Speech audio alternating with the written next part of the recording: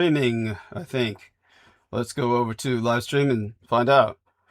Okay. Says we've got excellent data. I'm not seeing any imagery yet, but all right, we've got that. Now let's go over to the channel and see if we're connected. Okay, that's really weird. That looks like it's like they changed the format. Okay, we're gonna see if we get an echo. Yet, okay, we get echo. Everybody hit that upvote immediately. And with that, we go to T-Take Berry says, good evening, loud and clear, brother. Love you dearly, T-Take. Love you dearly. Okay, we're going to see if we show up on the notifications for the YouTube, which are sent directly to my email. And the first thing we do is hit infinite call. Okay, how do we do this? That's audio call. Oh, and now we are calling everybody, and hopefully our man responds. If he can. I think halftime's over by now, or maybe it's not.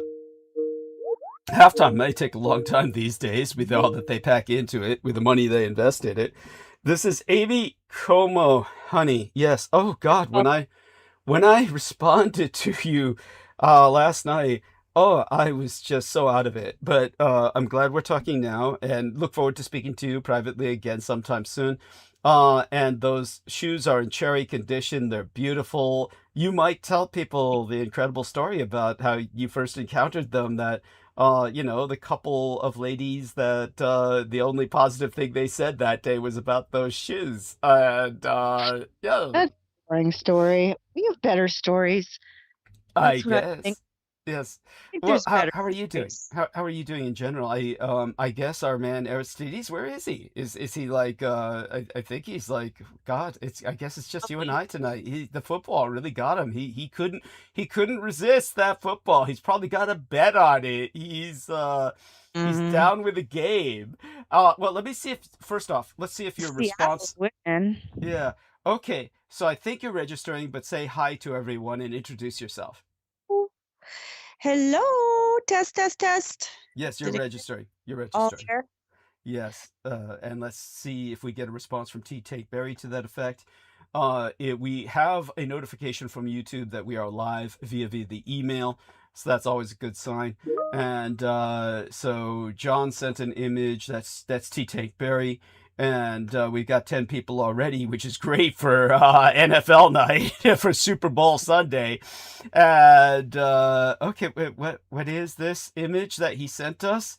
Oh, that's cute. That's adorable. Oh, you can take a look at it in the Back from what's that that? other mention. What's that? Hello, Aristides. Hey. Oh, Aristides has joined us. Yeah. Welcome aboard. You were able to tear yourself away from Super Bowl Sunday night, Super Bowl 16. Yeah, how you liking it? How you liking that game? Who's playing again? I love it. I love it.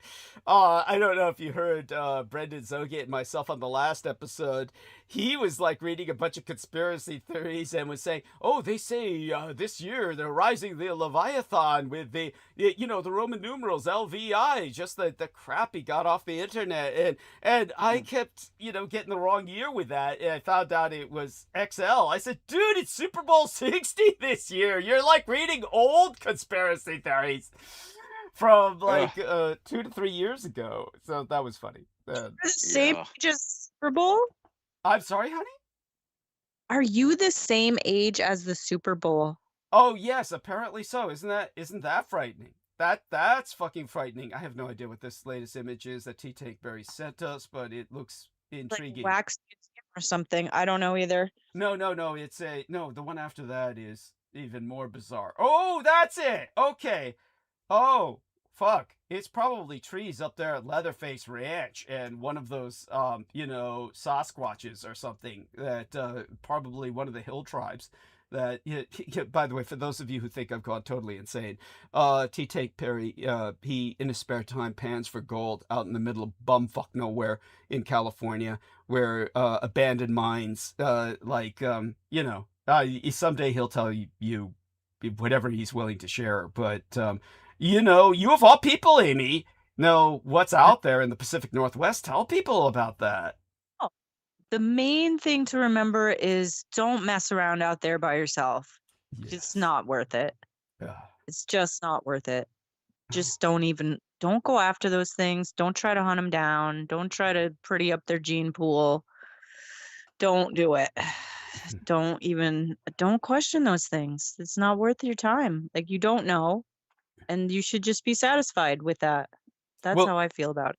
I think that's a wonderful philosophy. It's beautiful, and believe it or not, he actually holds to that. He's simply there to Yeah. pan his gold, and he leaves them alone, and they leave him alone. He ignores them, and they kind of Anyway, just yeah. watch, and they just watch. Well, he and I both have talked about just scaring ourselves out in the woods, by yourself, and just being like, thank God for this car, and just drive.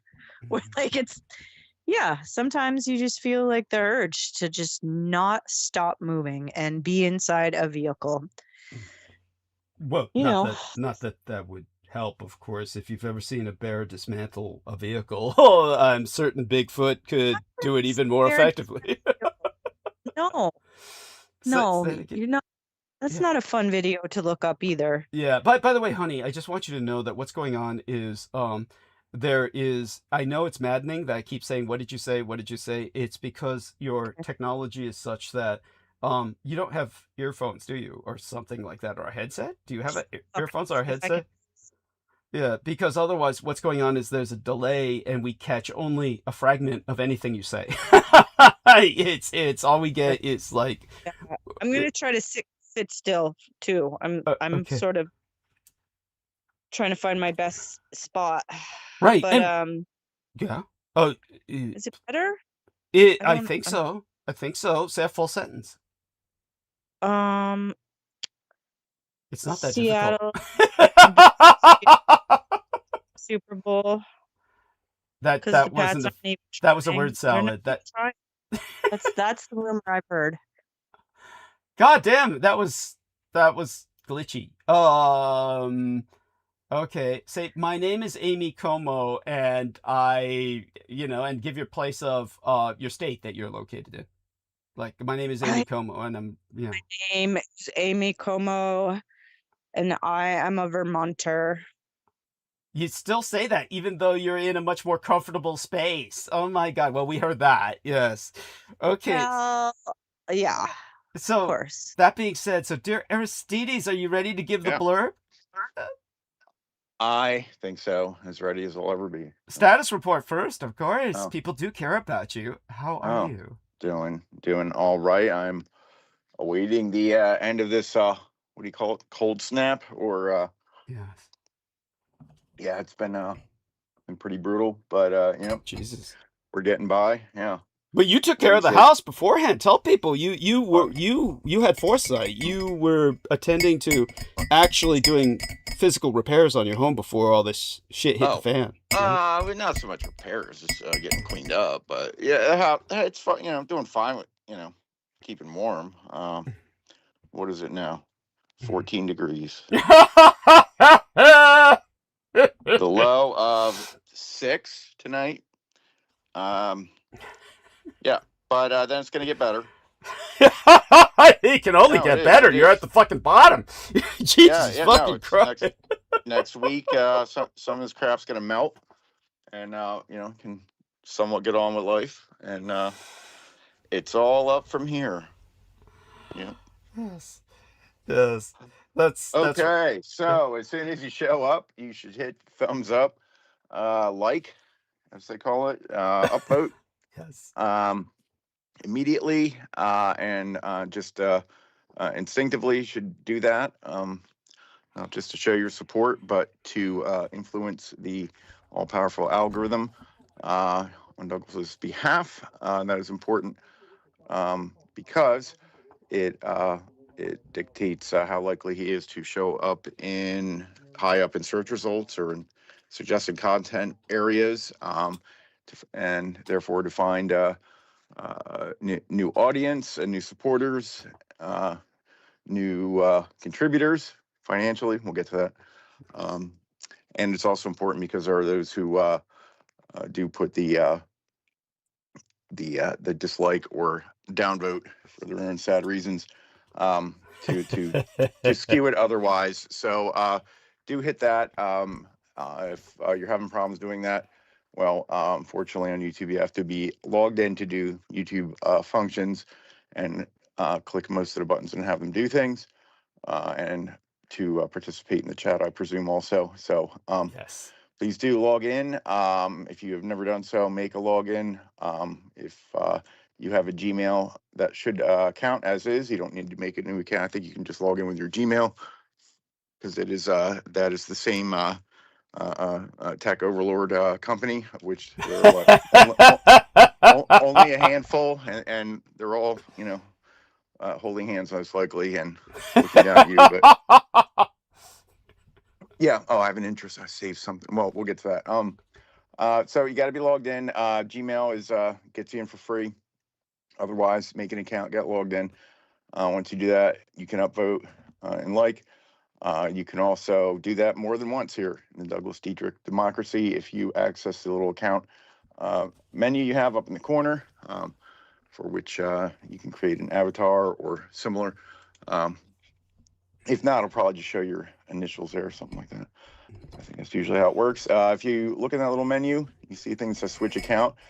If you go in there, you can upvote more than once, even if you only have one account, and you can do that by creating sub channels under your account. People usually use them for publishing different types of content. You don't have to publish anything. You can just make a couple dummy channels, and the cool thing is they can each do their own upvoting. So I've already done that.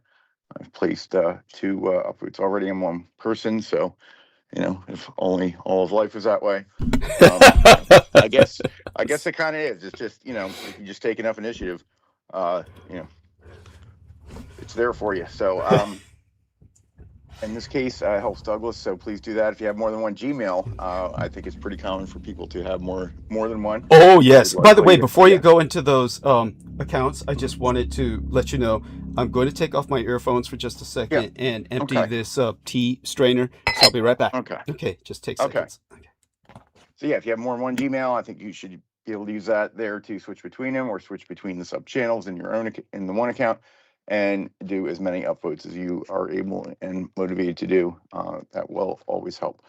Also, while you're in there, check that restricted mode is off. That is basically you know, a child safe setting, and we presume you are not a child if you're here. If you are, we aren't telling, but you know, please do see the part about donations, and you know, you can you know, bribe us to not tell your parents.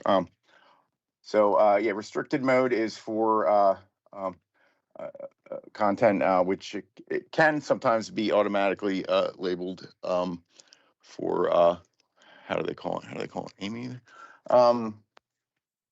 Age restricted, yeah. And sometimes YouTube does that automatically, depending. And many of Douglas's videos are that way. So Okay, I'm back. Yes. Yep. All right. Yeah. Good. So restricted mode off. So that's the stuff in the menu there. Other than that, other things you can do here are click all the buttons besides the thumbs down. The share, you can generate a link. Probably better than copying out of the browser bar, because YouTube sees that. Save to your little favorites. You can make a little clip. If you see the clip thing, that can make a 1-minute clip. It's like a little teaser to send someone. If you're watching the or listening to the replay, which is not the live now, but after it's live, you can right click on the window with a PC and create a link at that current timestamp to direct people to that current time where some fascinating or humorous topic is being talked about. That makes it easy. Also, in the replay, for the replay, the comments will be enabled beneath the window, which is different than the live chat, which will also be replayed depending on your device and its display. But comments come after, and Douglas will always put a comment there with his crucial information. Please upvote that and any other positive comment for similar reasons that if comments were downvoted, they could be disappeared by YouTube. So feel free to leave your own, you know, hopefully positive, or just anything really having to do with the content being discussed, or not, or just life. And so Yes. yeah, please do that. What else? What else? Yeah, that would definitely, I think, help the algorithm the most. Actual interaction, actually speaking, instead of just Yes. sticking your thumb up. Yeah, it's like somebody asks you a question, and like, how you doing? And you just like give them the thumbs up. It's like, well, can you talk? So if you Thank talk, you. it's the best. If you talk, it's the best. But if not, we'll take the upvote. So ideally, though, if if you can't contribute, then distribute. But if you're not going to distribute, then you better contribute financially, which helps a lot more than upvotes. Because Douglas, this is his actual job.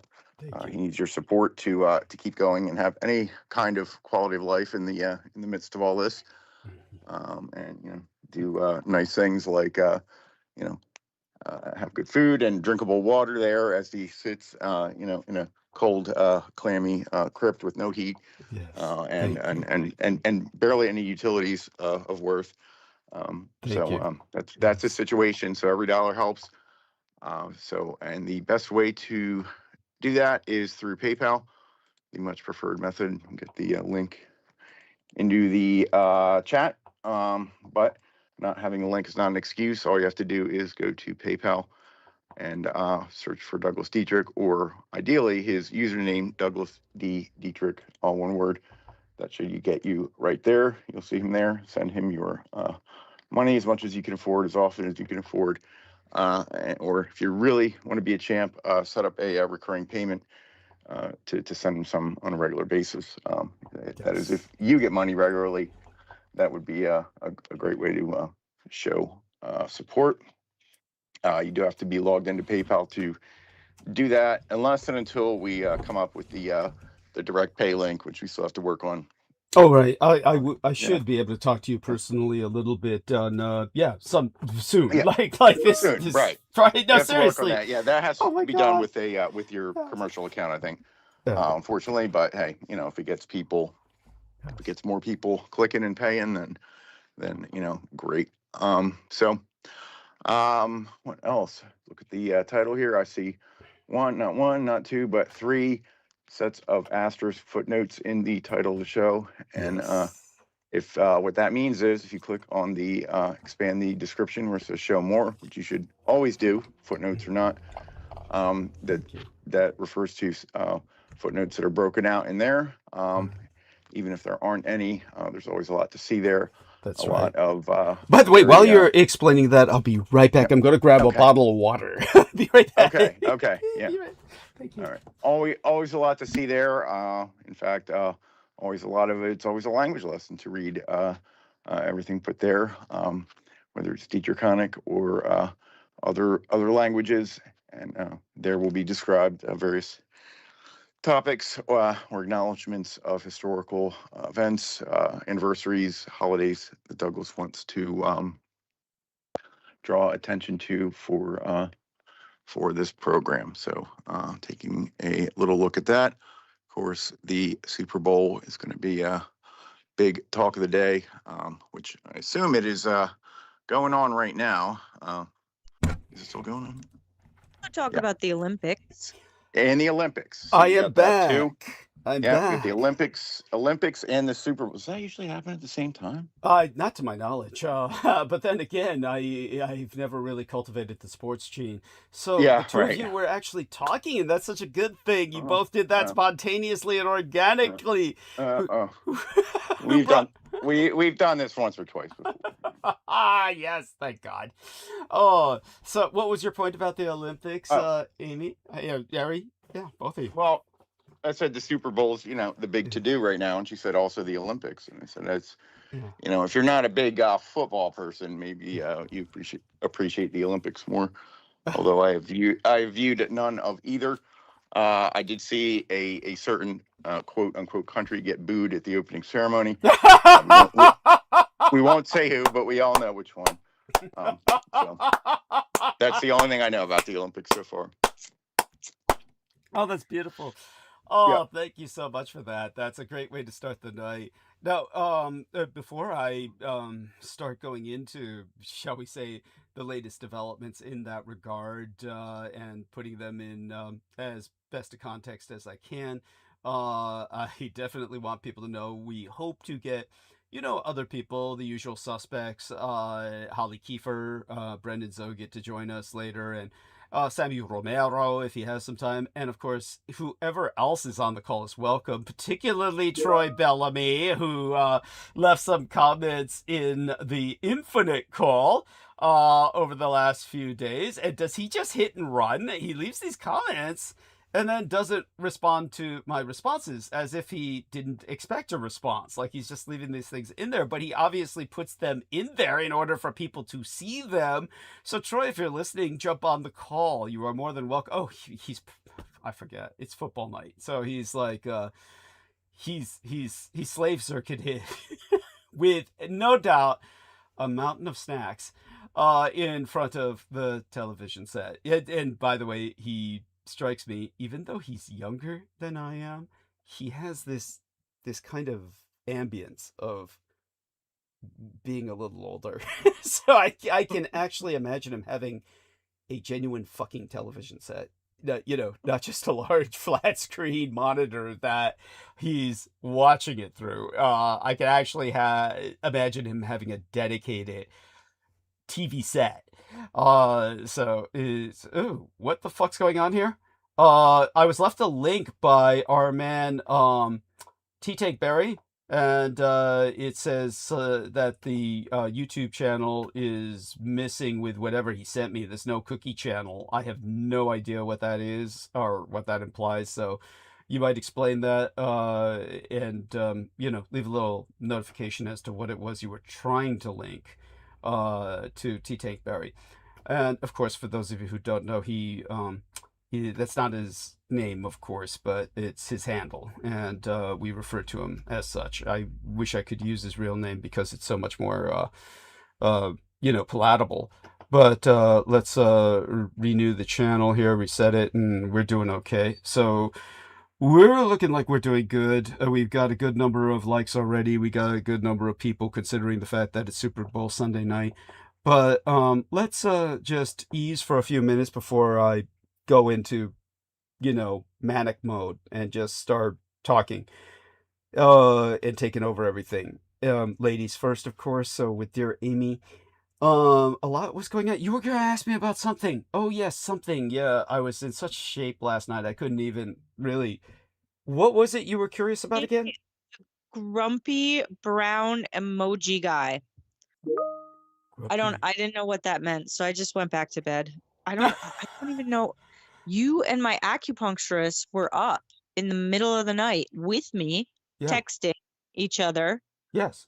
I was wondering why you were up so late, so tell people about that. Does this happen often, or was this, it was like 3 a.m., like where you were at, right? 3 or 4 a.m.? Yeah, it was super late, and I was just awake. Like, she and I had plans for the morning, and she texted me like at 1:30, just saying, I can't do it. I'm not going to be able to do it. And so I was like, well, that's strange. She's usually all about like first thing in the morning. We're going to do this first thing in the morning.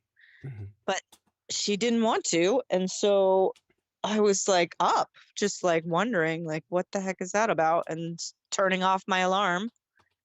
And then I thought I would send you that thing because I was trying to like, in my small brain. That's so cute. The BRICS consideration of this guy who's like the peace ambassador or something. He's an auditor. He looks like hell. He what the fuck is he looks like shit. He's rough. He looks like he's had it rough for sure. And he made a report to Congress like about the South African bank funneling money for Hamas, and it's all our fault. Everything's our fault. It's, we're the US is Congress has to answer to this South African audit report of a bank and, follow the money. Well, here we are. It's your fault. That's what I don't I really like I could not really place like what the heck is he talking about, and does this actually relate to the alliance of the Brazil, Russia, India, Pakistan, Indonesia, China, South Africa Hmm. dance that they do around the campfire, all of them. Well, I promise that when the transmission is over and I've done the timestamps and after it's uploaded, I honestly still won't look at it until later. Yeah, I'll probably look at it around the time that I'm taking out the refuse, which will be, tomorrow night. Yeah, that's Just brush that dustiness right away. Like, just like it's got to be like it's 2 weeks old already. It's not new. uh Which is yeah. why I couldn't understand like why wasn't this anywhere in the news cycle Well, a month probably all because later? let's put it this way, honey. If it's usually two conditions. Usually something's not in the news cycle because it's extraordinarily relevant and extremely important, and it would give people context for why everything's gone wrong. And the other option is that it's absolutely nonsensical and meaningless and has no relevance whatsoever. Those really are the two extremes, generally speaking, as to why something doesn't make the news cycle. And in this case, my intuition would be just by looking at the guy's face. I would tend to think it was the latter. Even I'll look at it, but I'm just saying, just by the guy's face, I tend to think it's the latter simply because people are usually involved with any high power kind of presentation, like, oh, this is coming before Congress, or this is, have to look at least like they haven't been sleeping on a park bench for the last 10 years. It's like this guy looks like he's been homeless. He looks like an alcoholic, like somebody who's developed extreme flush or rosacea of the face from just a lot of burst veins. Either that or he survived a assassination attempt by Garate, and all the blood vessels in his face burst, which can't happen. But I think I'm willing to double down on he's survived several assassination attempts and okay. he's looking for more because he's just poking the Trump bear. What is he doing? I don't Well, understand it. it's I'd have to look at it. But one thing I can tell people is Name. that BRICS is something that is totally irrelevant. BRICS is irrelevant. It's not a it's not something to even acknowledge. It really is just it's a nothing burger. It's a nothing burger, and a lot. It's much ado about nothing because basically it's Brazil, Russia, India, China, South Africa, and this is post-apartheid South Africa, so they still have a Dutch minority, and the Dutch language term for Africa is actually much more in keeping or euphonic. It's parallel to actually indigenous African populations more so than any other language, for those of you who do not know. So referencing it by the original apartheid South African name should still be acceptable as far as I'm concerned.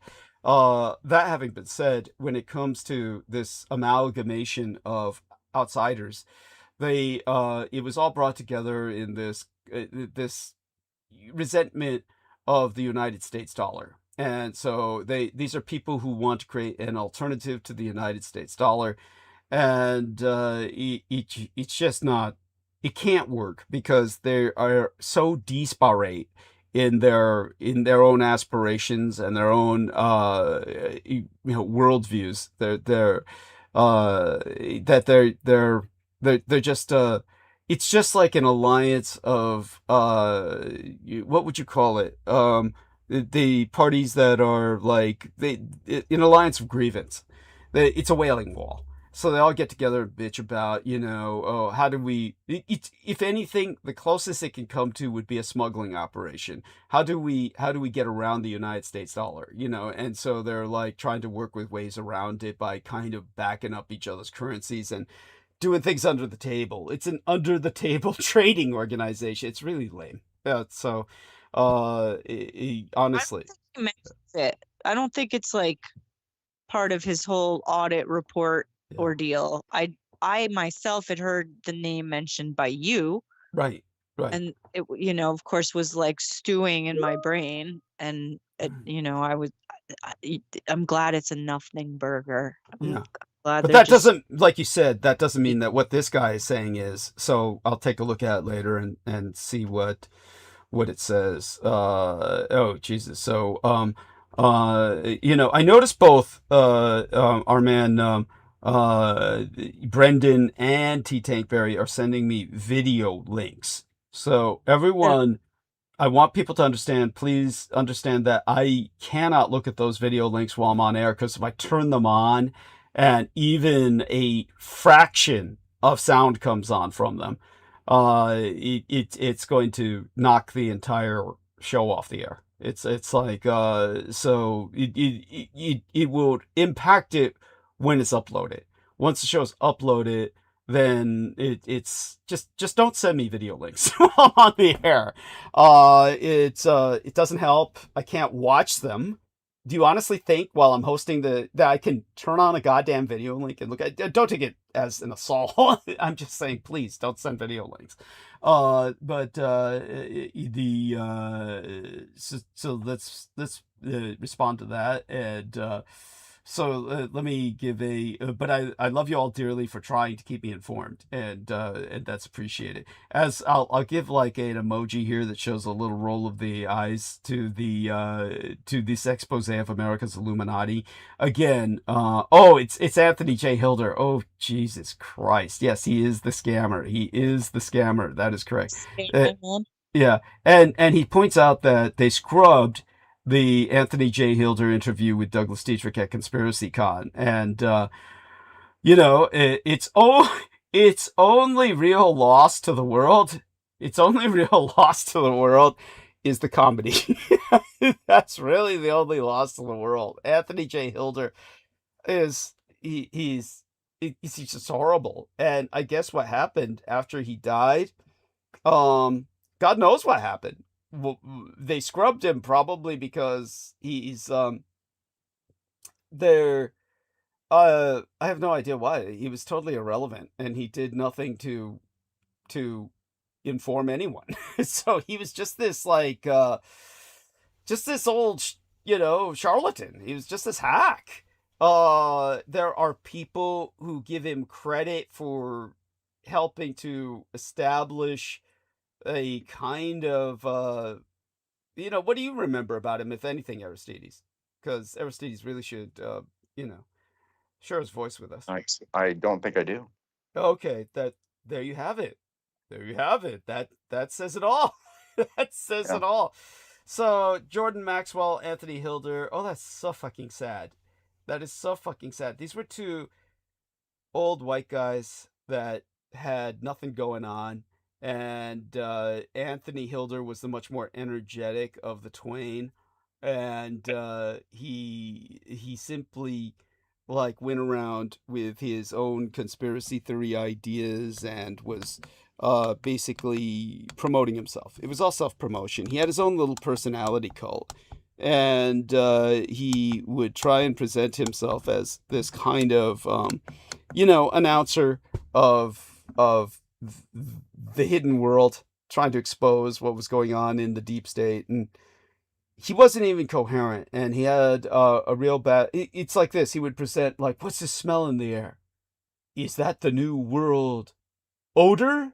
A play on words of the new world order. I mean, that's the level at which he operated. So this is like, when that's your starting line, nothing good is coming after that.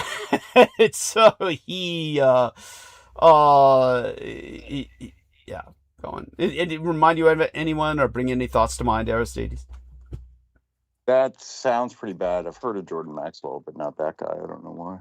Yeah. You ain't missing shit. Right. I guess not. Well, he conducted this interview with me like 100 years ago, and it was up there for a long time with a lot of hits. If anything, they scrubbed it because of myself. honestly, yeah, that's not megalomania. It's not egomania. I can see no reason why they would scrub him because he was just a purveyor of misinformation. There was nothing he said that was coherent. So he's no threat to anyone. My greatest threat is my coherency. Matter of fact, that brings us back to Troy Bellamy. So just out of curiosity, because Troy Bellamy entered what he entered on the Infinite Call, did the two of you see it?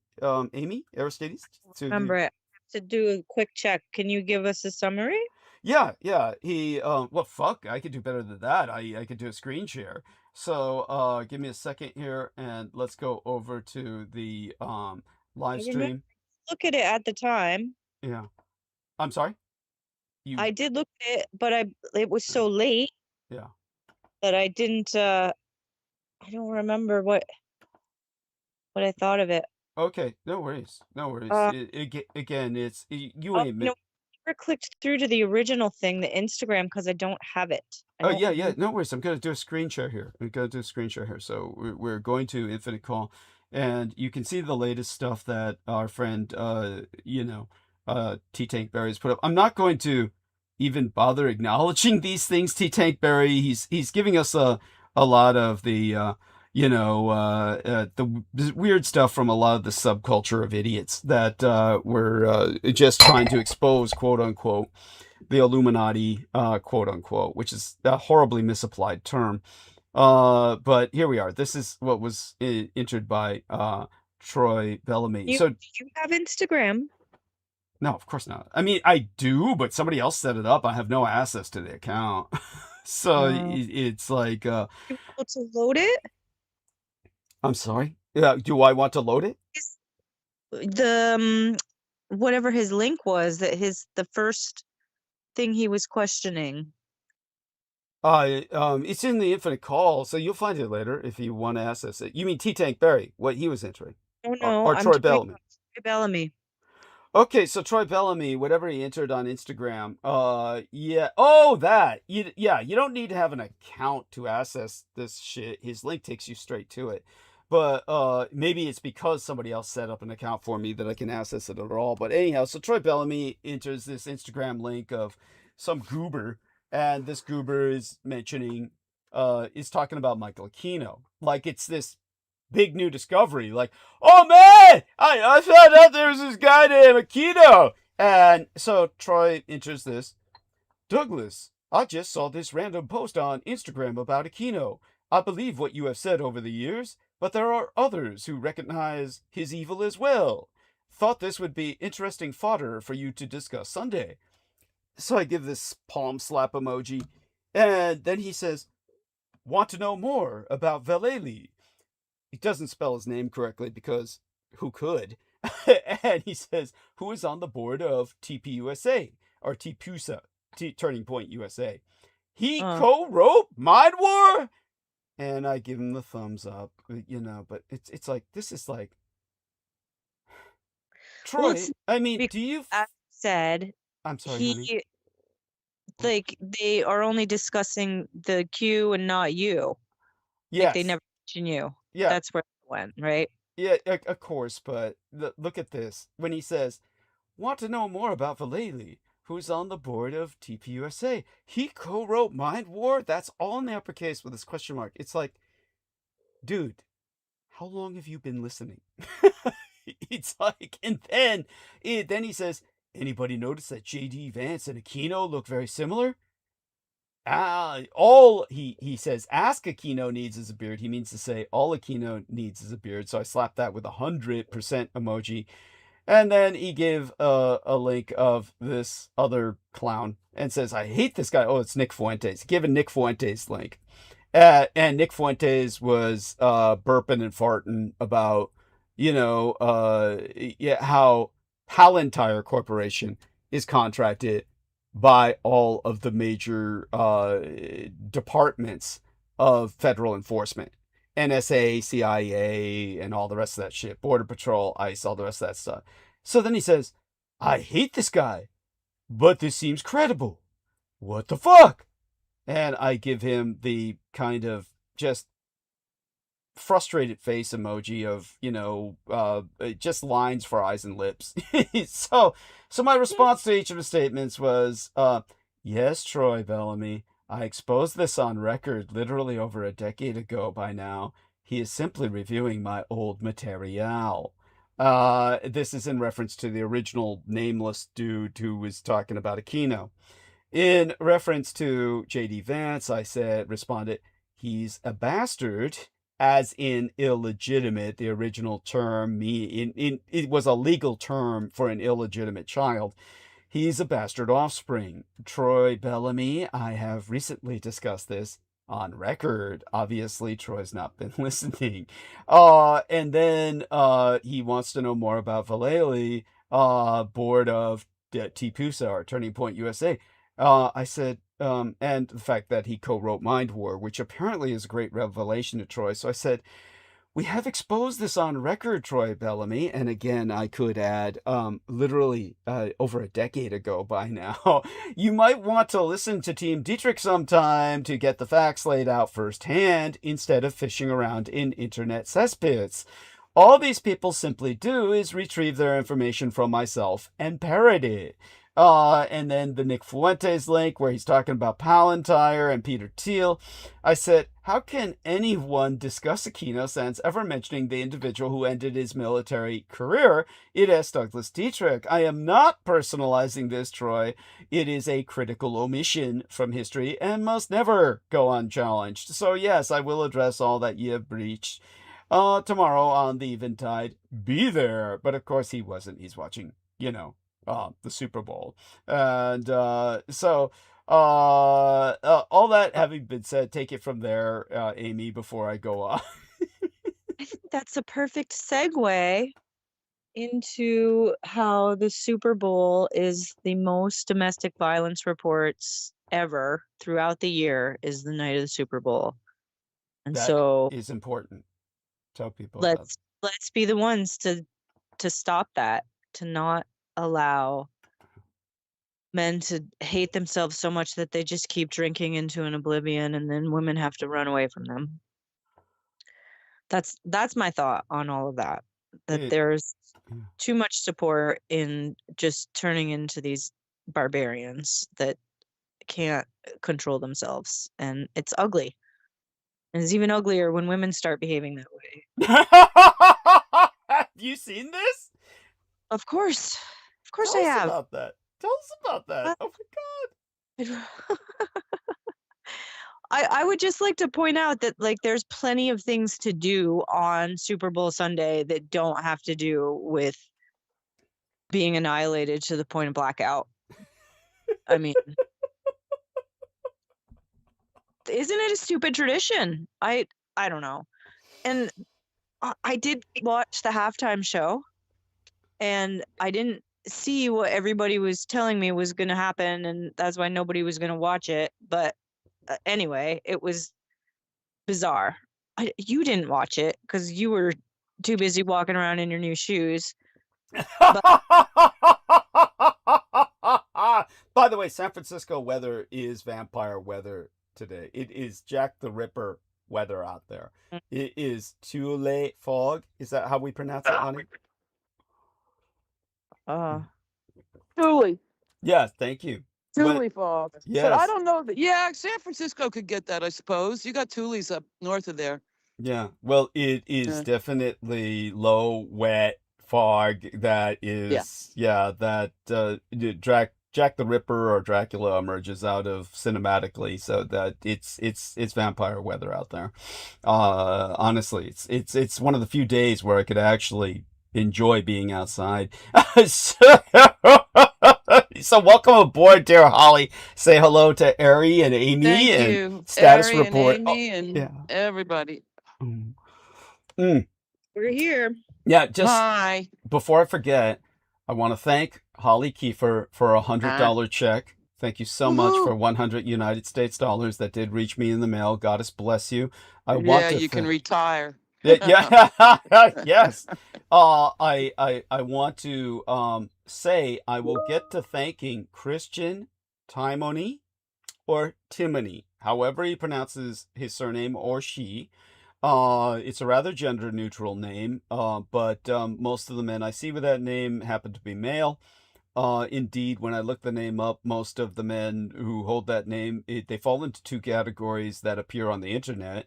Either evangelical Christians who are explaining biblical lore, or they are even more so, they're Black African Americans. So I was sent 33 United States dollars by Christian Timoney with a note saying, "You are loved." This came over PayPal. Thank you so much. I very much appreciate this beyond words. I didn't discover it. It was sent to me before the latest episode, maybe a day before. Honestly, I did not discover it until the day after the episode uploaded. So I apologize profoundly that I didn't credit you immediately.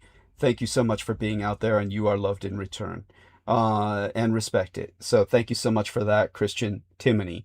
But that being articulated, we'll credit both of you again when I go into monologue. And in interim, a status report, dear Holly. How are you doing? How's the weather where you're at? I'm okay enough. I'm in tough conditions, high winds. You sound And great. so, You sound better than yeah. you normally do technologically. Well, that's because I'm not in my sheltered place where we get that delay. Okay, So good.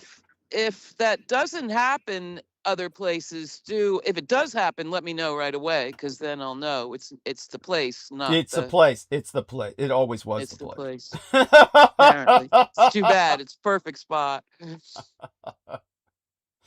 I Yeah. did want to say on the Vallely thing, Yes. and this could be my gaffe, but despite the excellent comprehensive education you've given us on him, I don't think I knew he was up on top of Turning Point. We brought that up. Yeah, Did you?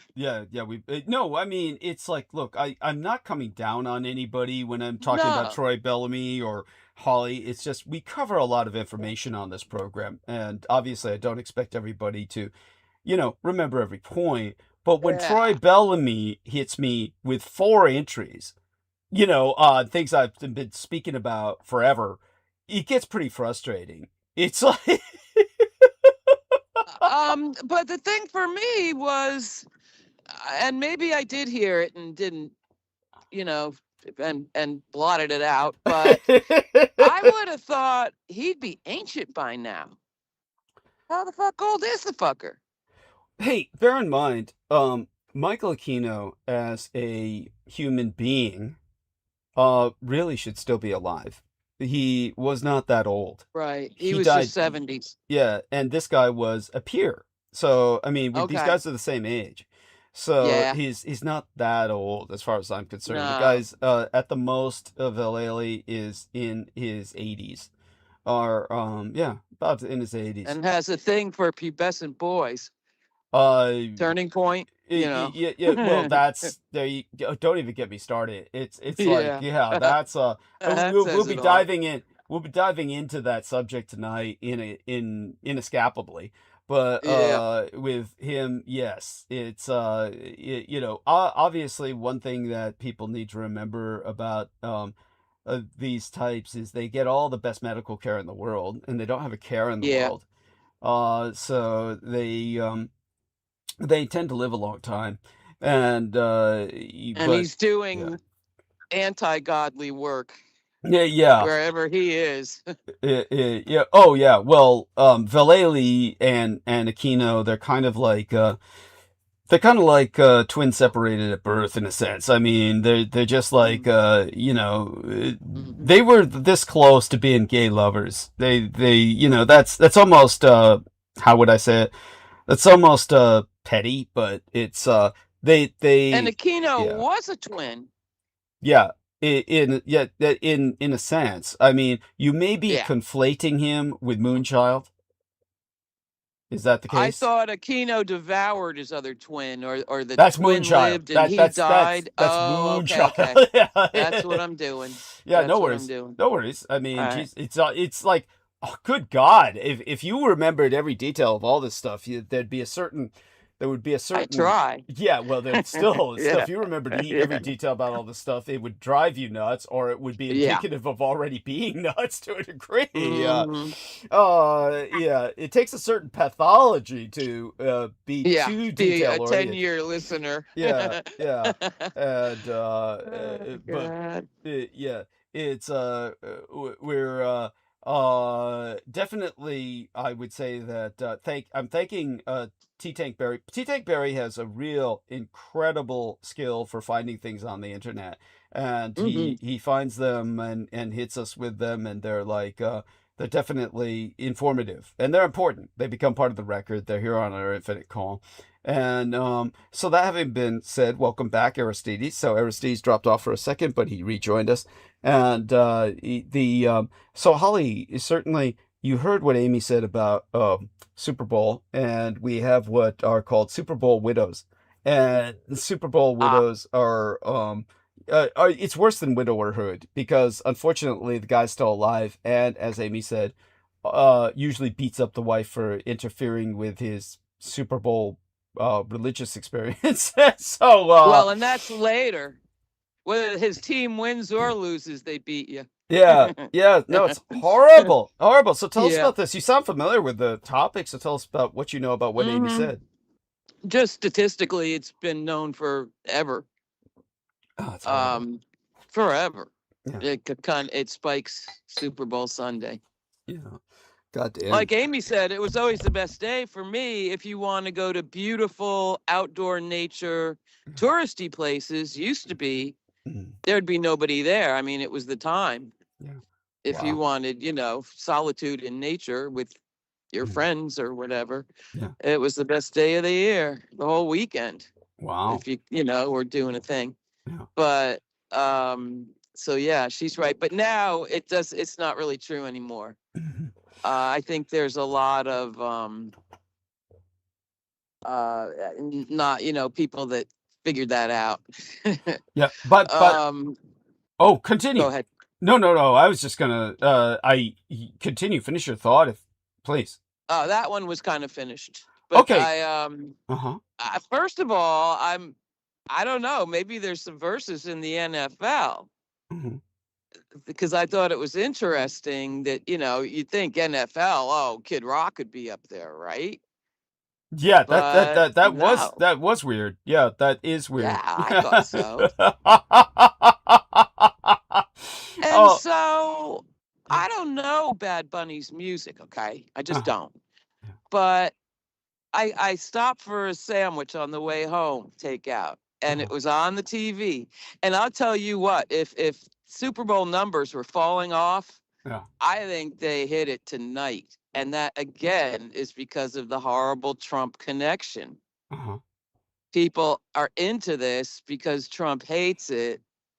And and the ones that love Trump are hoping to see some ice action in the, out there. So I think Bad Bunny got them ratings they haven't seen in a long time. Interesting. But I don't know. With So the go ahead.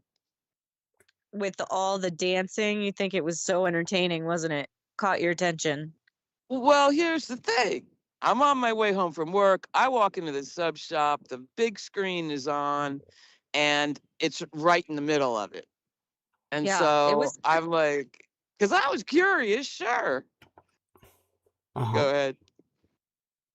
Amy? I mean, I was just shocked. I was really shocked at like the timing of this installation art on the playing field. It was very performative. The dancing was fantastic, which it always is. Like Latinos dancing has always been a beautiful sight. And it was well done. It wasn't really tacky, Okay, Like, good. Because I only saw 5 minutes, but I'll tell you what I saw. Okay. Like, go ahead. Like it can be offensive sometimes. Like whatever happens, like the wasn't there like a nipple reveal one year that was like, oh, That then was just a ridiculous fiasco. And Shakira and J-Lo, and they It- go up there pretty naked. I- So it- that riled a lot of people up. yeah, wardrobe malfunction is what they called what happened to Michael Jackson's Damn it. sister, and she Yeah, paid for that with dude. her career, essentially. Oh, Yeah, that God. was and whereas the guy who was So the ridiculous. guy who was up on stage with her he paid no price whatsoever, even though he was Nah. responsible for that happening. Yeah. That was the It that's was awful. yes, but such having been said, yeah, what did you see in those Okay. 5 minutes? So I see it looked like the whole field, Oh. everyone dressed in white. Mhm. He'd be here and there elevated, and a whole crowd just going wild dancing, all dressed in white. Older women in wedding gowns. It was almost like I got the impression it was a wild Puerto Rican wedding going on. And who doesn't love those, you know? Yeah, I was down. Now, it seemed to me like the sound and his miking was terrible. And the echoing. So the music sounded really chaotic. But it had a Latin beat, and who doesn't love that? So there were all these people dancing their ass off, and I turn around to pay. And now, Amy, then I look back, and it looks like the football field's been planted with sugar cane. Weird. And there's a bunch of telephone poles spring straight up or get lifted up.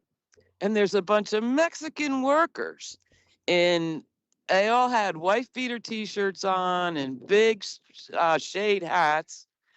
And they're putting up the poles, and then they're climbing the poles, and Bad Bunny's on the top on a platform of his own telephone pole over this field of blowing cane. So the last thing I wanted to do was leave. What happened next, Amy? I mean, were they hiding from ICE? What? I don't know. But I was hoping he'd come back hard and make a real statement. Did he manage it? I mean, perhaps. I don't really speak great Spanish, unfortunately. So whatever was In happening, terms of the play, yeah. What happened with them in those telephone poles?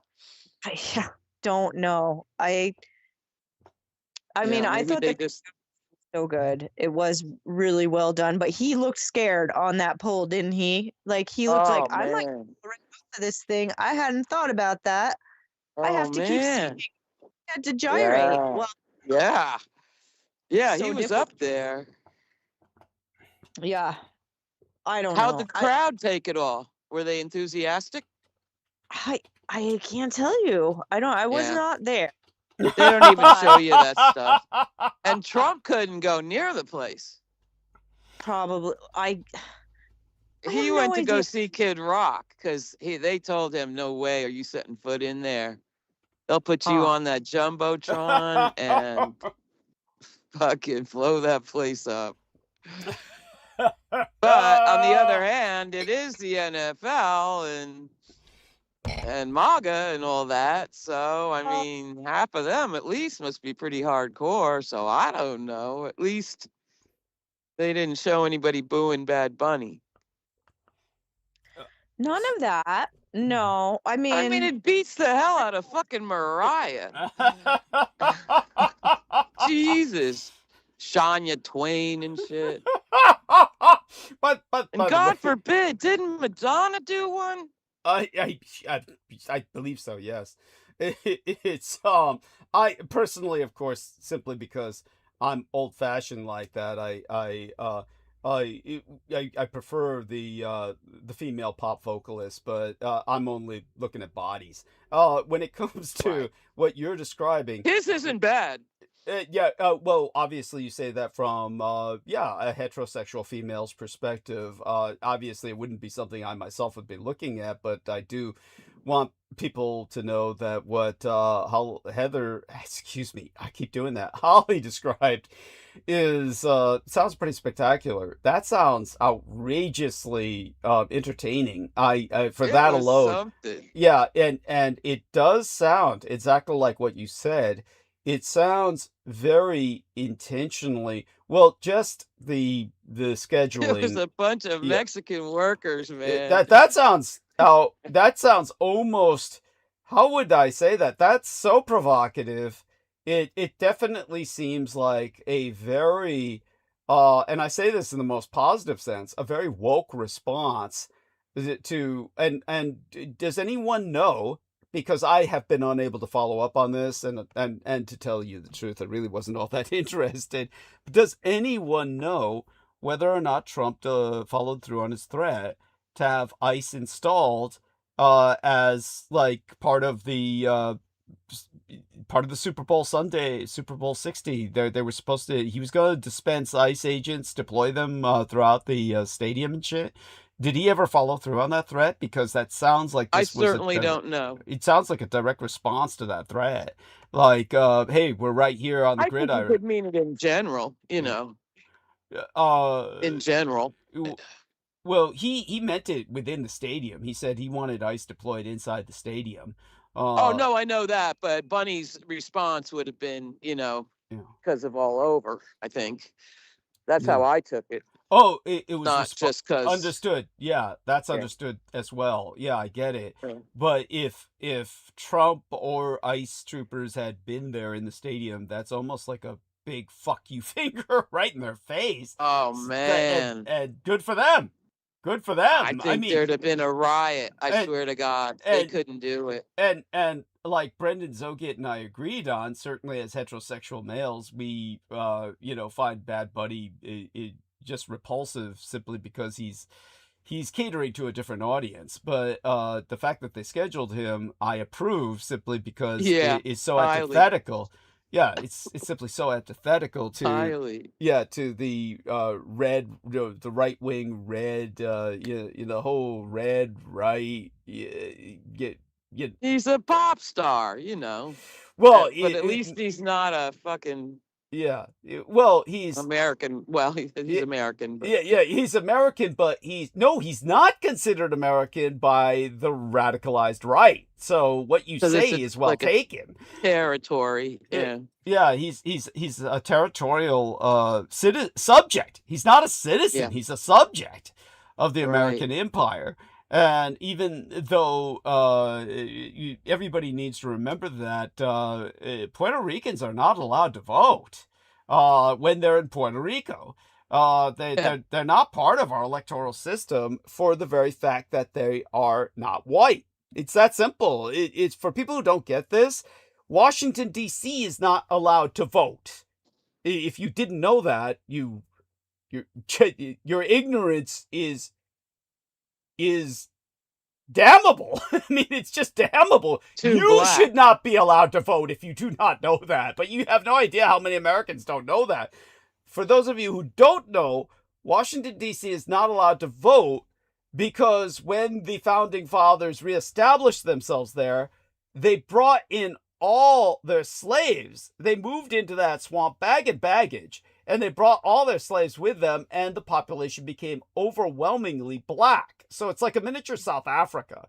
And so this white minority said, we can't allow these blacks to vote. And for that reason, the entire District of Columbia was rendered exempt from the American voting system to keep the blacks from voting, the slaves, almost presciently before blacks were ushered into our system through the 14th Amendment, which Trump wants to revoke.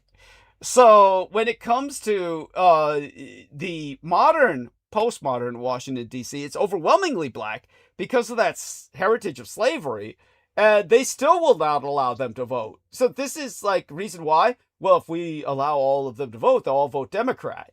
So Washington, D.C. is considered as alien a territory of non-Americans. You're in the same sense that Puerto Ricans are. They're not white Americans. So we live in a horrifically apartheid.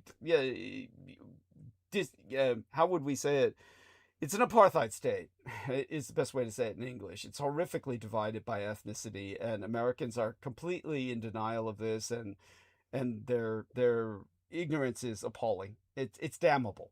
By the way, our man Mr. Sammy Romero, he says ICE would be going against the church that is NFL. I'd like him to come on the call and explain that. If he could articulate that, that would be appreciated. Obviously, NFL is rightly compared to a church, but does he mean that the majority of churchgoers are ethnic? That's what I presume he would mean by what he said. By the way, the Bad Buddy Supervolt will be giving a speech at midfield. That's anyhow. So that's a joke. So Brendan has joined us. Now, Yeah. just a quick thing. Of I course. did. Was it Trump or Vance? Because that's the other weird thing. They never have the Super Bowl on the second day of the Olympics before. Which is Yeah, the that other is big odd. Yeah, deal. yeah. Aristides brought that up. He says, Yeah. has there ever been a Super Bowl during the Olympics? And yeah, Which makes no sense. But it was either Trump or Vance that got booed at that opening ceremony Vance. real bad. Trump wasn't And, there. okay. Yeah. And I saw at work 5 minutes of that opening ceremony. Oh, and tell if us you about want to that. see weird, it was pretty bizarre. Those Italians. And oh man, it was chaotic too. And the 10 minutes maybe I saw was a lot of interpretive dance. Yeah. Which is never good. ever. Why is that? Why do you say that? Oh man. At least I don't know. I mean, I guess maybe in Europe they do it better. But it was quite chaotic and crazy, and and big heads of classical musicians that and were walking around, and so they were doing all these medleys of classics that everybody knows. And oh God, what was the other thing that was so damn weird? Oh shit. What was it? Anyway. It was kind of strange. Oh no, that was it. Mariah Carey. Oh boy. Yeah, she was there. She didn't do the Super Bowl. Oh my God.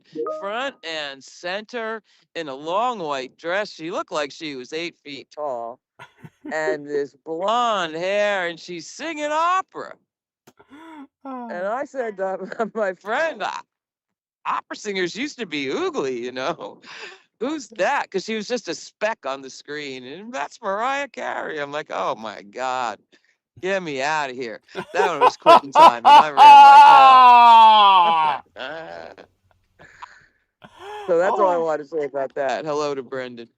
Yes. And welcome aboard, Brendan. Status report, please. How are you? If he can come off mute. That would He's just warming up. Yes, he's warming up. That's so let me get something into Amy then. Yes, so please. I did read that Yorker article about Bernie Sanders. Yeah. That you guys were talking about on the show a few weeks ago. You there, Amy? Amy, you still with I am us? here. Yes. Okay, good. And I think it's worth reading. And you might be surprised, it's not all that much about Bernie Sanders. And I would love if you read it and to get your take on it. It's a New Yorker one? Yeah, from like a month and a half ago. I can send you the hard copy in the mail. Oh, don't do that. Oh, you can probably get one free read. If you don't have them in your library, you can probably get... I have to go do the library stuff. I'm sure they have one at the library. All right, well, you have to find the issue. Yeah, near the back. But it was Bernie was in the New Yorker. No, it was a discussion of him. Oh, and it might have been based on a book or something, a new book, something out. I forget, but it's in the back in the book critics section of the magazine. okay. And Jill Lepore, she's an old timer, not 100%, but she tries, and she's a decent writer. And it's a lot of her description of Vermont history, which I'd Hmm. love to get your take on, because Yeah. you've been there Okay. through it all. Yeah. I did look at the other one that you were talking about. It was the book about the Did you? woman who had a pastor husband who locked her up Yeah. because Yeah. And too can much. you She's too remember much. her name, Amy? Can you remember her name?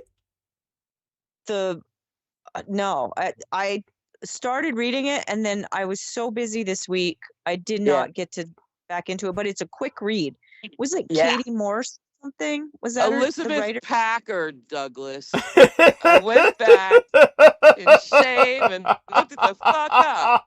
Elizabeth Packard. Yeah, And but Packards are a big name, but it's Illinois, Amy, not Vermont. But it's awful close. So I bet there's going to be crossover later in the book. I believe that story is universal for a lot of women Indeed. who Indeed. had husbands disagreed with them. Like what happened to your great great aunt. I mean, I believe that my I think it was probably 4 times great grandmother. Wow.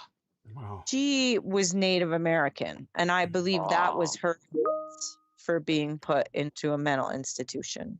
Righto. But I was able to find some record of her escaping that situation also. So wonderful. I mean, yeah, in my family at least there's always been like this happy ending. It ended up, but the case of this woman, of her just not having any recourse but to submit to this hospital. And the opening pages when she's starting to get really worried, it's gonna come. You know, she knew it. Little signs. Yeah. Oh God, it made my skin crawl. Well, and I just felt like this is such a universal story that, at that time, you really could not disagree. You could not be loud. You could not disagree. And if you have a thought of your own about anything ethical or of moral standing, by need of being the alpha and the leader of the family, that was, expected that you would be put down, like you would be subverted in some way. And it might even mean that you get to go to the hospital. Ooh, such a nice way of putting it. Go on. You mean institutionalized or basically imprisoned? Yeah. Well, these were squalor.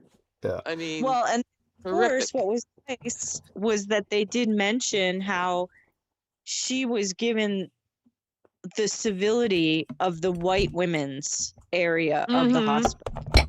That's right. Damn. Your aunt would have been down below. Oh yeah, I mean, until somebody pinched her out of there. And she was like good up in Rhode Island. She was on the social level of the warden and all. But you gotta read her. She had a rough go. Yeah, I mean, didn't get very far, but it was quick. Yeah. It was. I got through a lot of chapters really fast because it was Right easy. Right on. Yeah, very readable. Yep. That author, I would read anything she wrote, except for Radium Girls, which is just too terrifying. No, yeah. The Radium Girls is so depressing. It is so sad. Oh God. And my father taught me all about that all the while I was growing up. My father was very familiar with the Radium Girls case. No personal relations were involved. It was somehow he knew a lot about it simply because it had something to do with the fact that the he was using radium watches for a good part of his life. And Uh-huh. so he found out about the technology behind it, and Yeah. of course put them away. So we had lock boxes that had these radium watches in them, but he had like it wasn't a fetish, it was just professional. He's working in the Navy, and having to be able to see your watch dials in the dark. So Right. he was working with radium watches all his life. They Uh, had them when we were kids, right? yeah, well, don't, It was like, well, my case is so exceptional. I don't know if that's the normal experience, but apparently it was with yourself. yeah, as far as I recall, we had glow in the dark No. And watch oh, well, yeah, faces. but it may not have been radium at that point. May not have been. We don't know. It probably was. You Okay. probably, I mean, goddamn, I hit the wrong emoji on that. Trying to do a tear emoji, and it was a tear from Yeah. laughing emoji. I didn't mean to hit that. Our man T-Tank provided a image of the Radium Girls, and Oh so yeah, so that was my neck of the woods where that happened. so tell people about that. Tell people about the story briefly. Well, Summarize. my best friend's house was, like blocks of the town of West Orange was bulldozed, scraped, and then they dug a gigantic 40-foot pits deep and took all that dirt away and dumped it someplace else, and had to bring. It was a Superfund site where the little plant was, the little factory.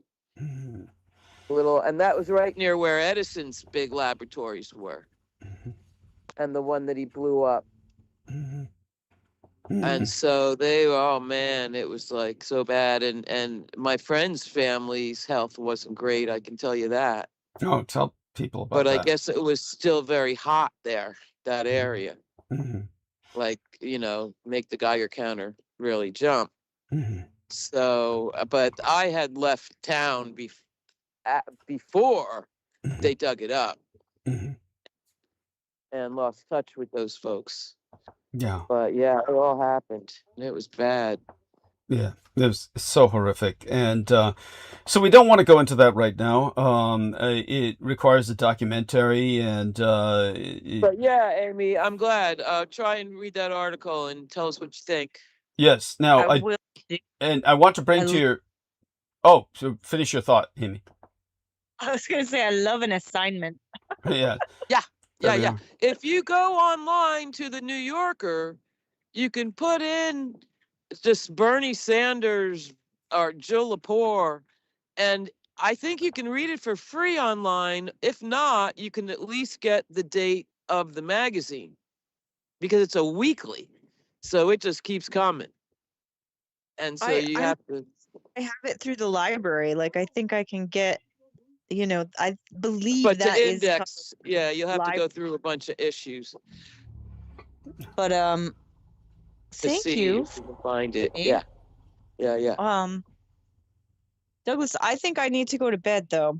Oh, before you go, I want to bring to your attention that T-Tank Berry in the chat has, of course, welcomed you, and he said hearts to Amy Crystal, so do respond to him. He gave you 2 hearts.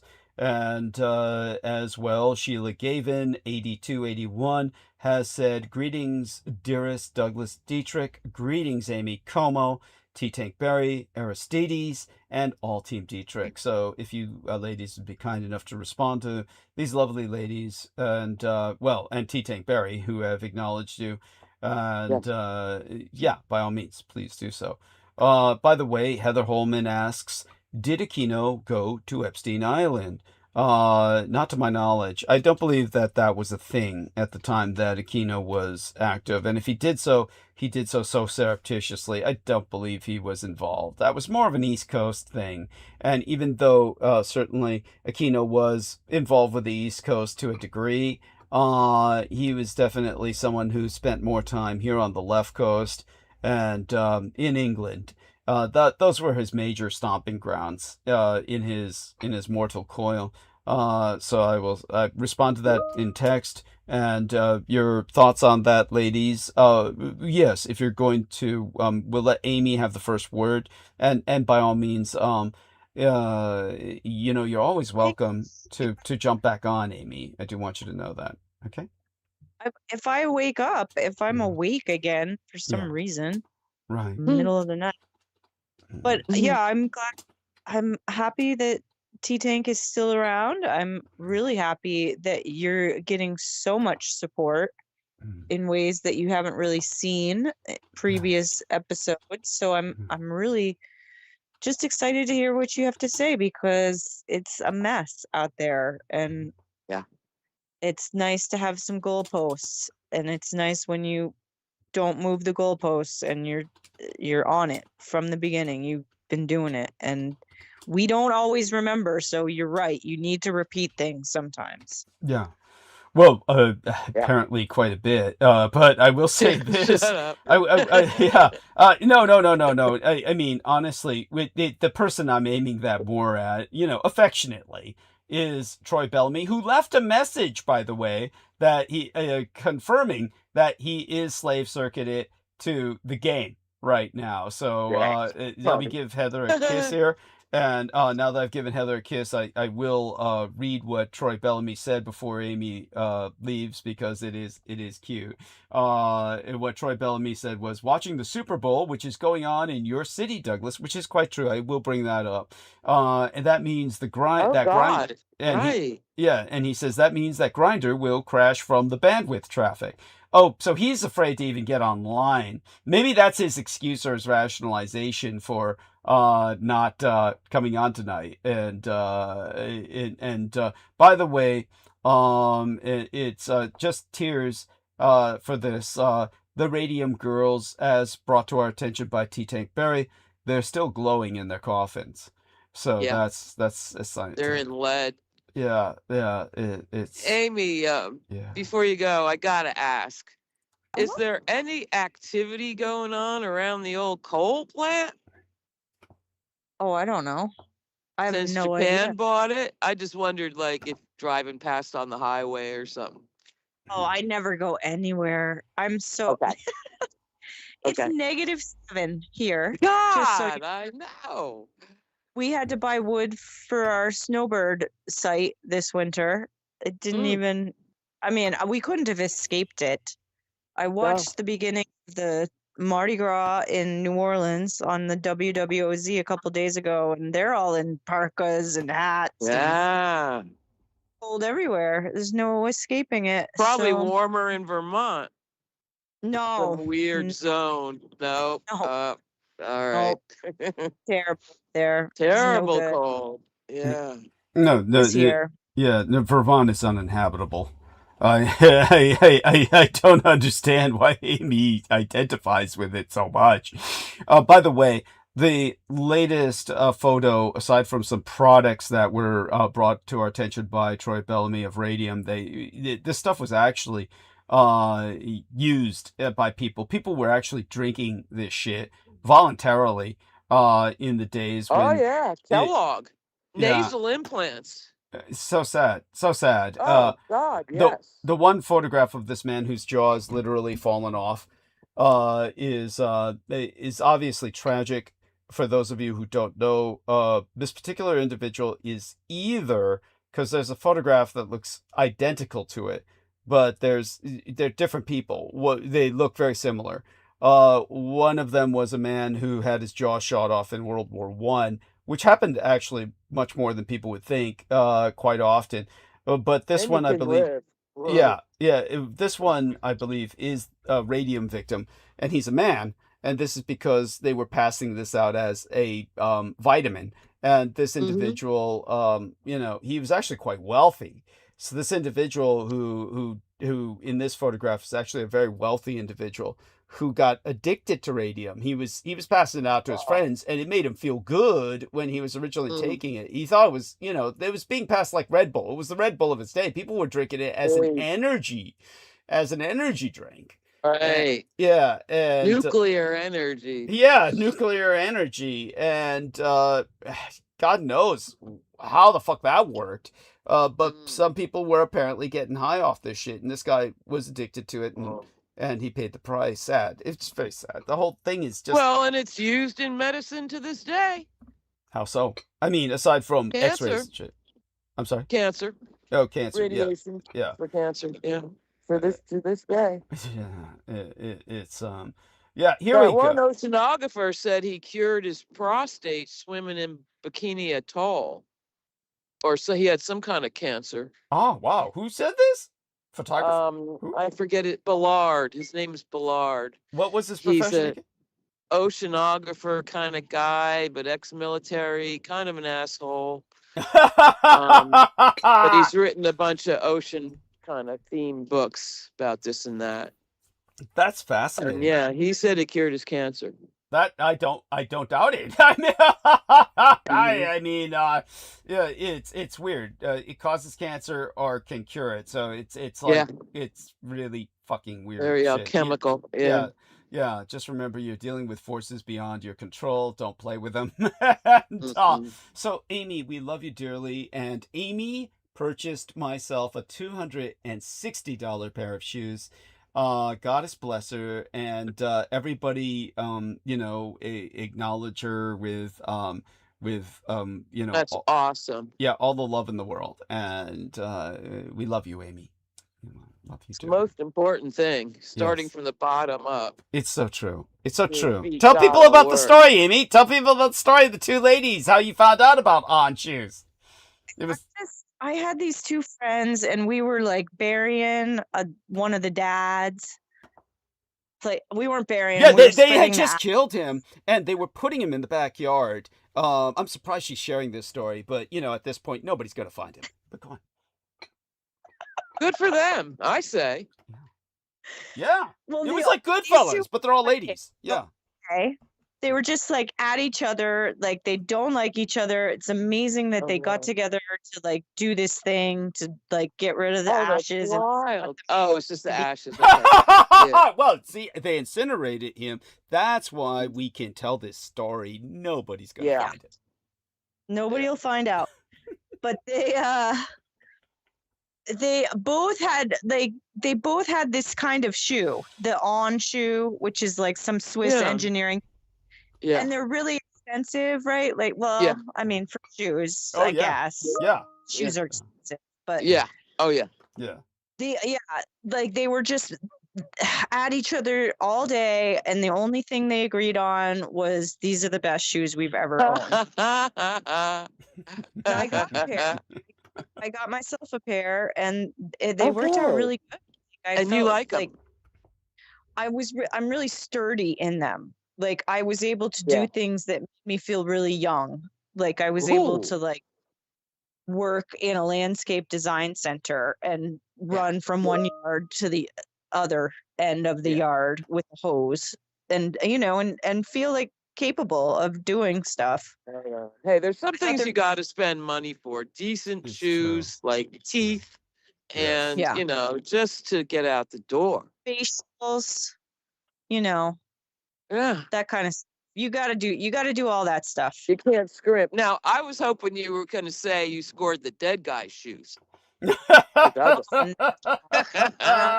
the truth. Tell the truth. It was just like Here, honey, the, take these. They're almost new. oh my gosh, no, we had to clear out the grandparents who had died right before the dad died, so there was like so Oh. much Oh, just everywhere, stuff. they didn't it was even just- notice when you grabbed up those shoes. I wouldn't mind Isn't that, by that the way. Yeah. risky. It was No, like the you big didn't. like we all were like waiting for it to happen, and then they Yeah. start throwing ashes, and the wind kicks up and spreads it all over everybody. Good one. It's Oh. the magical wind. Oh, I love it. He just couldn't stay away from you. He just had to give you that last hug. Oh. And What were you doing out there? What? It was just some friends whose dad had died. And Okay. Friends. trying to Okay. honor his What are wish you to- doing in that backyard? Yeah. Well, Looking for shoes. She's got a new Fashion show. girlfriend now who paid someone to knock off her husband, and she made buku bucks off the insurance. She's teaching our girl Amy about that now, so she can arrange it for herself. Way to go. Douglas. Okay. Where do these ideas come I from? don't know. He's honestly, he's digging himself a hole straight through the crypt. Well, I'm just Straight- busting your balls. Yeah. I Oh, I know, it's fine. I have to go though, because okay. We love you, honey. all right, Yes. well, see you at 1. Just start that rumor, okay? Yeah. Very Well, good. Go home. Uh, All right. Have Okay. a good night. Yes, You we too. will, Amy. Keep listening. All right. Yeah. And pop back in anytime you wish. There we are. So, at any rate, yeah, she's got this acupressurist girlfriend, and I Mhm. can say this because the girlfriend's writing a book about it. She's given Amy chapters. I won't go into too much detail, but this poor dear had a husband who got murdered on their doorstep. Jesus fucking God. Christ. Yeah. Recently? Well, she's writing a book about it now, so I think she's over the pain. I think it's been a while. Jeez. Yeah, and but her husband was murdered right on her doorstep. So I mean, talk about a bad day. So yeah, Was he black and it was the cops? yeah, no, she's Shit. actually Chinese. She's actually Chinese, Ooh. and her husband, I don't know what ethnicity her husband was, but Um, she's been doing well ever since, so he must have had one hell of an insurance policy. And she does deal with that. Or rather, she has a friend who deals with insurance. So her friend got her husband on a good insurance policy, is what I'm presuming. Very But, good. yeah, and and it paid off because he was done in. Mhm. Jesus Christ. It all works out. Yeah. And so all that being shared, that's enough to share for the moment. Amy can follow up with that and spank me later when she comes back on. Brendan, are you able to come off mute? How are you doing? And definitely appreciate your showing up. Let's see if he's able to come off mute. He's probably, well, it's a Sunday, so he's not going to be at work. So One more item of weird take your news. time. Yes, by all means. Did you catch this one? The two, and I'm just going by what the paper says. I got no details, it's all crazy. But the two unusual home chemical labs that were just discovered.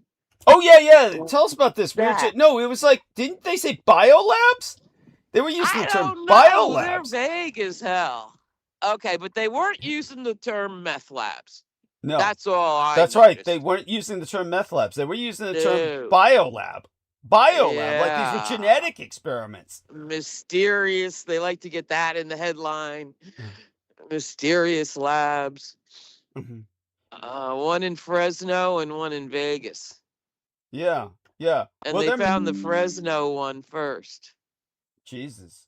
Yeah, that's Yeah. right. All yeah. Well, the Fresno's in area. That's Bay Area. Yeah. So Well, kind of. yeah. Yeah, kind of. Yeah. There's That's a lot of basin boondock. in between. Yeah. Oh, Yeah. hell on earth. Yeah. Well, just so people Where the rent is now unaffordable. Yeah, well, there you Even in go. Fresno. Tell people about Yeah. that. Illegal dope kind of did in cheap rent in Fresno. I mean, it was like the place in California. If you really were broke, Mhm. you could still get a disgusting studio in Fresno.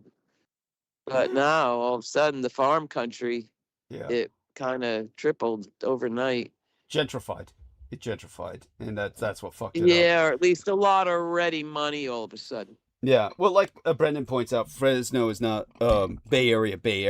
It's like No. Holly said, it's really boondocky.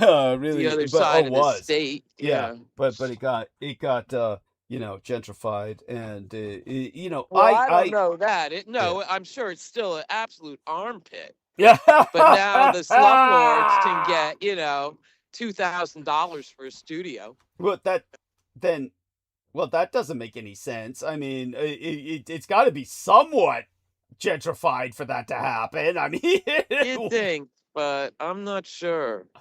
at any rate, what I wouldn't want to live there. But I do God, want, no. yeah, I do want people to understand that to me, I divide California between San Francisco and Los Angeles. Okay, so to me, it's either Bay Area or it's honestly, obviously, I have much more nuance than that when I have to explain to outsiders the complexity of California.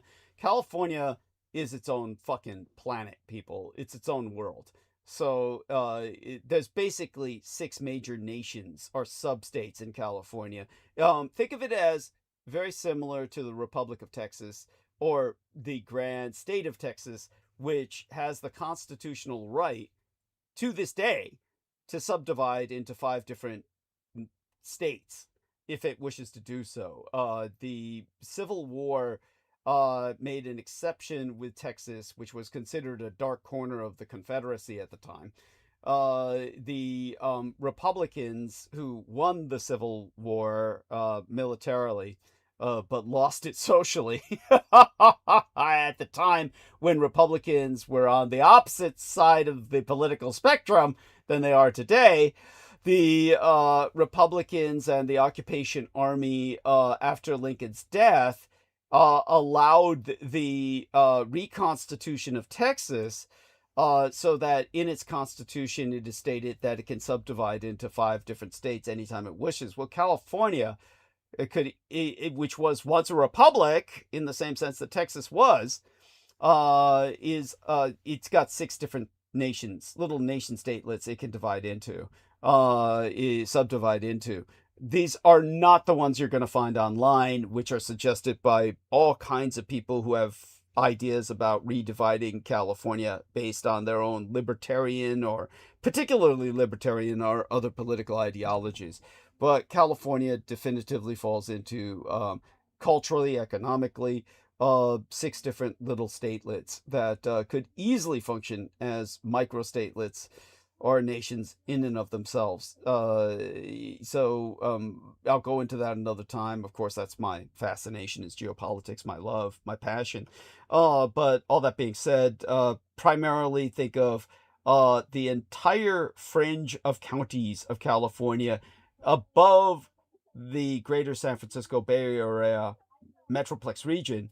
You have these counties along the coast. Then you take a look at the counties that border Oregon, and then you take a look at the counties that border Nevada, going all the way down to Los Angeles. Those border counties are all blood fucking red. They are nothing but morbidly inbred hillbillies that are, I mean, take a look at our man T-Take Berry goes panning for gold in a place that's called, legitimately named, Leatherface Ranch. Leatherface Ranch. This is what you've got out there. People welding chainsaws and wearing skins of other people. And don't think I'm taking that too far. I really am not. It's children of the corn territory. Help me out here, Holly. You know I'm right. I mean, well, the special election where Gavin made us vote to approve redistricting. Yeah. The statewide map broke down those regions very graphically. I mean, clearly. And exactly what you're saying is right. There's pockets from the country of Jefferson up on top, all the way down. Yeah. For those of you who don't know, tell them about Jefferson was a secessionist movement in World War II. In World War II. Tell people. Well, it's been up there a long time in Northern California. Yeah. And there's a billboard up, but that's it. It's tucked in a way where you can't see anything from the 5. And man, there's still nothing much up there in areas in Northern California, that area around the 5, because it's not very hospitable unless you're tucked down in some pretty little valley with a creek. But there's no water, and it's you know, a weird place. Yeah, thank you. Thank you. No, it's awful. You wouldn't go there for the beauty. Yeah. Yeah. No, thank you. Thank you. It's all Oregon. The entire fucking state of Oregon combined with those northern counties, California, you know, and that Crescent And guys. what blew my mind about Oregon is the whole eastern chunk of the state is lava. Yeah. Yeah. That Lava is beds. lava country, man. Lava beds. Yeah. And So I don't know how you develop that into micro cities, but the crazy thing, like back to Texas, Austin, just in the past 20 years, went from, you know, big oil is someplace else in the state, Houston and all that. Austin was the quaint little hippie town where you could be a musician and wash dishes and survive. But it's now the 18th biggest city, skyscraper city in America. In 20 years. Yeah. And that's tech. That's big tech. Cocaine built Clearwater, but tech built Austin. And the irony is tech was originally quite liberal. It's because Austin's liberal. Originally. Yeah. Absolutely. Yeah. And a lot of the underbelly still is. Nobody getting the big money. No. Is anymore, but the underbelly, you know, the customer service people and all them. Yeah.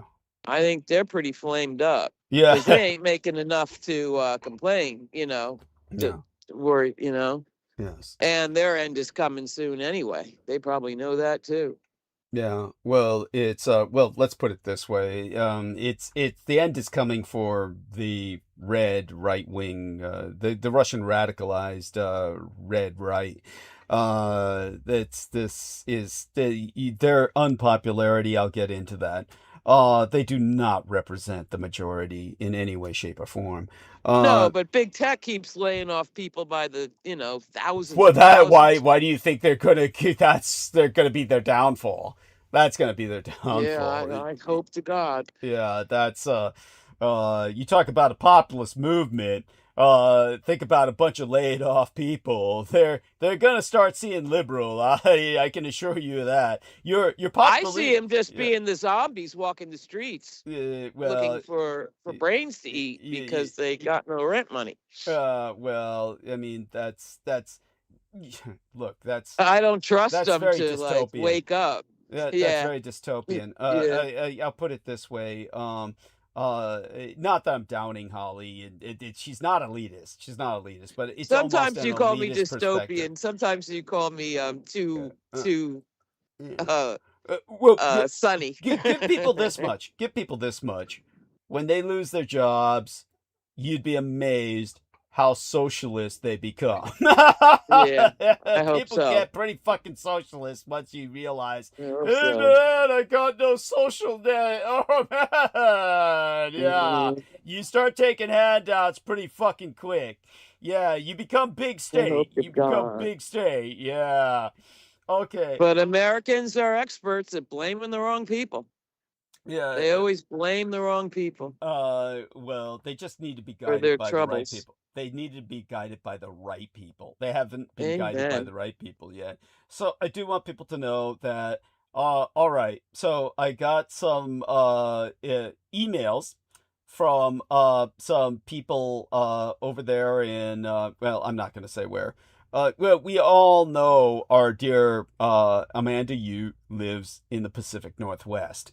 So from that region, apparently some people who knew her are dissing me over the photograph embedded in thumbnail of live stream from last transmission, the latest transmission proceeding tonight. That's not Amanda. And it's not you, idiot. It's myself in a green wig. I'm quite serious. So go fuck yourself. You're an idiot and you're full of shit. You did put a nice Amanda birthday picture up though, right? Yeah, yes, that's not her.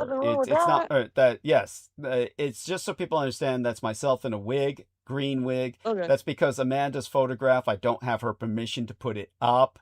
And I do Mm-mm. want people to know she is not responsive because she's in Japan, okay? Her entire Wow. family's in Japan, meaning herself and her two Whoa. children are in Japan, and her son is going to stay there. So, Wow. yeah, and Does it have to do with bamboo? they basically, the family is going to be there for a while. They're gonna, so she's not really Whoa. working with bamboo anymore, but Oh. her son is legal age. He's 18, They're big now. turning Yeah. 19. Yeah, All and grown up. yeah, but he's going to spend his legal adulthood of 18 years of age beyond for a while in Japan. He is staying there, and Let him? but they're staying with him. They're helping him with the transition. Yeah. His younger sister and Mandy, they're all staying there in Japan for months, like maybe half a year. Amazing. Yeah, they're going to be there for Amazing. like half a year or longer. So Huh. good for them. Good for them. Yeah. And yeah, so That's a trip. yeah, and it's a good trip. Yeah, and it's a good trip. As If for this lady isn't too Trumpy, yeah, I mean, yeah, Trump-ish anyway. I know they're not gonna who like this lady? Oh, the whoa! I see what new. you're saying. The prime Yeah. ministeress. Oh, no, Mm, no! Don't worry about that. No. It's okay. Japanese rightism Right wing is is nothing to different. do with Trumpism. Thank you. Okay, Yeah, yeah, thank you. please, just so people know. But I'm really glad Yeah. actually that you brought her up, and she does bear remark, and whether I get Uh-huh. into that tonight or not. I mean, what do you know about her? Absolutely nothing. That's why anything That's so you could cute. provide would be Yeah. appreciated when Oh you're ready. yes. Oh yeah, that's so cute. That's so cute. Absolutely nothing. Yeah, and I mean, there must be something. You must have some impression. I mean, you knew that she's to the right. Yeah, very much. Yeah, She's young-ish, yeah, yeah. and she's a woman, for fuck's sake. Yes. It's all for the positive in this case, believe So me. that's impressive right there, right? Yeah, and she's holding a snap election that is giving her a landslide victory, and she has total public a real true what would you call it, mandate. She's got a genuine Popular mandate. support. Yeah, Yeah. true popular mandate. So So what do they want, them people? well, Sanae All those peoples. Takeichi is she represents basically a return towards a kind of nationalism that needs to Uh-huh. happen. So it's just something Yeah. that needs to happen because communist China is preparing for total war, and Japan needs to Oh, prepare for total war. So that's yeah. yeah. I mean, with Understood. you are aware of the military purge that's taken place in communist Yeah. China. Yeah. Yeah. And And so maybe they don't need much more creeping Americanism among the youth in Japan, which I'm sure is kind of well, that's rampant. yeah, not really. That's But it's like Americans were always given that impression by American media, but there's nothing in okay. Japan that you really would Well, have kids thought are of it. Yeah. curious, you know what I mean? And if you say you can't, they Yeah. want to. Well, no one ever So, said they couldn't, so that for that reason they never really went for it. Nobody ever said you okay. can't. Yeah, you can't Yeah. Americanize in Japan. It was never No, a there's, thing. yeah. So They, as they don't have a big censorship thing going. yeah, so what happened was they looked, they saw, and they didn't want nothing to do with it. Ew. Don't touch it. Yeah, so there's been a landslide victory for the Liberal Democratic Party, which is neither, in Japan, and it's a historic landslide. So the Prime Minister Sanae Takeichi, basically secured the public mandate, and that's great. All of that is needed. You need as much of a united front as possible in Japan, and that way you can get things done. So all of that is Ah. Japan's doing great. Mandy's in the right place, and Yeah. hopefully Good that for puts her. everything into perspective for people concerning that. As for tonight's photograph, it shows very distinctly the photograph embedded in thumbnail of live stream tonight shows very distinctively the fact that I have distichiasis. Distichiasis is a condition of a double row of eyelids, which was shared by Elizabeth Taylor, also had that condition, if you could call it a condition. It's a quirk, a biological quirk, and it's the reason why I'm always getting eye wankers, or, eyelashes stuck in my fucking eyes, which is excruciating. So by that, we'll put more story behind And that what's soon. the violet eye syndrome? It's been bugging me because I can't remember. It lately. Alexandria's Genesis. Alexandria's Genesis. Yes. Genesis? Okay. Yeah, Alexandria's Genesis, as in the word Okay. Genesis. Yeah, it's a weird name. It's a weird name. Very weird. So people, I do want people to understand this. These are not conditions, okay? I mean, even I fall back on that term sometimes, and It's hereditary. yeah, we shouldn't be using that. It's a congenital phenomenon. Okay, let's put it this way: muscular sclerosis or lupus. These are conditions, okay? Those are conditions. You don't catch it. Yeah, condition is not a positive. It usually implies symptoms that are uncomfortable or even fatal. But when it comes to Alexandria's Genesis, it's something that is denied by conventional science, and which is sad. And the reason why, it's because it's been so mythified. And but it's a mythified condition because it's intentionally occulted, because its history is so ugly. Basically, the thought was that if you ate the eyes of a person with violet or purple eyes, that you would gain immortality. So with that history behind it, because that's a belief still held by the elite, people don't want people to even know that the phenomenon exists. But my father had purple eyes. And when we were sitting there in the VA, we're talking to a nurse and casually asking her about, oh yeah, I got purple eyes, my dad, and oh, there's no such thing as purple eyes. She's sitting there right in front of someone with purple eyes. And he says, look at me. And she says, those are contacts. And he said, no, they're not contacts. I wear prescription lenses, that are framed, and he says they're not contacts. But she just walked out of the room. This is where we're at with, but people are like this all the time with things. If they simply don't want to believe it, they simply will refuse to believe what's before their eyes. The mind can do that. They'll shut down. And, but Alexandria's Genesis is real, as is Kawasaki syndrome, which is not denied, but it simply wasn't acknowledged forever until and people still don't know about it in America in particular. That's understandable because it's a congenital, more of a condition that falls into more of a condition, but it happens exclusively That's among dancing Asians. cat, right? That dancing cat disease. No, thank God, please. I don't even know what dancing cat disease is, but it's not Kawasaki syndrome. Kawasaki syndrome is red irises. Red irises. Yeah. So so it's one of these days we'll go into the genetic convergence of my mother, who had the Kawasaki syndrome, and my father, who had Alexandria's Genesis, and I manifest both traits. Yeah, so I manifest those traits depending on the light, depending on the ambience of the light. My eyes either appear red to people or they appear purple. So that's yeah, it is what it is. So all that being said, then the double row of eyelashes adds that's more uncomfortable. I'm shedding eyelashes all the time, and they fall into my eyeballs.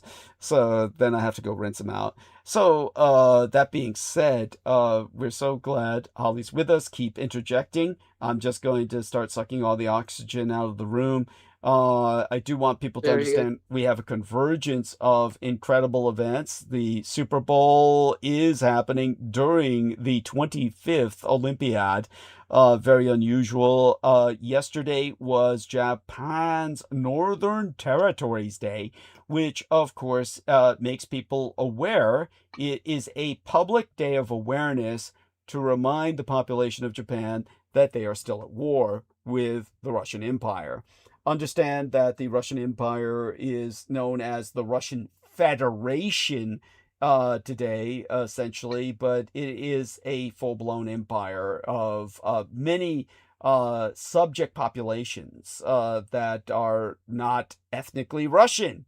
The majority of Russia is not ethnically Russian. For people people should be aware of the fact that the totality of the Russian population, demographically, statistically, is in only two cities, Moscow and St. Petersburg. There are ethnic enclaves like Novosibirsk, which is effectively the capital of Siberia, but the overwhelming majority of the rest of Russia is indigenous populations that are not Russian at all. They simply speak Russian by force of arms, under duress. And they don't want to be a part of Russia. Their experience with being a part of Russia has been nothing but negative. And they suffer the same as American natives or Native Americans. Indigenous Americans suffer the highest rates of suicide, drug addiction, alcoholism because of the impact of exterminatory colonialism, genocidal colonialism that has done everything it could to erase their cultures and erase them physically from the face of the earth. That is the experience of the indigenous populations in what you call Russia, and they fill up the rest of the map. Aside from those three cities that I mentioned, and Novosibirsk doesn't even really count, even though they're ethnically Russian. They really look with disdain on Moscow. When they spit in contempt at the West, they're talking about Moscow. They feel no allegiance to Moscow, I assure you. And Moscow is where all the Russians live. Other than that, it's St. Petersburg. And if you nuked those two cities, all of the Russian population would effectively be annihilated from the face of the earth. They are only in those two places, effectively. Statistically and demographically, there wouldn't be enough of a breeding population left if those two cities vanish from the face of the earth. So the Russians are on the verge of extinction, and there's only two cities in which they live. And everybody has this impression that they're a bottomless pit of manpower, and you're all so fucking ignorant, you make me sick. Yeah, honestly, you live off a myth of population understanding. You have no concept. It's like Australians, when they see a population map of the world where nations are reconfigured in to reflect their populations. Russia and Australia vanish from the fucking map. They simply don't exist anymore. The populations are effectively demographically non-existent compared to the rest of the world. So the populations of and when you show a map like that to Australians, they're in disbelief. They traditionally have very large families because they were impoverished settler state. And because they were an impoverished settler state, like most such populations, they reproduce like bunnies just to repopulate themselves because they're all dying so quickly. And so they think of themselves as a larger population than what they really are. True, they punch above their weight, but they are otherwise such a small population, they disappear on a map that's reconfigured to size nations by the size of their populations. And Russia's the same way. There are some populations that we know about simply because media magnifies their presence. And the media magnifies the presence of Australia. Not that they historically haven't accomplished anything, but it's the same with Russia. They've had an overwhelming impact on history simply by the trouble that they've caused. Really. That's really what it comes down to. That we'll get back to Russia later, if not tonight, then on Wednesday night, which will be here before you fucking know it. But we will attend to a lot of topics tonight. Let's get started on that. Thanks to Holly Kiefer for contributing 100 United States dollars. Goddess love you. Thanks to Christian Timoney for contributing 33 United States dollars, along with the note that you are loved. Oh, are we joined by Brendan? In time for... No, I just unmuted just a minute, just to put a quick interjection in. Please. Because you were mentioning the effects of colonialism. Yeah. And we've been talking about Greenland a lot. Yeah. And I just read, and also in the Yorker, that Greenland was made, still to this day, 90% Lutheran. Yeah. Wow. So, in effect, Denmark stole their gods. Yeah. Yeah. Well, I mean, bear in mind that the indigenous peoples of Greenland are doing their best to try and recover some sense of cultural identity. They are. But they're so interbred with the Danes that it's more like a sense of God knows. It's kind of hard lost. to describe. Yeah, it's sad. Really lost. Yeah, yeah, it really is. It really is. 90% Lutheran, for God's sake, in a place like that. Hell no. Yeah, well, it's hey, it's they not stole their gods. Yeah, still there could be worse fates. There could be worse fates. Denmark's not the worst colonial power that's ever been. That's for sure. Yeah, but they did do that. Yeah, they did do that. Yeah. Denmark, by the way, is buried in snow right now. It is like a frozen digit above Germany right now for the moment, and but it's well, in today's world, too much snow is better than no snow. Yeah, I don't know. Just to keep the water running. Yeah, it's a water thing. Yeah. And but yeah. Let's put it this way. Greenland is will an inescapable topic. I'll get right back into Greenland, so within course of narrative momentarily. But as our dear Holly Kiefer pointed out, J.D. Vance, our vice president. Actually, this was also pointed out by our dear Aristides as well. Well, Aristides pointed it out. Holly was about to describe it. What did you see when J.D. Vance was booed, Holly? You did see that, right? On television or something on the screen? Or am I conflating? No, I did not see it. Okay. But I understand from the headlines that in America, you cannot, unless you got to go to YouTube or something, American media didn't show it. Edited out the boos. They did.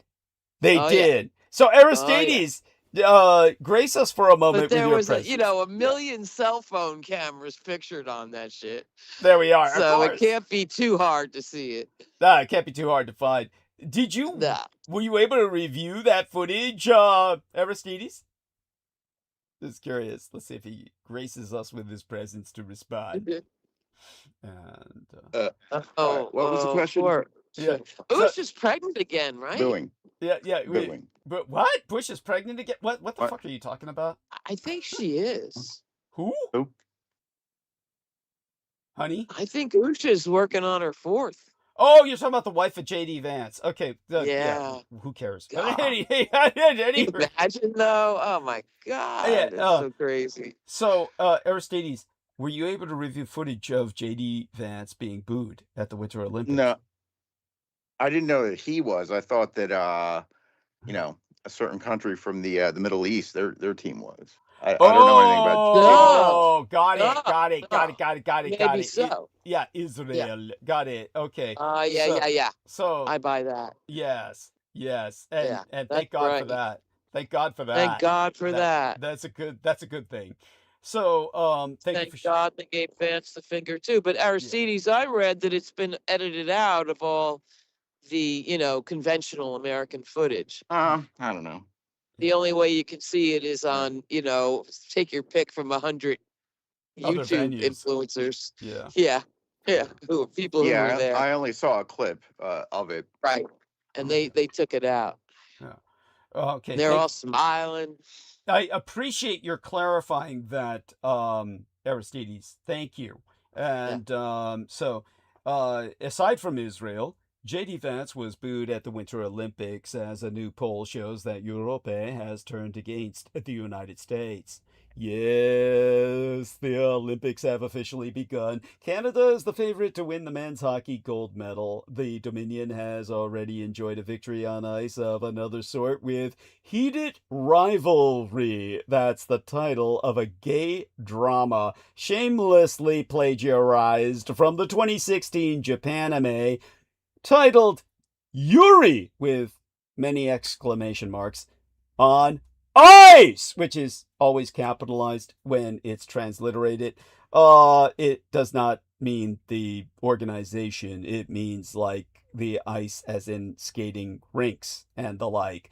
All I can say is that if Brendan Zogid is available, he is welcome to join us at the moment and help explain a little bit about how this all happened with what we call the Detriconic Revolution in Japanese popular culture, which happened at the time, or sources from the time, that, and again, there's no megalomania involved here. Anybody who's familiar with myself would recognize it immediately when they reviewed the various anime that have been produced since the time that I was working with Terraporto USA, or Teleport USA, which is a front company, basically a facade, that was established during the height of Japanese industrial espionage, taking place in the United States, but epicentered in Los Angeles. And at that time that I was bringing parts that I was smuggling from the Presidio military base to the Japanese, and working with them through Terraporto USA, which again was going to open a Hakui City Roswell Atrocity Memorial Museum, their version of a Holocaust Memorial Museum of sorts, in Hakui City that would honor the victims of the Roswell atrocity, who were Japanese prisoners of war, of which 1,500 were kept prisoner in the United States and never returned. Many of them not even ethnically Japanese, unknown to most Americans who could not tell them apart. But it's the reason why Asia in general, whether Vietnamese or Korean, never returned American prisoners of war, a story which Americans never knew because they think that Asians are just naturally mean or something. And, well, the reality was Asians served in the Japanese army by the millions, and they all spoke Japanese. Just as you have Irishmen and Scots and Welsh and people from the Isle of Man and other areas that speak English, but they're not really British and were never really considered for the longest period of time, literally hundreds of years, as not even being human by the British. So you have these situations that if you explain to a white American, oh, they'll understand that about the British, yet somehow to them, all Asians are alike. It's really offensive. There's no words for it. And they don't seem to understand that Japan's empire was multinational. So when those prisoners of war weren't returned to Asia from America, well, none of those Asian countries forgot it. Yet when Americans think of these various Asian wars they participated in, from Korea and Vietnam in particular, and the fact that prisoners were never returned except with intensive negotiations, if at all, they think that Asians are just, naturally bad people or something. They don't understand that was reciprocity. Well, now you know at least that much. And that being said, there's a lot of plagiarism that has gone on. That's the total opposite of what Americans in particular think. In other words, Americans have this stereotype, certainly did for generations, that the Japanese copy and improve, quote unquote. It's basically a racial stereotype. The Japanese are some of the most original people on Earth, and they tend to invent far more than any other culture on Earth. That's why their creative genius has led to their economy pretty much conquering the world. When people think of all of these debts that are owed by so many nations, well, a lot of it is owed to the Empire of Japan, who's the largest creditor on Earth. So just remember that. And that's the cause for a lot of economic convulsion recently. It's Japan calling in its debt. And so just remember, this is the empire that conquered the world through World War II. They won World War II. And I've gone into this in depth, written a book about it, which I cannot recommend because all the money goes to Peter Moon, who basically monopolizes the book and sends me nothing. So all of that having been articulated, getting back to the point of what I said about the Olympics and the gay drama in Canada, which is like their top running televisual series at the moment in terms of ratings, about, gay ice skaters humping each other and shit and getting into flings that cause male on male jealousies and all the rest of that. All of this is stolen from a Japanime that's called Yuri on Ice that was produced 10 years ago. And the whites do this all the time, like Simba, the Lion King. That's stolen from a Japanese anime called Kimba, the White Lion, that was produced literally generations before, and Disney just stole it outright and plagiarized the entire fucking plot, along with the character, who they simply made, instead of white, a regular colored lion. And it's disgusting. And if anyone investigates what I'm saying, they'll find out everything I say is true. So this having been stated, a lot of this sources from my working with Teleport USA, relating a lot of my life story, and this became the subject of many an anime. Hellsing is entirely detrachonic. The anime of Hellsing is based entirely on what I shared about my own history, and they simply have done what they call overpowered the character that's inspired by myself, known as Alucard. But his looks, his dress, all of that was inspired by what I shared with them. Now, my son Ed Beth would drive You're me. totally the villain in Hellboy 2. Oh, you mean? And they stole that, right? Well, I don't know about that. Hellboy. Totally. Well, Hellboy is not Japanese. So if you're talking about Cronin, yeah. Cronin, the German ninja, essentially. No, but the Americans. It's an American example. Yeah, well, I don't know about that. They let's put it this way: Mike Mignola is the developer of Hellboy. He's very anti-Nazi. His whole thing is based on Nazi exploitation, where he exploits the Nazis as the villains. But if you're speaking of Cronin, is the German ninja in that film? Is that what you're referring to? In 2? Oh, I'm talking about. Because that's the first guy one. with the 3 names that I can't call his name at all right now, but you know him. I'd have Super huge. I never looked at it. I never on. reviewed it. I never reviewed it, so I think it's his. Yeah, And he's a big star. He just made the new Frankenstein. Oh, you're talking about Guillermo del Well, Toro. William the yeah. Bull. Guillermo del I think- Toro. Yeah, He made the okay. films. That's right. He made the films based on Mike Mignola's comics. Right. Yes. But however, somebody knew enough about you Interesting. to I never stick you saw in that. as the villain in 2. If you remember I'm the not name of the saying villain. it's I think you know. Yeah. But you'll know. But by the way, just so people know, there was I worked for as a consultant with 2 comic book artists. I'm not going to name them because I'm not really happy with how it turned out. The original books they produced, the original set of books they produced was excellent. and I, of course, take credit for the covert consultation. I was paid, and of course, I was unnamed with a lot of my consultations, and that was understood. Yeah. In a sense, we contracted it that way, and I'm happy with that. And but the result was called Fall of Cthulhu, not Call of Cthulhu, but Yeah. Fall of Cthulhu. And when they produced that, the female character, which actually is totally to their credit, they developed her themselves.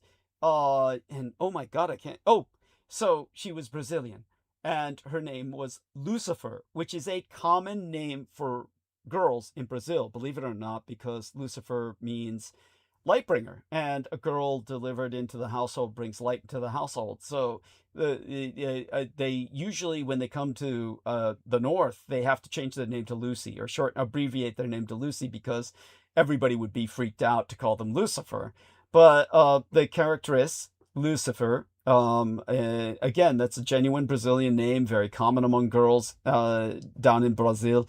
But she was a wonderful creation of theirs.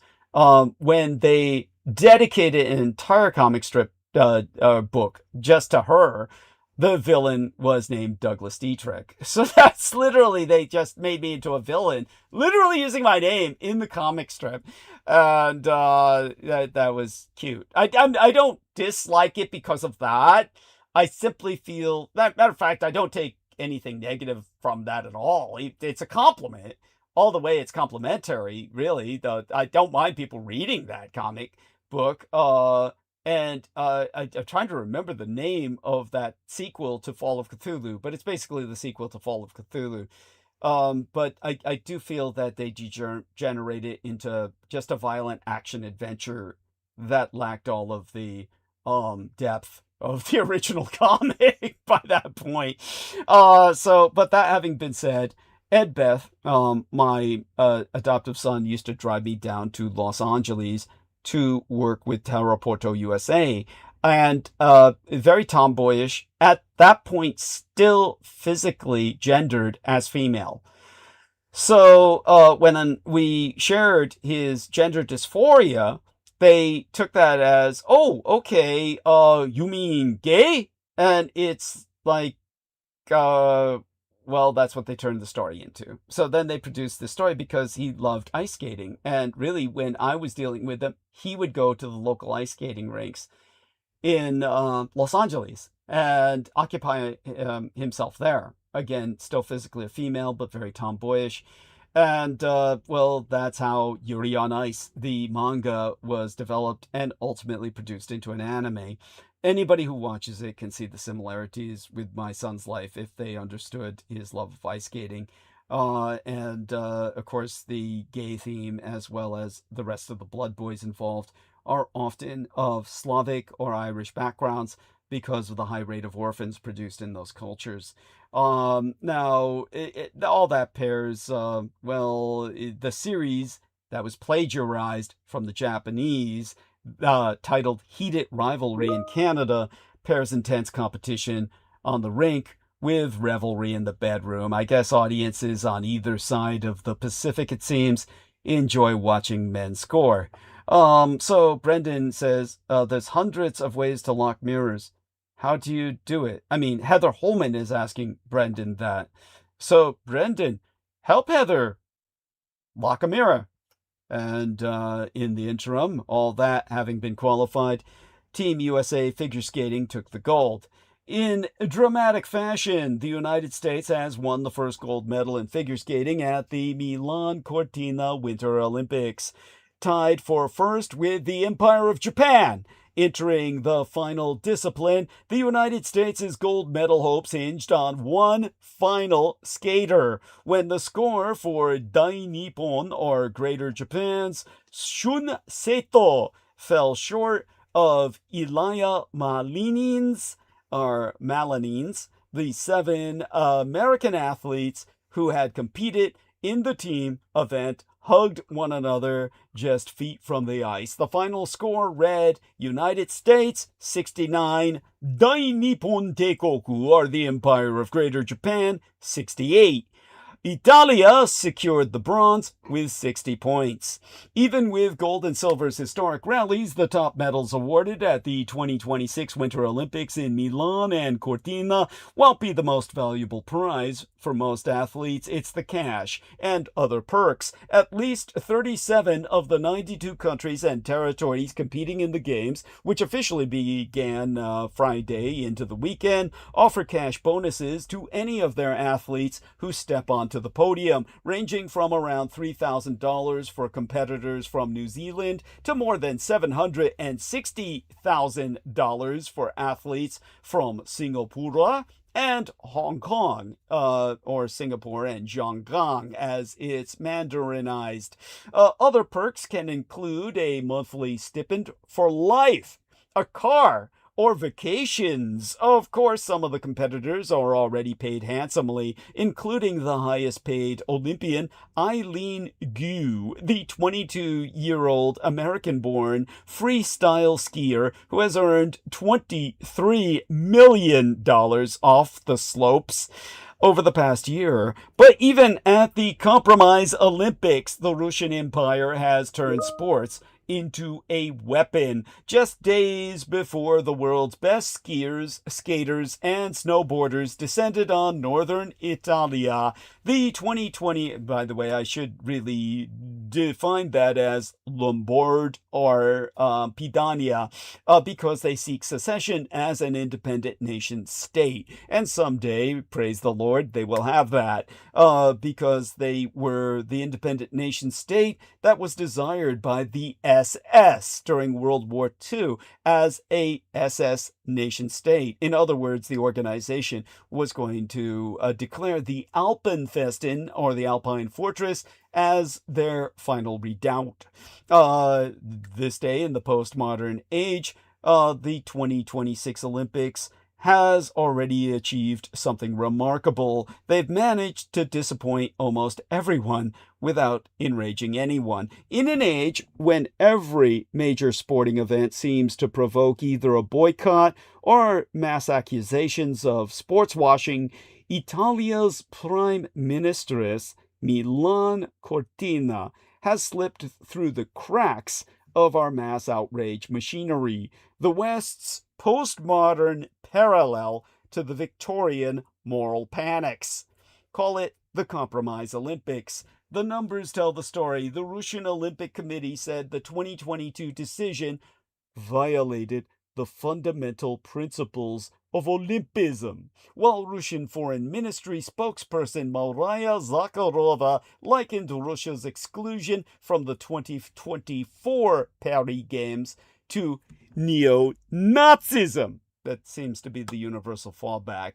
The Russian athletes most accessible to the Western press, hockey players in the NHL or the National Hockey League, having lamented losing the opportunity to play for national glory against their peers on the world's biggest stage. The pleas of Russian athletes may seem sympathetic to Western sports fans, but the Putin regime abuses any Russian sporting glory for, well, as propaganda to validate its own misrule. The Kremlin having long considered athletic success to be a national political resource. Yet 5 Russian athletes have been approved to compete, not as Russians, but as individual neutral athletes. They'll wear no flag, sing no anthem, and won't march in the opening ceremony. Ukraine has protested that even this is too much, documenting connections between approved athletes and Moscow's war effort. Russia, meanwhile, treats the entire arrangement as an insult to national pride. The IOC, or the International Olympic Committee, insisting it's threading the needle perfectly. Everyone is a little bit angry, which means everyone gets to pretend they've won. Meanwhile, back on the American home front, football is living on borrowed time as Super Bowl gamblers find a way around bans thanks to prediction markets. Yes, The wait is over. The Patriots are facing the Seattle Seahawks in Super Bowl 60, and New England has a chance to make history as they try to become the first franchise to win a 7th Lombardi Trophy. When Super Bowl 60 between the New England Patriots and Seattle Seahawks kicked off late this afternoon, there was a lot of money in play. And I'm not just talking about gambling, albeit according to the American Gaming Association, or the AGA, Americans were projected to wager a record $1.76 billion on this year's game. The Patriots are the 4th most valuable franchise in the NFL, with an estimated $9 billion valuation, and owner Robert Kraft, who is seeing his team play in the Super Bowl for the 11th time since he purchased the franchise in 1994, recently earned the number 78 spot on Forbes' annual ranking of the 400 richest Americans with an estimated $13.8 billion net worth. But don't forget about the Seahawks, a franchise that many league insiders believe will be put on the market later this year and fetch a record price for a control sale, likely exceeding $7 billion. The potential sale has gained a lot of attention, in part because the late Microsoft co-founder Paul Allen, who purchased the team for just $194 million in 1997, stipulated in his will that proceeds from the sale of his sports assets be donated to charity. The sports' scale, violence, and mainstream mass media machine dominance have turned it into a simulacrum, profitable and relevant, but detached from the society that created it. Exempli gratiae, there be no legal sports betting in my golden state nation of California, yet loopholes in the form of new prediction market platforms are allowing anyone across America to wager on games anyway. The prediction markets is expansion into my bear-flagged California, where the Super Bowl is taking place as I speak, layest bare the murky, legally ill-defined question of what constitutes a bet. There are markets for nearly everything now, from politics and sports to climate and culture. Indeed, prediction markets have turned the entire world into a casino. How might the Ayatollahs of Iran know an American strike force is coming?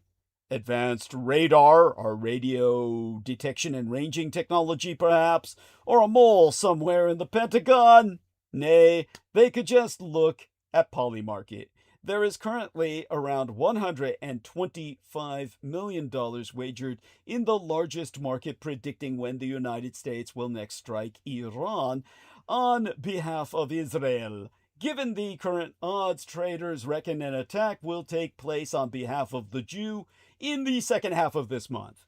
If Nicolás Maduro had checked Polymarket on the night of January 2nd, he would have seen his odds of losing power spike from around 1 in 10 to 66% mere hours before Delta Force arrived.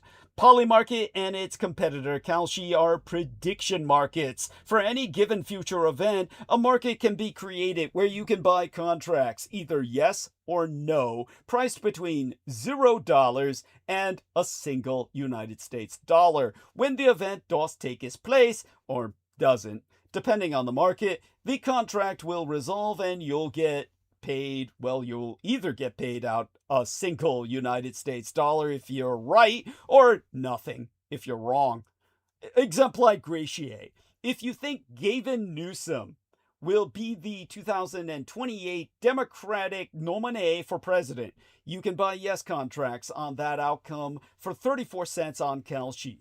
If you purchased 1,000 contracts at a cost of $340 and Newsom is selected, you will earn a payout of $1,000, a tidy $660 profit. There be markets for nearly everything now, from politics and sports to climate and culture.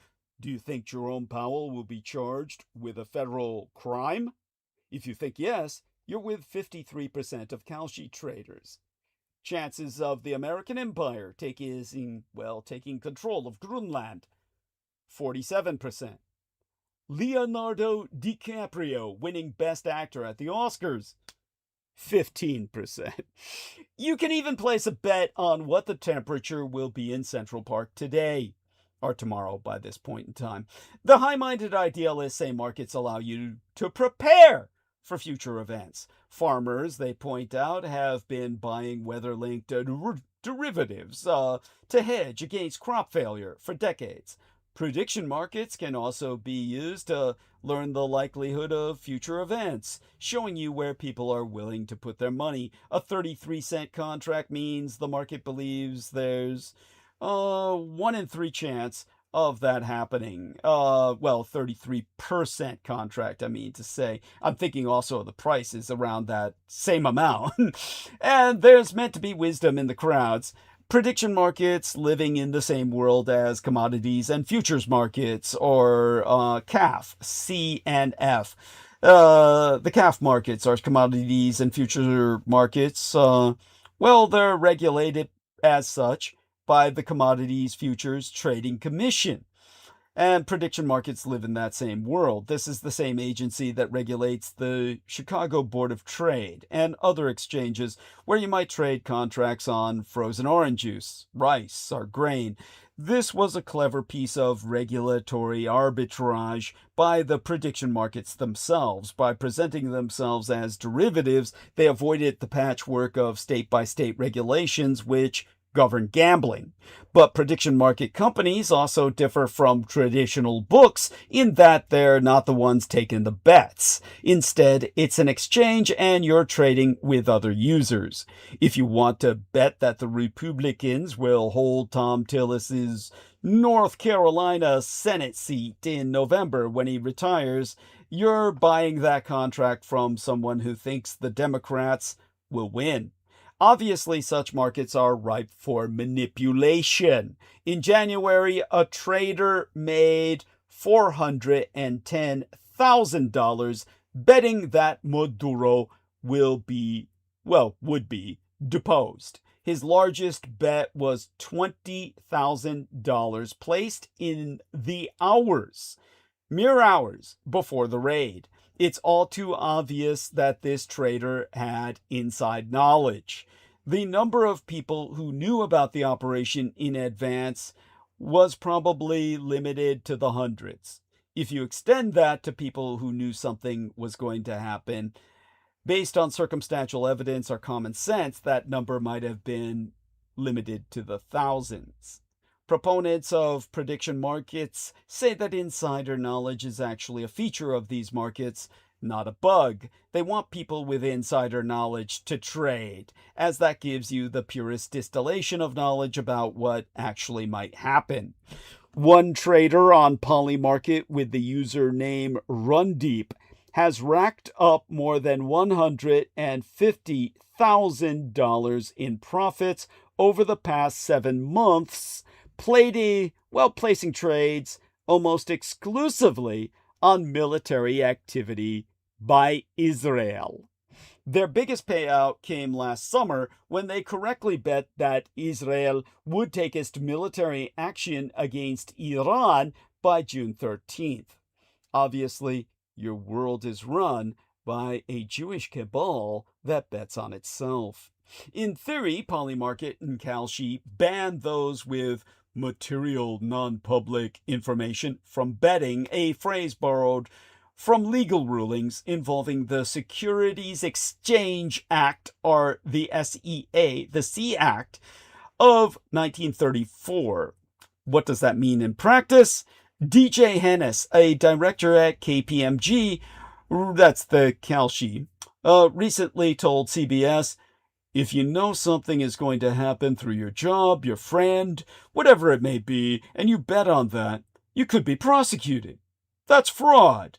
Well, so far, the risk is purely fucking academic. There have been no successful prosecutions testing how insider trading rules apply to prediction markets. Yet concerns continue to plague the sector. Though regulated by a federal agency, prediction markets are engaged in constant fights with both federal and state governments. Polymarket is actually barred from operating in these United States until someone later this year, after a settlement with the federal government over not obtaining proper licenses. Cra̶y is in the midst of several lawsuits with state governments as they attempt to impose their own regulations.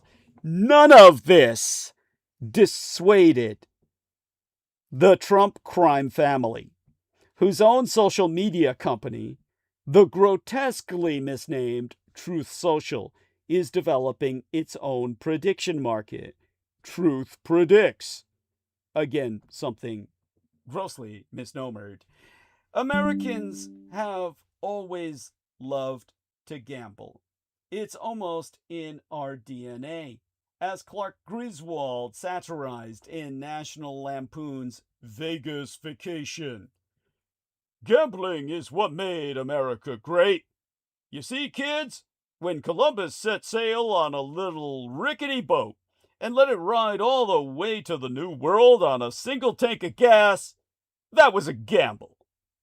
What's new is the ubiquity of it all. Once upon a time, if you wanted to place a wager or play a game of chance, you'd either need to book a flight to Vegas or know a good mob-run game somewhere in a back room. Now, gambling is everywhere, and you can bet on everything. There once was a time when the NFL swore that Las Vegas would never get its own team. The proximity to the bright lights of Sin City was just too dangerous. In 2012, NFL Commissioner Roger Goodell gave evidence in a lawsuit in which the state of New Jersey was attempting to legalize sports betting. Goodell was asked whether the NFL had ever considered putting a team in Las Vegas. The response was, "Not when I've been commissioner." Asked what threats there were to the integrity of the game, Goodell responded that gambling would be number one on my list. How times have changed. A little over 4 years later, the NFL announced that the Oakland Raiders would become the Las Vegas Raiders. They always have been the bad boy of the National Football League. A year or so later, in 2018, the Supreme Court voted to overturn the Professional and Amateur Sports Protection Act, creating a bonanza of sportsbooks and apps from state to state. In 2017, the total value of American betting was $4.9 billion. By 2024, that figure had risen to 150 fucking billion. It's now hard to watch a football game without being bombarded with ads for any number of betting apps, fronted by celebrities offering incentives to place your bets and win big. Tune into ESPN, the network that once would have been horrified at even the mention of gambling displays, and you'll see the bookies' odds during pre-game shows, brought to you by its official sports betting partner, DraftKings. In 2024, around $2 billion was spent on advertising by betting apps. Betting increasingly dominates the all-American mainstream mass media machine, and not just sports bets.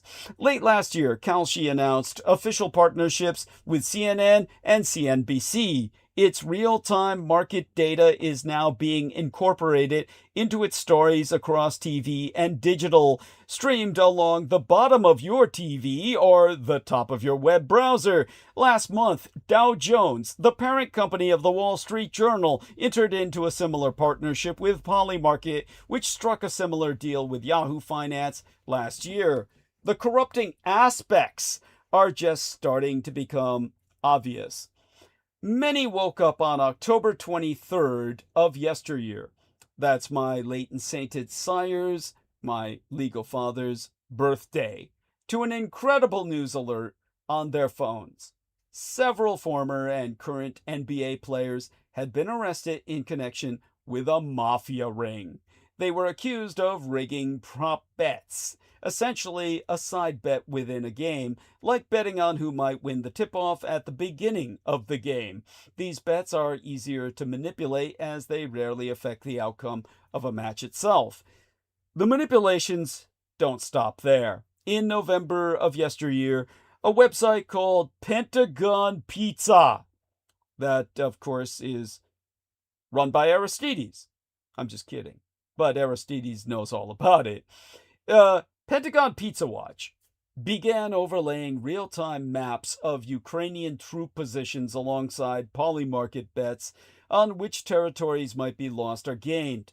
Pentagon Pizza Watch is sort of Bloomberg terminal for prediction markets, mostly for geopolitical events. The site's name is based on the theory, well, it's a fact, that you can predict American imperial military operations by watching Northern Virginia area surges in real-time data provided by delivery apps like Grubhub or DoorDash. Last year, nearly $100 million was traded on outcomes in the war in Ukraine via Polymarket, and once again, the impulse to manipulate markets is too great to resist. Late last year, the Institute for the Study of War, a think tank that publishes maps of the Ukrainian front lines, shared what turned out to be an altered map. It falsely showed that Russia had taken control of Memȯrial, a city in southeast Ukraine, but Polymarket paid out the contract before the map was corrected. ISW dismissed one of its researchers after admitting that its map had been subject to an unauthorized and unapproved edit. After reports of Ukrainian troops placing their own bets last month, Kiev attempted to ban Polymarket and other prediction markets. Volodymyr Zelensky legalizing online gambling in Ukraine in 2020, but apparently finding that the prospect of his own soldiers manipulating prop bets on the war was maybe a little further than he wanted to go. The greatest risk to prediction markets does not come from unscrupulous gamblers, but professional traders. DRW, a Chicago trading firm that employs 2,000 people, recently advertised for a $200,000 a year position on their dedicated prediction markets desk. Gamblers will soon find themselves betting against expert algorithms with highly developed information processing systems and losing. Eventually, amateurs realize they cannot win, and the dumb money vanishes, meaning there be no liquidity in the markets. In the late 2000s, when online poker first took off, normal users on their home computers found they kept losing to other players. These turned out to be bots, abusing odds prediction methodologies, often controlling several players at a table to share information about hands. Traffic to some poker sites fell by almost half. The game was no longer fun. Prediction markets sell themselves as a way of seeing into the future, yet with regulatory restrictions incoming and greater professionalization inevitable, betting on the future of prediction markets is a risky proposition. Or, to quote Nigel Eccles, the founder and former CEO of early prediction market platform FanDuel, unlike in the securities market, the laws around insider trading in prediction markets are less clear. Some pro-prediction market commentators have claimed societal benefits to insider trading on prediction markets. Of the ones I've looked at, I'm really not convinced that is true. I'm not at all surprised by the popularity of sports on Kalshi and Polymarket. I do think Kalshi in particular has done a phenomenal job including sports and then redefining the term. There is definitely value in elections and some types of current affairs, but with a huge caveat that news is messy. Most interesting questions aren't settled in simple yes or no answers. But as the age of a volatile falling dollar has dawned, The market outlook is one from smothering heights of January job destruction, while Trump is picking fights with big American banks. President Trump's lawsuit against J.P. Morgan Chase and its CEO, Jamie Dimon, relies on the argument that the bank had political and social motivations for closing his accounts in 2021. The real explanation is likely much simpler. Meanwhile, since a peak in January of 2025, the dollar has lost a tenth of its value against a broad basket of currencies. Donald Trump's volatile policymaking is making overseas investors nervous about dollar-denominated assets. My report will not soothe them. The dollar may have much further to fall.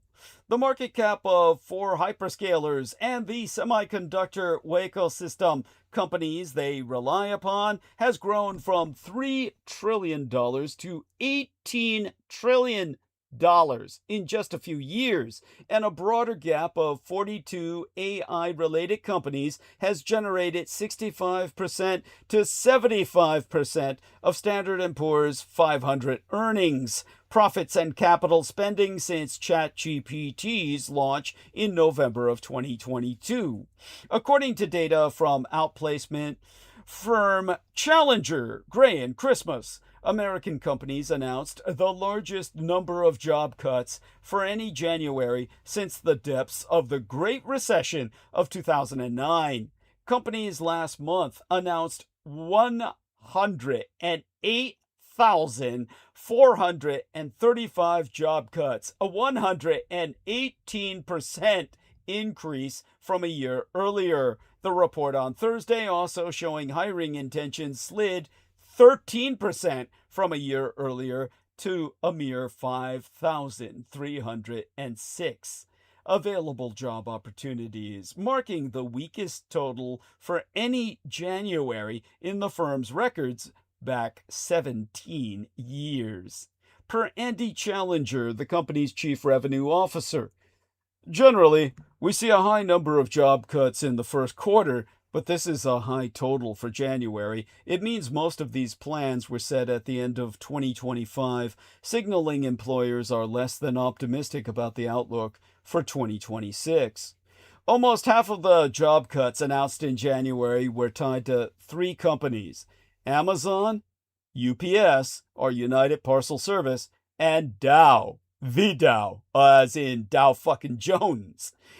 Dow is jonesing. Amazon announced plans to cut 16,000 corporate positions, while UPS said it would shed as many as 30,000.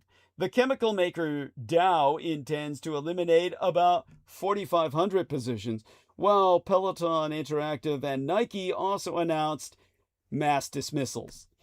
Investors must get used to a weaker and more volatile dollar. Most asset markets in America have been buoyant in the past year, but the greenback has lost a tenth of its value since a peak in January of 2025, and brief spasms of panic when investors flee from bonds, stocks, and the dollar around the same time have occurred in 7 of the past 52 weeks. Typically, these spasms follow some shocking announcement from Donald Trump's maladministration, such as the unveiling of his Liberation Day tariffs. When Mr. Trump retreats from his maddest ideas, normality returns. But with the greenback to the wall, how far can America push its fucking luck? Kevin Warsh, Mr. Trump's pick to chair the Federal Reserve, will have to pull off the balancing act of a lifetime. That, as the Fed itself is starting to look more like the Supreme Court. As political pressure mounts, monetary policy is being shaped less by the authority of the chair and more by shifting coalitions, narrow votes, and the growing importance of swing members. Plus, let's face it, off the bench in the private sector, the age of the organization man is over, and we will miss it. Charismatic leaders and personal brands are increasingly eclipsing institutions and weakening the systems once designed to restrain power and dampen volatility.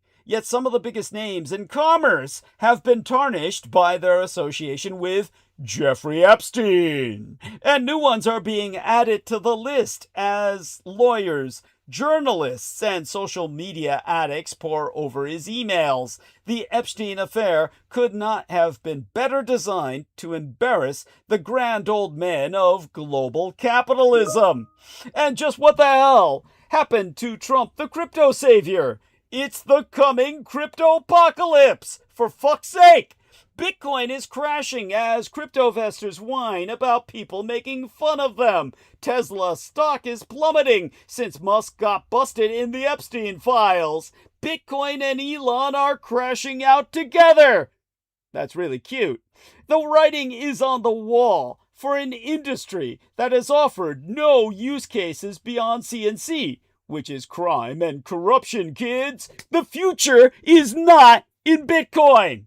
Bitcoin plummeted below $63,000 on Thursday, down 50% from an all-time high of over $126,000 in October of 2025. As Bitcoin Magazine notes, it's the largest dollar-valued drawdown in Bitcoin history. But it's not just Bitcoin that's crashing. Ethereum, BNB, Ripple, and just about every other coin of note is down considerably. It's a startling crash, especially since so many traders recently had faith that Bitcoin would reach new record highs in 2026. President Donald Trump had promised that he'd be a huge supporter of people who dabble in fake money. As the economist Paul Krugman pointed out in a new appearance with Bloomberg News, that we can likely credit all the previous crypto pumping of 2025 to faith in Trump himself. Krugman now thinks there's a crisis of faith. Talking about the future, Krugman said, the kind of libertarian ideology that supported Bitcoin doesn't really apply now that it's largely a political creation, and it's in some ways tied to what you think Trump's future prospects are. So this is different. Crypto is fully mainstream in 2026, and Krugman notes that Bitcoin is almost as old as the iPhone, which was launched in 2007, the year of my late and sainted legal father's thanatization, as the Veterans Administration called it, literally his medical murder. In all of that time, Bitcoin has not proven itself to have any real utility beyond a speculative asset, which means there's nothing to really do with it besides bet on whether it's going up or down, and right now it's crashing. Krugman also mentioned Strategy, formerly known as MicroStrategy, the Michael Saylor company that's been hoarding Bitcoin like crazy. Strategy reporting a net loss of $12.4 billion fucking dollars for the fourth quarter on Thursday, a financial experiment that Bloomberg describes as coming undone. Crypto has become quite a political dividing line in the era of Trump, as the president's family has racked up enormous wealth in that industry.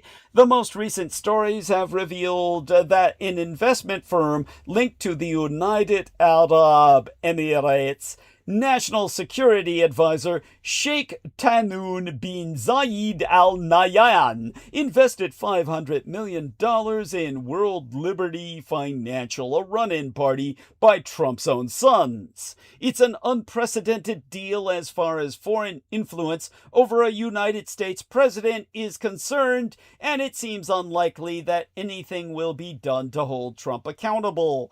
That's perhaps why people who are politically opposed to Trump are rooting for the collapse of Bitcoin and every other cryptocurrency, a kind of prayer to the financial gods, if you will, that some form of justice or retribution will come for Russia's puppet president. Is Brendan speaking to myself when he's asking, when did you get gaming comp? Gaming comp. Oh, he's talking to Heather. Holy fucking shit. That's probably Vin's computer. That's anyhow, all that being Douglas, yeah. since you broke from that magnificent, Yeah.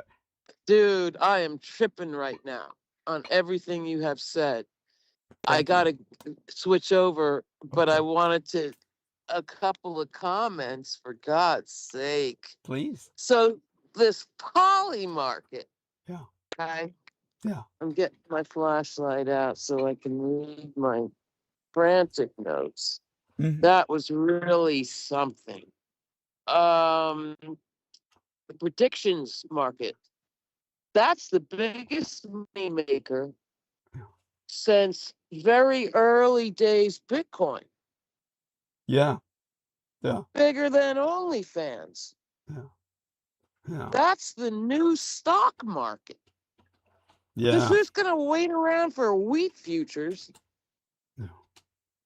when the guy at home in his underpants up to the corporation can just make deals all day long?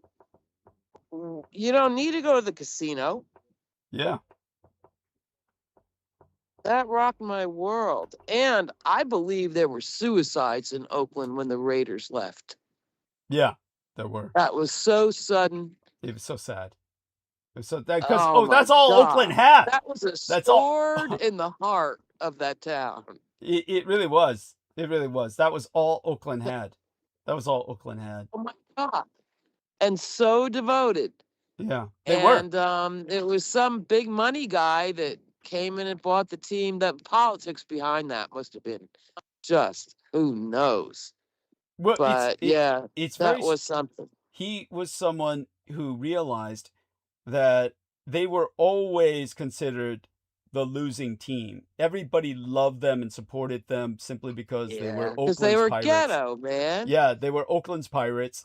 They were pure Goddamn ghetto. right. And this guy realized that with that reputation, if any team were perfect for Las Vegas, Yeah. it would be the Oakland Raiders. Yeah. And Vegas had a lot more money to spend on some god-awful new stadium. In fact, there was just a big Yorker article about that. The stadium industry is blowing up out of all proportion, and it's all accommodated to the ultra rich. There you go. And Yeah. well, speaking of Deep which, article. yeah, Troy Bellamy mentioned that the Super Bowl tonight is concluding at around this time. The game is probably winding down. I would assume. They took it to Levi Stadium, and so they couldn't put it in if they had put that, they could have put it in San Francisco itself. But it would have killed our traffic. It would have the city would have shut down. My God. Yeah. Oh my God. Yeah. And where's Levi Stadium? It's in Santa Clara, California. Santa Clara. Yeah, All it's still in the greater San Francisco Bay Area metroplex region. That's right. Yeah, of Silicon Valley and Biotech Down with the Bay. BART station or whatever. Yeah, it's BART station territory. That's Yeah. good point. And Well, at the end, thank you for the shout out to Krugman. yeah, okay, cool. I've read him for years. Cool. Tell Yeah. us what you know. Yeah. Tell us what you know He's about him. deeply reliable in my book. Yeah. He's never gone wrong. Cool. And he's not in the Epstein files. Yeah, that's God always a love him. plus. That's always a plus. Did you hear about the Dalai Lama? Brendan told me the Dalai Lama appears in the Tell us what you know.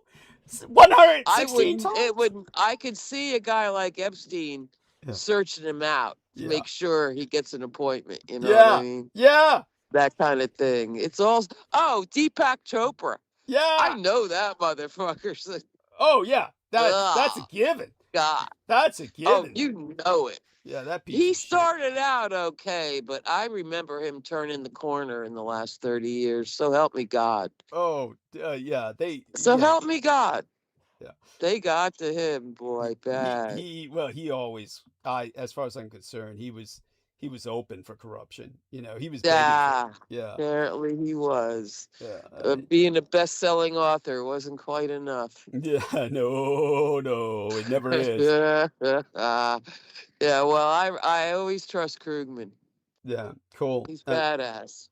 Yeah, well, thank you for that, honey. And let Yeah. me get something here, a link while you're still with us. Let's put this link into the text box here, and I'll put it And first he's a into. good writer, too. He can turn a phrase.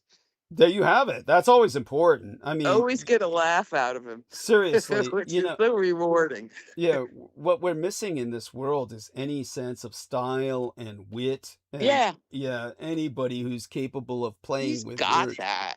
Yeah, that's it's like somebody ought to start a campaign to resurrect that kind of capacity, that intellectual I'm capacity in telling you. people. So Yeah. the link I've just put into the text box and the chat Okay. is the Democratic Party poking fun at the crypto crash on X, writing "Yikes" with a photo of Trump and the headline Oh, "Crypto crash accelerates as investors flee risky assets." So take a look at that. Delightful. okay. And Yeah. like I said, come back and interject whenever you wish if you decide to. And All right, my but dear. do keep Thank you. listening. But Yeah, this has been really something. thank you, honey. Really Uh, something, Douglas. Thank you. I can't articulate how beneficial that was in understanding what's happening now. And I don't know boy, oh, well, thank you. thank you, honey. Love you I'm dearly. speechless. Oh, That was epic. you're an angel. Well, love you Epic. dearly. And All right. Love you too. well, we'll Bye. speak again soon. Bye for now. Okay. Of course, the crypto defenders are whining that lefties and liberals shouldn't relish the crypto crash. The cryptovester Robert Leshner writing, while Congress is debating legislation that clarifies the regulatory status of crypto assets, protect investors, and accelerate innovation, a political party is ridiculing investors who are experiencing financial losses today. Very poor form. But many people haven't been sympathetic, with one commenter writing, "Fuck off! If you voted for this piece of shit, I hope you lost everything." It's hard to sum up the political divide over crypto better than that at the moment. A year ago, the most pro-crypto president in American history had just been returned to power after pandering to clueless retail cryptovestors and receiving massive financial backing from ultra-corrupt crypto insiders. Donald Trump's second coming was supposed to be a new dawn for crypto, leading various self-dealing evangelists to predict that Bitcoin would become digital gold, reaching at least $200,000 by the end of 2025. As promised, Trump gutted most crypto regulations. He also signed the Genius, GENIUS, all in the uppercase, an acronym for Guiding and Establishing National Innovation for United States Stablecoins Act.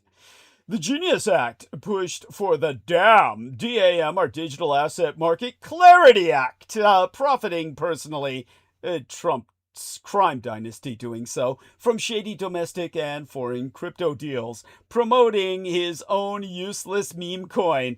Pardoned, Trump, in addition, or to compound the felony of promoting his own useless meme coin, Trump pardoned crypto crooks, who had knowingly aided terrorist organizations. These were gold-collar criminals with the terrorist bonus. Kind of like friends with benefits. And Trump hosted private dinners for crypto insiders at the White House. Now, notice that term crypto insider. It's kind of like a play on coin itself, Cryptoin insider. Moreover, crypto was supposed to benefit from various macro and geopolitical risks, such as the ballooning of American and other advanced economies' DAD, D-A-D, or debt and deficits, the debasement of the United States dollar and other fiat currencies, new trade wars, and growing tensions between the American empire and Iran, market socialist model China, and many others.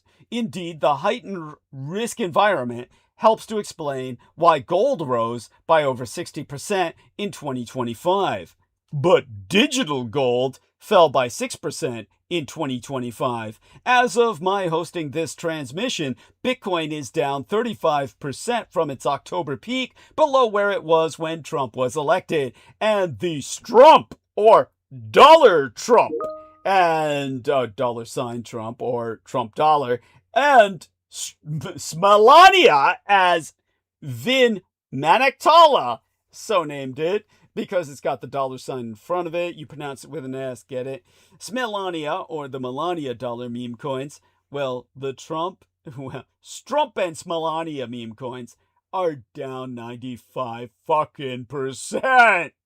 Every time gold has spiked in response to trade or geopolitical ructions over the past year, Bitcoin has fallen sharply. Far from being any hedge, it is a way to leverage risk, showing a strong correlation with other risky assets like speculative stocks. Calling Bitcoin or any other crypto vehicle a currency has always been bogus, and it's an insult to all the other currencies on Earth. It is neither a unit of account, a scalable MOP, M-O-P, or means of payment, nor a stable SOV, S-O-V, or store of value. Even though El Salvador made Bitcoin legal tender, it accounts for less than 5% of transactions for gas, GAS, or goods and services. Crypto is not even an asset, as it has no income stream, function, or industrial or real-world use, unlike gold and silver. 17 years after Bitcoin's launch, the one and only killer app in crypto is the stablecoin, a digital version of old-fashioned fiat money, which the financial and banking industry already digitalized decades ago. Yes, whether digital money and financial services should be on a blockchain or a distributed ledger or a traditional double ledger platform remains a question. But 95% of blockchain monies and digital services are BINO, B-I-N-O, which, believe it or not, is not a sexual orientation, but blockchain in name only. Oh, wait, it is a sexual orientation.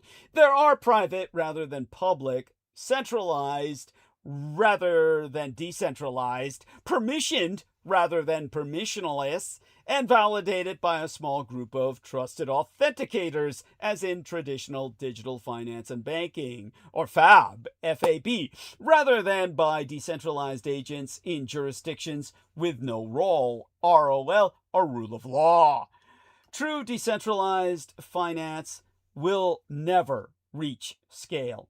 No serious government, not even the Trump maladministration, which is in no way, shape, or form serious governance, will ever allow full anonymity of monetary and financial, or MAF, M-A-F, monetary and financial transactions, because that would only be a boon for criminals, terrorists, rogue states, non-state actors, human traffickers, assorted crooks, and tax dodgers, and regardless of helping the rich to avoid their taxes, all of republicanism is based on you, the poor, paying yours.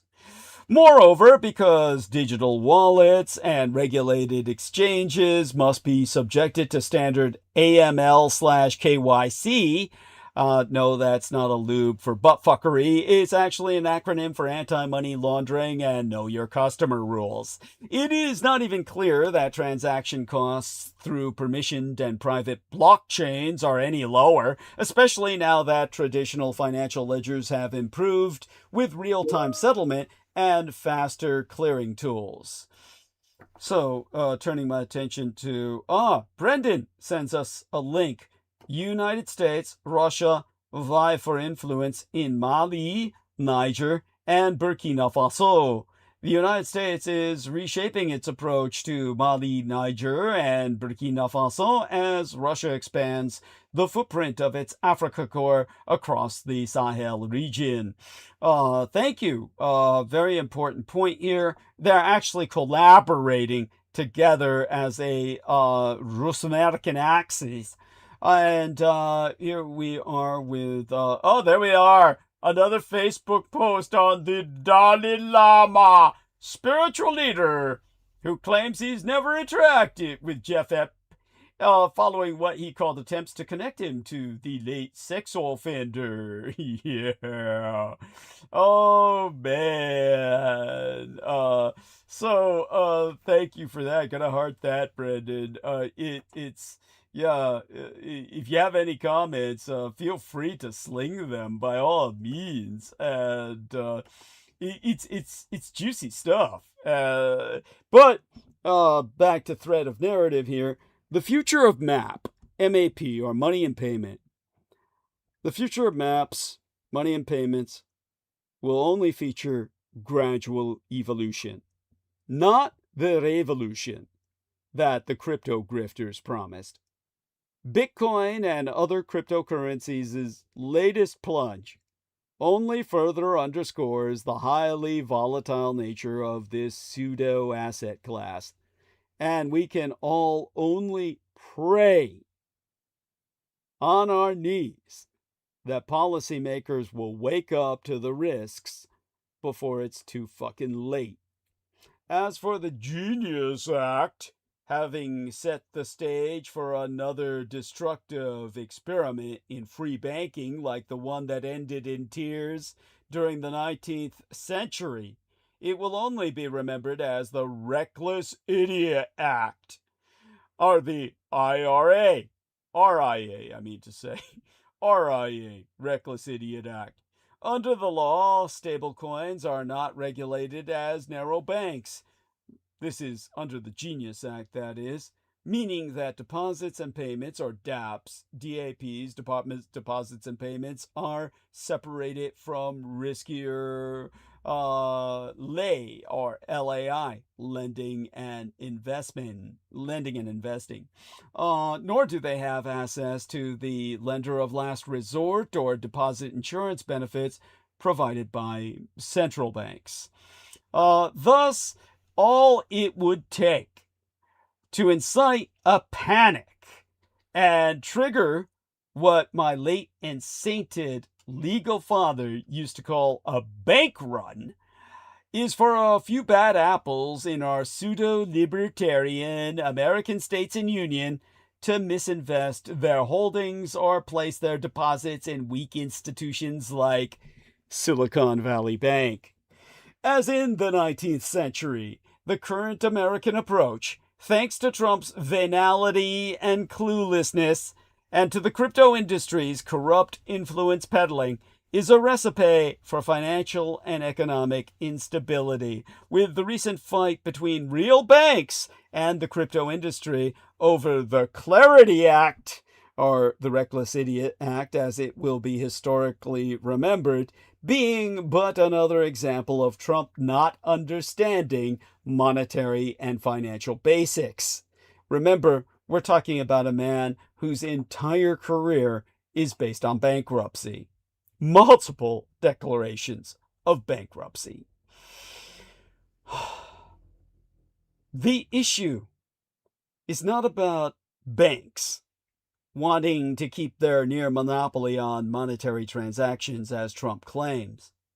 In a fractional reserve banking system, banks are involved in both payments and credit creation via the maturity transformation of short-term deposits into longer-term LAC, LAC, or loans and credit. That means they provide a very valuable semi-public good. Obviously, short-term deposits don't pay interest because they are nearly equivalent to currency.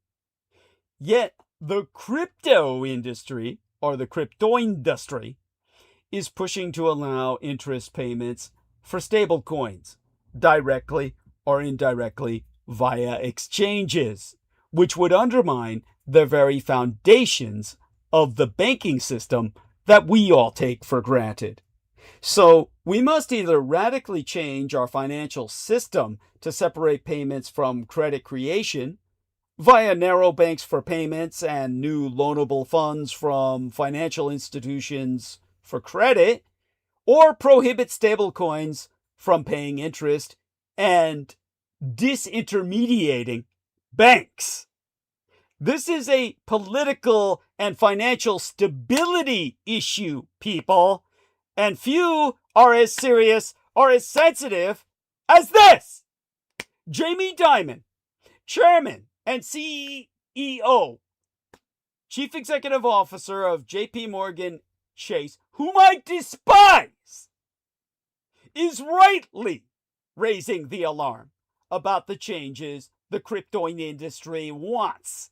And Brian Armstrong of Coinbase could not be more wrong in nonchalantly dismissing such concerns.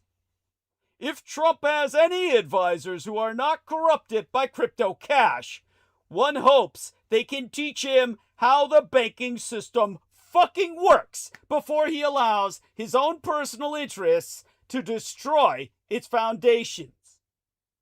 United States Treasury Secretary Scott Bessent, are you fucking listening? Because this all brings us back to the hole in the narrative, the critical omission. For as long as the Trump crime family has been cashing in on crypto, Don Jr., Eric, and their affiliates have deployed a particular narrative about their reasons for investing in the industry.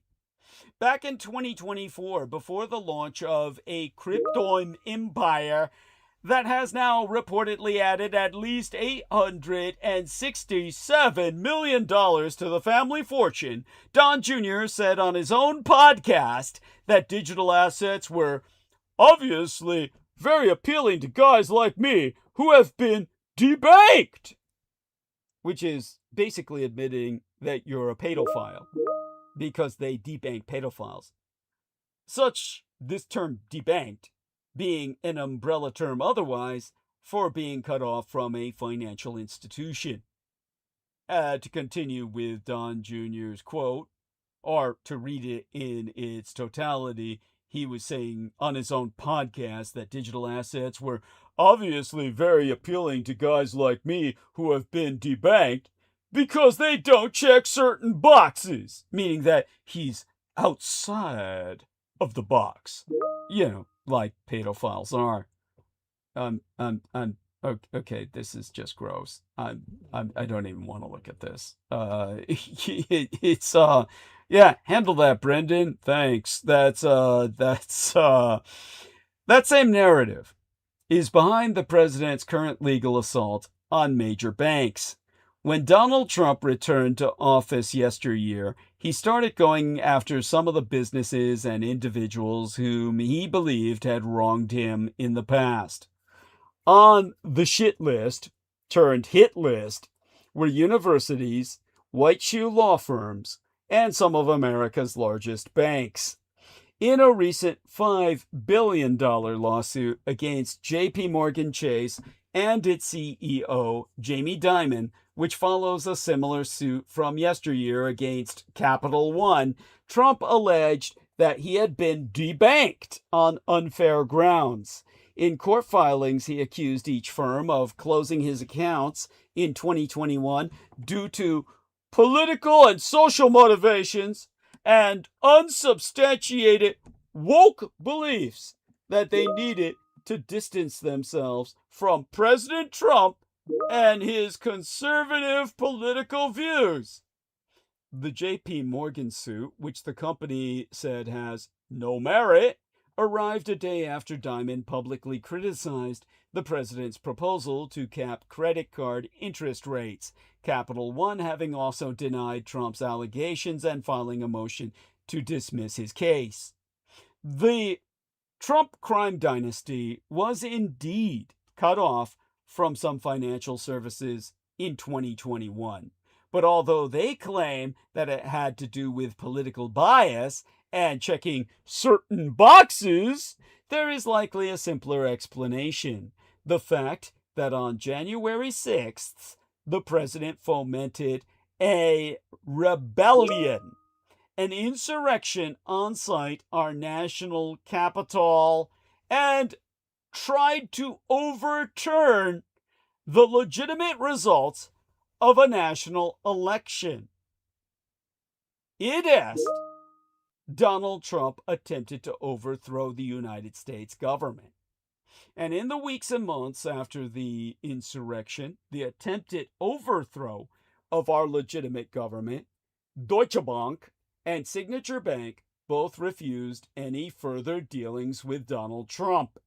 And Capital One and JP Morgan closed many of his personal and business accounts. Part of the reason debanking has become such a flashpoint is that financial institutions are not required to explain to their customers why they've been cut off. Despite much speculation at the time, only Signature publicly provided reasoning for its decision, citing the Capitol attack. Debanking is a nebulous concept. It can include loan denials as well as account closures for financial or non-financial reasons, and it can encompass broad actions across multiple banks as well as a single action at one bank. It's not clear whether JP Morgan and Capital One actually discriminated against Trump on the basis of his political views, and even if they are found to have done so, the law is not clear on whether that's even illegal. The legal experts I myself having spoken with, concurring that Trump's argument is shaky. The Equal Credit Opportunity Act, the ECOA, ECOA, prevents discrimination against customers on the basis of race, color, religion, national origin, sex, marital status, and age. But, crucially, not political alignment. Beyond that, banks are mostly free to choose whom they do business with, and financial dealings with Trump are considered risky, and were considered such well before January 6th, thanks to his lifelong history of repetitive business failures and a score of bankruptcies that's a mile wide and longer than any part of his body. In 2016, the New York Times reporting that some bankers had captured the sentiment of what I'm articulating in a neat 12-word phrase. Donald risk. That risk was only exacerbated by the events of January 6th and by Trump's impeachment soon thereafter, when it became apparent that there would be some kind of reckoning for what had happened at the Capitol. Even Nicholas Anthony, a policy analyst at the Cato Institute, a libertarian think tank, meaning it's a pedophile think tank, has confessed to the press that the riot was very reasonable grounds for any institution to drop a client. Yes, when you foment rebellion and try to overthrow your own legal government, this should happen. Who would want to do business with you other than an idiot? But there you have it. As for why I say libertarian is pedophilia, they want to do away with child labor laws, feeling that children are property of their parents. So much for free will libertarianism. Now, even outside of these lawsuits, Trump has argued that conservatives are often targets for debanking. Last summer, he signed an executive order intended to protect customers who are debanked because of their political or religious beliefs. Although this may sound good on paper, he's focused on the wrong issue. A 2025 review from Reuters finding that out of the thousands of complaints about closed bank accounts filed with the Consumer Financial Protection Bureau, or the CFPB, fewer than 1% of them include terms Well, fewer than 1% of them include the terms politics, religion, conservative, or Christian. In effect, it's a non-issue. But exclusion from the American banking system remains a very real problem, particularly for low-income people, and POCs, POCs, are peoples of color. There are few broad studies on the debanking phenomenon, as Trump seems to understand it, but there's plenty of data on the communities that have historically been excluded from the financial system. A 2023 report from the Federal Deposit Insurance Corporation, or FDIC, finding that Black, Hispanic, and American Indian households are unbanked, meaning they have no checking or savings account, at much higher rates than white households, and that the share of households with no form of mainstream credit at all, credit cards, mortgages, car loans, is higher among lower income and less educated households. Graham Steele, a Stanford law fellow who worked in the Treasury Department under Joseph Biden, has explained to the Fourth Estate that the banks were wary of the public seeing them doing business with Trump-related organizations. They were also likely worried that somehow the funds in their accounts would be found to have helped finance, frankly, an insurrection. There are certain communities that have a legacy of having been redlined out of getting access to credit and financial services. That's the real debanking problem. Trump's lawsuits and executive order probably won't do much to chip away at that systemic issue. The president may say that he is protecting those who face discrimination, but his objectives here are, as usual, extremely personal. Speaking of up close and personal, a deputy chief of Russian military intelligence was shot and wounded in Moscow. An investigative committee spokesperson has confirmed that the 64-year-old Lieutenant General Vladimir Alexeyev was shot several times by an unidentified assailant at an apartment building in Moscow's northwest and hospitalized. The attack follows a series of assassinations of senior military officers that Russia has blamed on Ukraine. Last time I checked, the gunman was still at large, by which we can only conclude that the Russians did this to themselves to cancel out the peace agreements.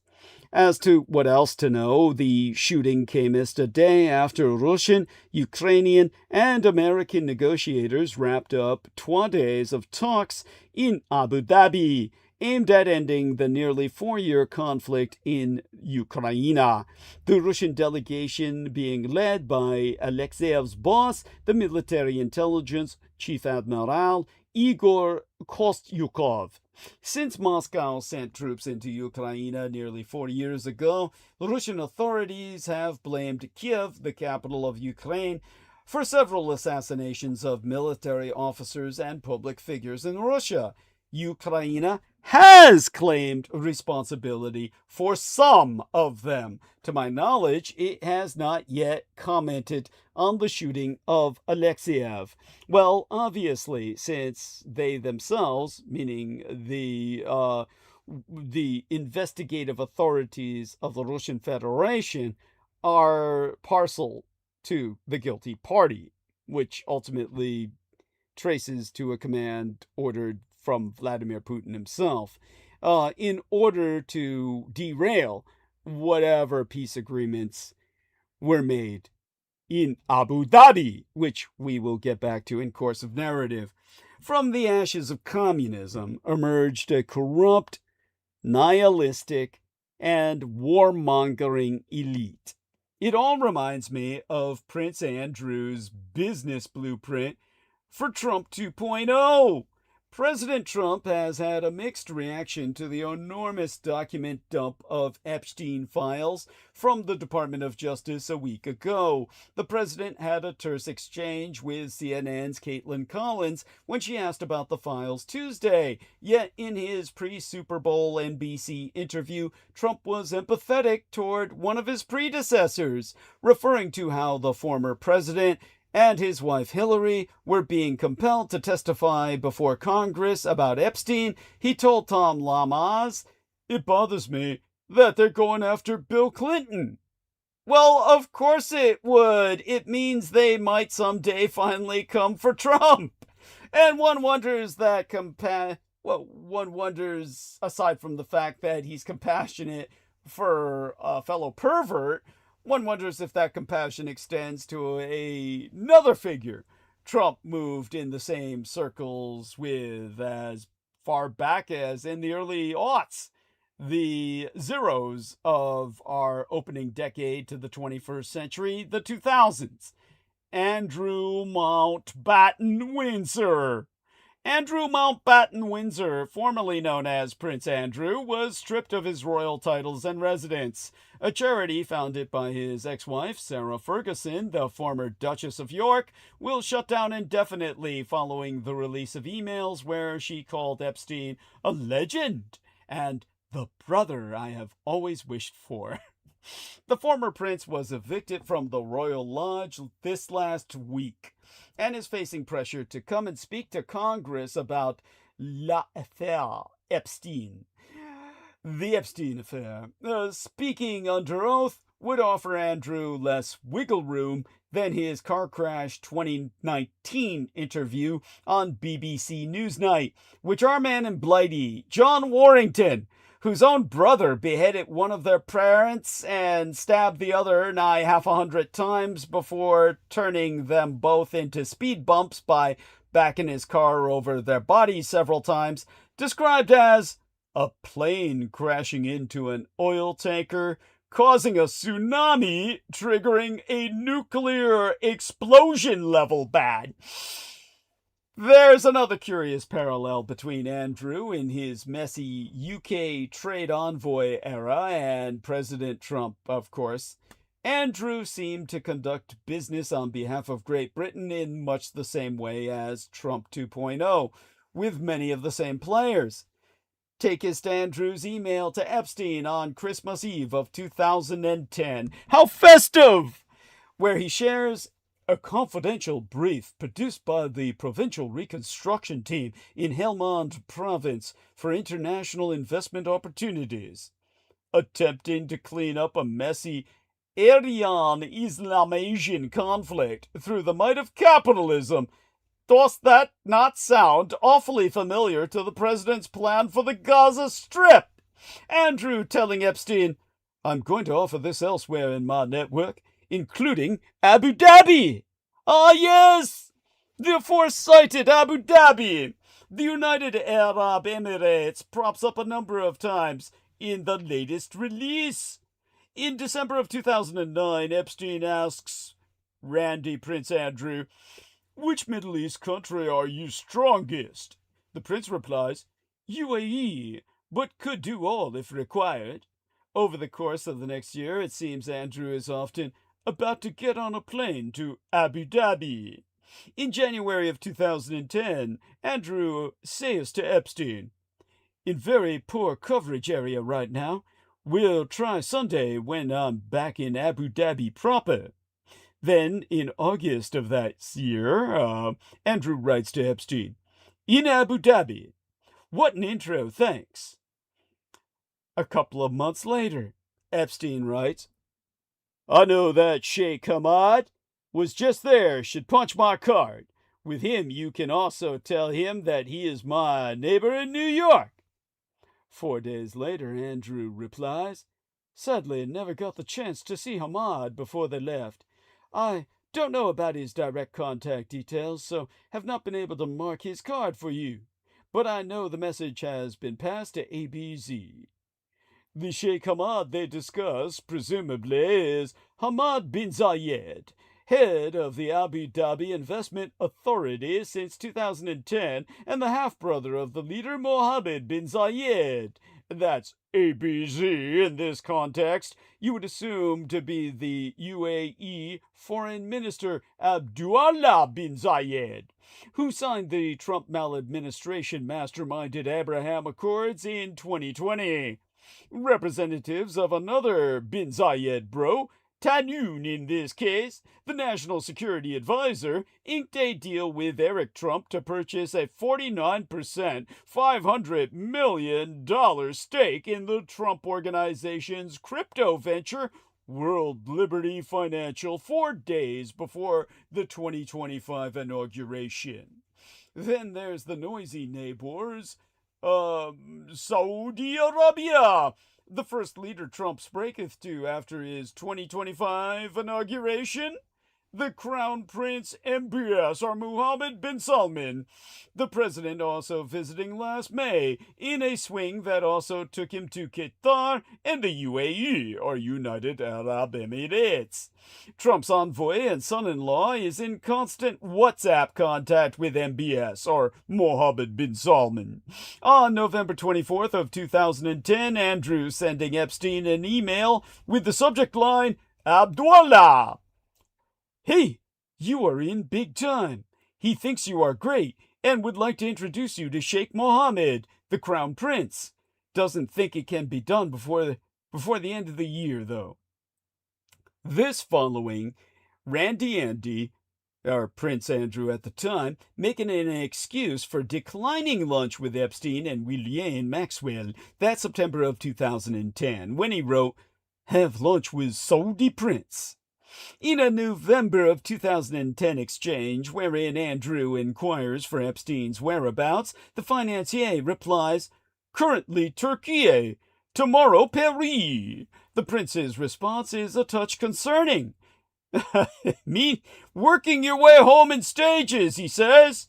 "Hope you have picked some new selections." Trump, meanwhile, has a long-standing bromance with Turkey's genocidal dictator Recep Tayyip Erdogan, and might even do a bit of business with him if the United States opts to sell Turkey some F-35 fighter jets.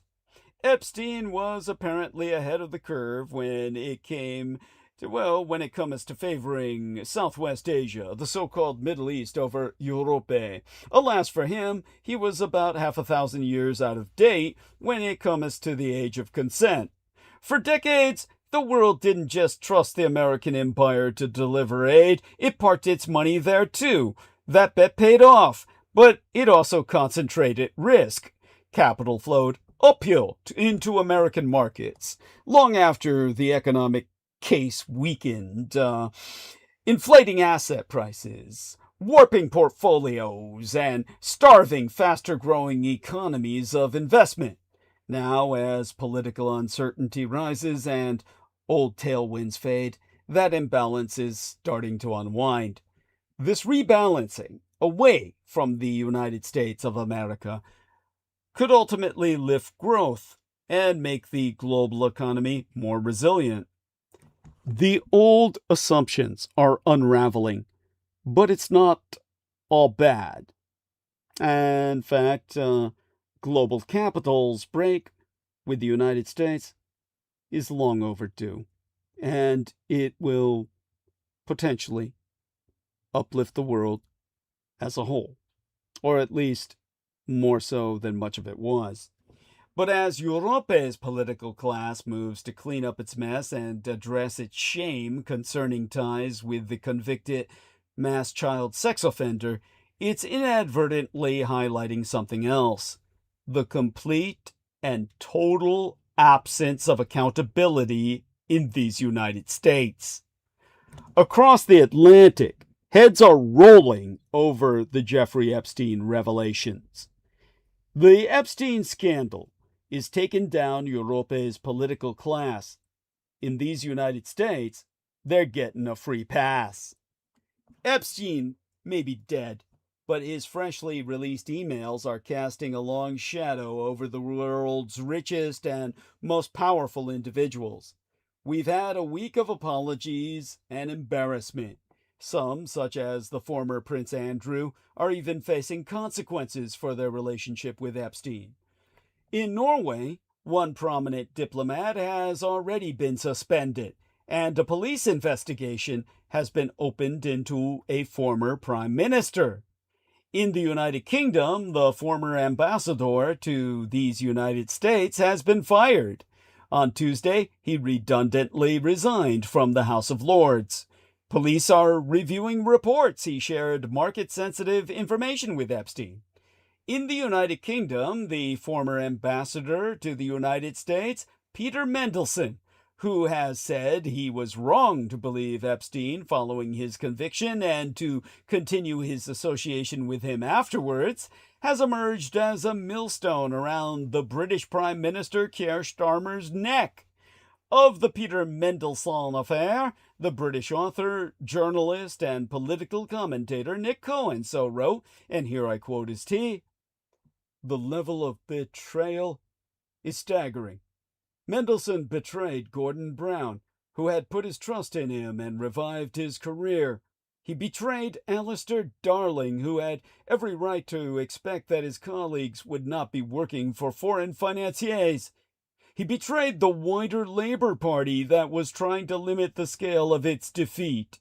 And if you want to be grandiose about it, and in the circumstances I absolutely do want to be grandiose about it, Mandelson betrayed his country." While the Sir Starmer himself never actually met Epstein, some are calling for his resignation over his appointment of Mandelson. The Prime Minister has publicly apologized Thursday to Epstein's victims. To quote his tea, "I am sorry. Sorry for what was done to you. Sorry that so many people with power failed you. Sorry for having believed Mandelson's lies and appointed him, and sorry that even now you're forced to watch this story unfold in public once again." The ghost of Jeffrey Epstein, along the sadly living Mandelson and Andrew, have exposed the rotten state of the United Kingdom's Constitution and America's mad emperor. Every logical explanation that has been applied to United States President Donald Trump's unhinged misbehavior over the years has proven inadequate. At this point, detractors and former supporters alike are recognizing that Trump's WAD, his WAD, or his words and deeds, can be explained by only one thing: mental derangement. And with each sickening revelation from the latest tranche of Epstein files cometh the overwhelming question: how much more can we even take? Last week, whether it was the head-spinning picture of a bug-eyed Andrew Mountbatten Windsor crouching over a young woman lying beneath him, splayed on a carpet, with her legs spread, or Epstein's boasts of the arrival of a, quote, new Brazilian, sexy cute, equals 9 years old, unquote. If you missed that revolting detail, there are quite literally millions more where that came from. Each horrific revelation landing like a gut punch, leaving people asking, if we are reading this shit in black and white, why is no one being investigated, nor anything being done? From beyond the grave, the convicted mass child sex trafficker has unwittingly shone an unforgiving light on the make-believe structures that sit at the pinnacle of our constitutional arrangements. Epstein, Mandelson, and Andrew Mountbatten have utterly exposed the rotten state of the United Kingdom's misgovernance and revealed a weakness at the top of British society that only the naive could expect to change. Would this be happening if women were in charge? One of the grand false narratives being peddled is that Starmer needed Mandelson as England's man in Washington because he was the only person who could handle Trump through pedophilia, the pedo connection. But they already had a brilliant woman in position with no pedo tracks to dirty her trail, known as the Trump Whisperer, no less, who had already organized one dinner between the British Prime Minister and the then President-elect. We need to talk about Dame Karen Pierce, the midlife woman pushed out of her job for the disgraced Peter Mandelson. A case of jobs for the boys again.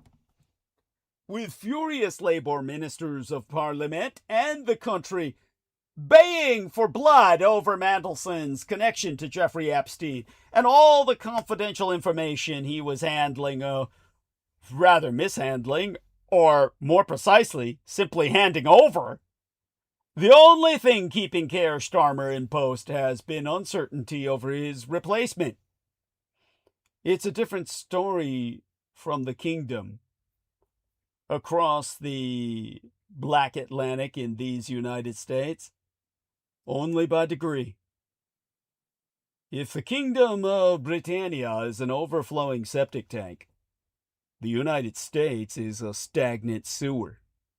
No prominent politicians have taken any fall. Consequences have been limited, actually nil.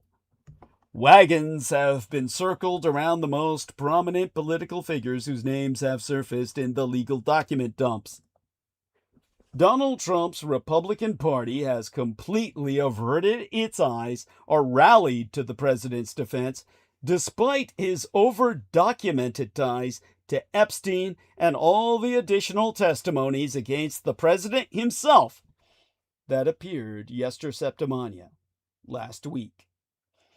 The Commerce Secretary, Howard Lutnick, remains unscathed in his cabinet post. Lutnick saying on a podcast yesteryear that he was so disgusted by his neighbor Epstein in 2005 that he vowed to never be in the same room with him again. But when the Justice Department released more than 3 million pages of materials related to the late Judeo-American financier last Friday, emails surfaced evincing a closer relationship and that Lutnick had actually seen Epstein some years later on a trip to Epstein's Caribbean island of the lost and the damned. The lost being the children, the damned being the adults. So far, there be no sign that it's affected his standing in the Trump cabinet at all. Instead, a spokesperson said the Commerce Secretary had limited interactions with Mr. Epstein in the presence of his wife and has never been accused of wrongdoing.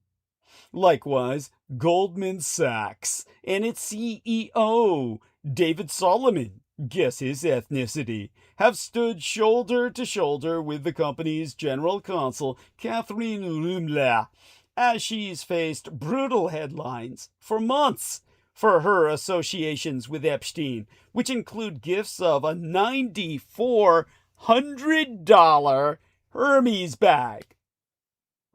$9,400 for an Hermes bag and a spa treatment at the Four Seasons Hotel in D.C. Solomon telling the Wall Street Journal several weeks ago that Rorszál, a former White House counsel to Barack Obama, is widely respected and admired at the firm. Rorszál herself having claimed that she regrets ever knowing him, and I have enormous sympathy for the victims of Epstein's crimes. Even Dr. Peter Attia, the author and influential longevity researcher who is a contributor to CBS News, remains on the job despite his appearance in numerous emails with Epstein where they discussed female genitalia in obsessive detail, and how Epstein's life was so outrageous. In an email that he posted on X, Dr. TèRRITYRS apologized and insisted that he was not involved in any criminal activity, his interactions with Epstein having nothing to do with his sexual abuse or mass exploitation of anyone, and that he was never on his plane or island and never present at any sex parties. Some see the relatively limited fallout in a public arena where infidelity or even smoking marijuana was once enough to sink a career as a reflection of the diminished standards of the Trump era, when the president's own indiscretions and extreme polarization has led to a greater tolerance of the stench of scandal. They point to the cabinet nominations of the former Representative Matt Gaetz of Florida and Defense Secretary Pete Hegseth, both of whom would have been unthinkable in the past, given all the evidence about their involvement in sex crimes. To quotist Norm Eitzen, the former United States ambassador to the Czech Republic, who is now a top Trump critic and the founder of Democracy Defenders Action, a bipartisan group that tracks what it calls autocratic misbehavior by the maladministration. Some of that has to do with the general chaos on this side of the pond, where it's a never-ending stream of scandal emanating from 1600 Pennsylvania Avenue, and Trump has set a tone of defiance on refusal to accept and feel any shame. Those who should feel shame are hunkering down instead. It's true that several American figures linked to Epstein have been forced to step away from public life. They include the former Treasury Secretary, Larry Summers, who has said that he is deeply ashamed of my actions and recognize the pain they have caused, and the Paul Weitz chairman, Brad Karp, who has resigned as that law firm's chair on Wednesday, saying it's in the best interest of the firm. David Ross, former director of the Whitney Museum of American Art, stepping down this week from his position at a Manhattan art school and saying in a statement that he felt ashamed for falling for Epstein's lies. But for many of the best-known elites who were in contact with the late convicted mass child sex offender, including former Trump aide Steve Bannon, and the multi-billionaire techno-mogul Elon Musk, the only consequence has been the reputational hit. On X, Musk writing, "What matters is not release of some subset of the Epstein files, man, but rather the prosecution of those who committed heinous crimes with Epstein.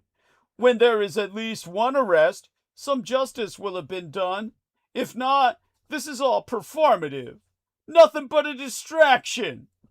Steve Bannon, a frequent visitor to Epstein's New York house, was planning a documentary to help revive and rehabilitate Epstein's image, and was even texting documentary scheduling questions with Epstein the day he was arrested in 2019. Even so, there be no outward signs that the scandal has touched Steve Bannon. Bannon's still doing his War Room show on Rumble, and his political ravings are widely covered in the press. It's an approach in keeping with Trump's own never concede an inch style, like Trump refusing to apologize for sharing his disgusting post depicting Barack and Michelle Obama as apes. Rufus Gifford, a former Obama-appointed ambassador to Denmark, concluding, "We as Americans need to be looking at ourselves in the mirror. Why are we not having that same reaction as Europe?" Without a doubt, how Trump has acted has filtered down to broader society, but I think the question that we have to ask is whether or not this existed before Trump, and Trump is just a symptom of that larger problem. Yet since U.S. President Donald Trump entered the political scene as a presidential candidate over a decade ago, observers have been scrambling to find some explanation for his bizarre WADs, or words and deeds. Whenever we think we have exhausted the search, he says or does something even crazier, and the hunt begins all over again. The first misconclusion, popular during Trump's first presidency, was that his assertions were never meant to be taken literally. But as he has followed through on a growing number of threats, from seeking revenge against political opponents to attacking Venezuela and kidnapping its presidente, this explanation has lost favor. Another misinterpretation, advanced mostly by Trump's cultists, focuses on his America First mantra. Everything Trump does, however unexpected, is guided by America's interests. But this claim is easy to dismiss. Regardless of what Trump believest, the United States has always acted in its own interests. While the open, liberal, rules-based order that the American empire has led since cessation of prosecution of proactive World War II hostilities was broadly beneficial for the world, it benefited the United States most of all.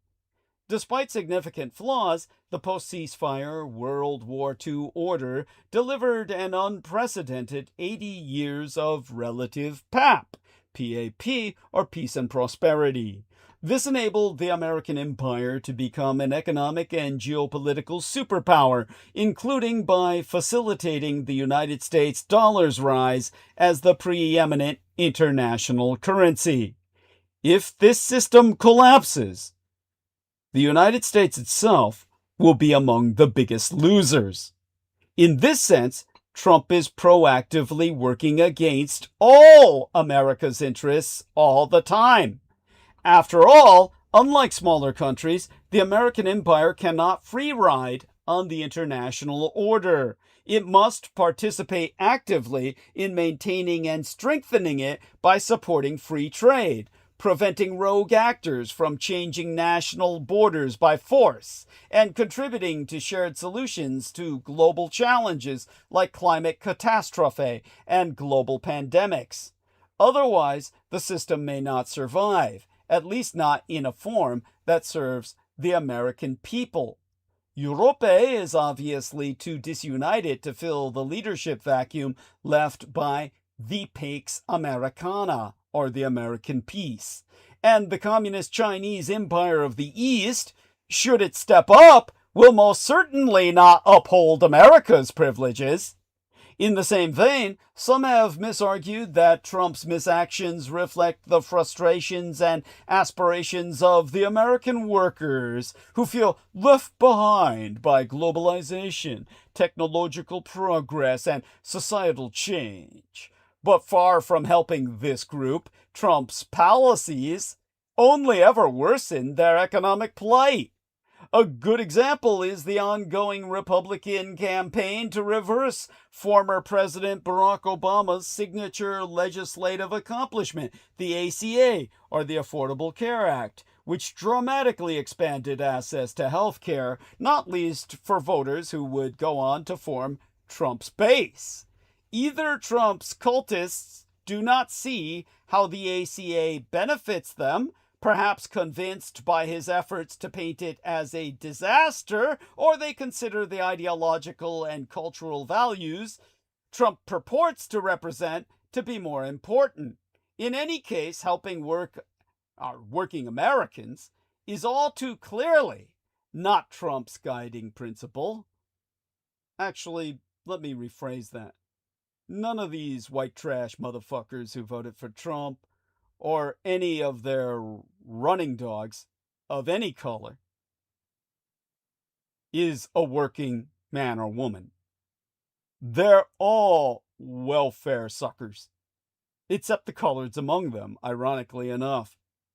These are working coloreds who want white acculturation or honorary whiteness now that they've fucking made it.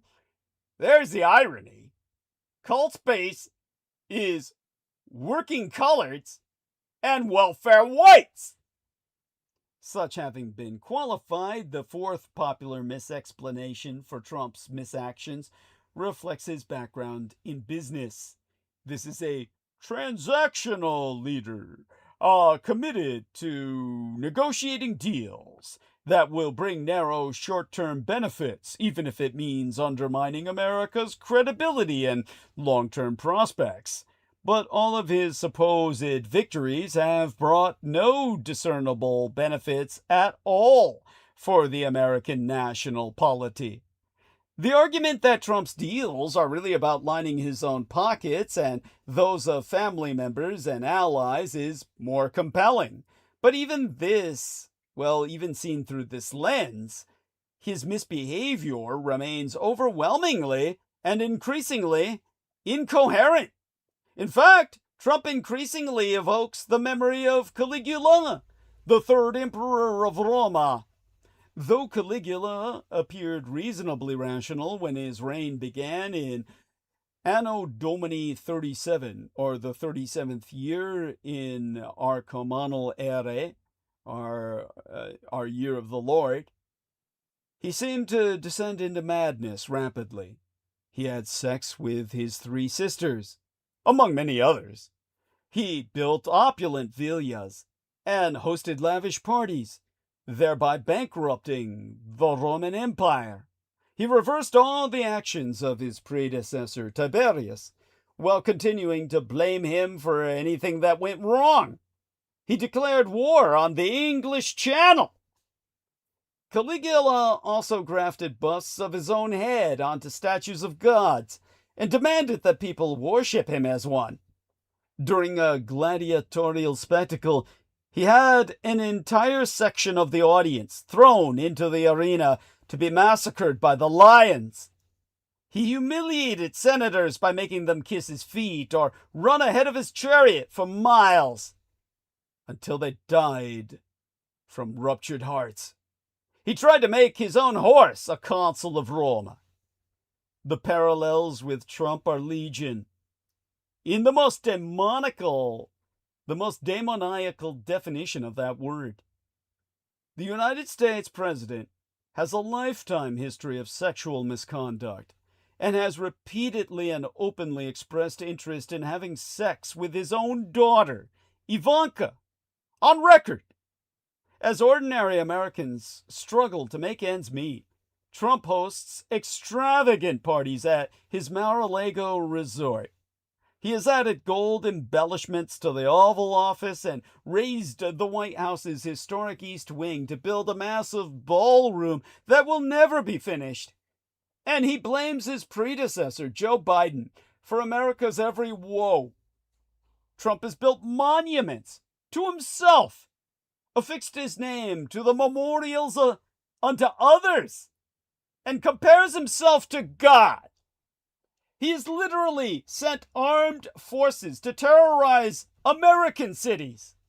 He maketh cabinet officials, CEOs, and foreign leaders pay obeisance unto himself and attacks anyone deemed disloyal.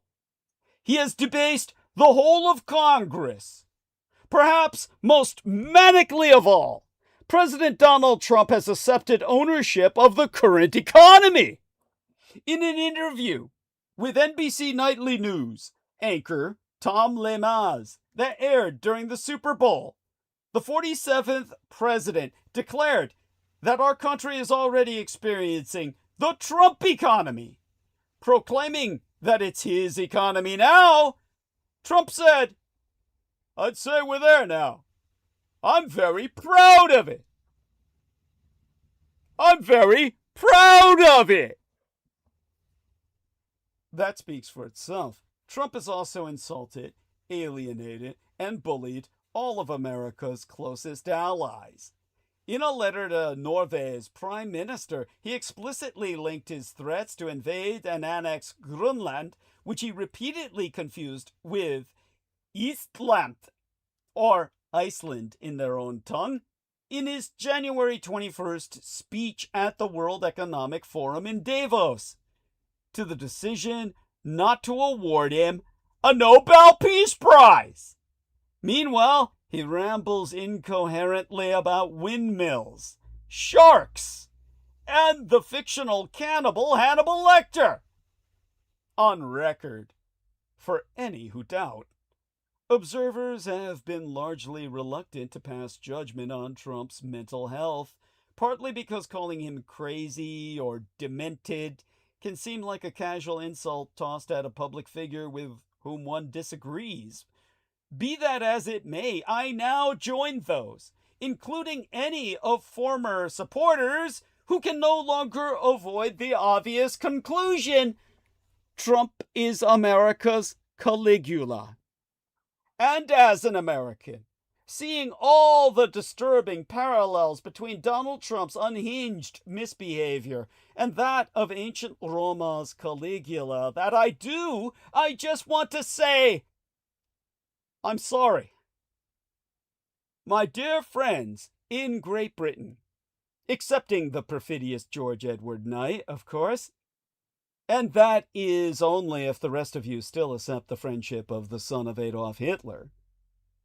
Please accept this as both a sincere apology from an American and a cautionary tale.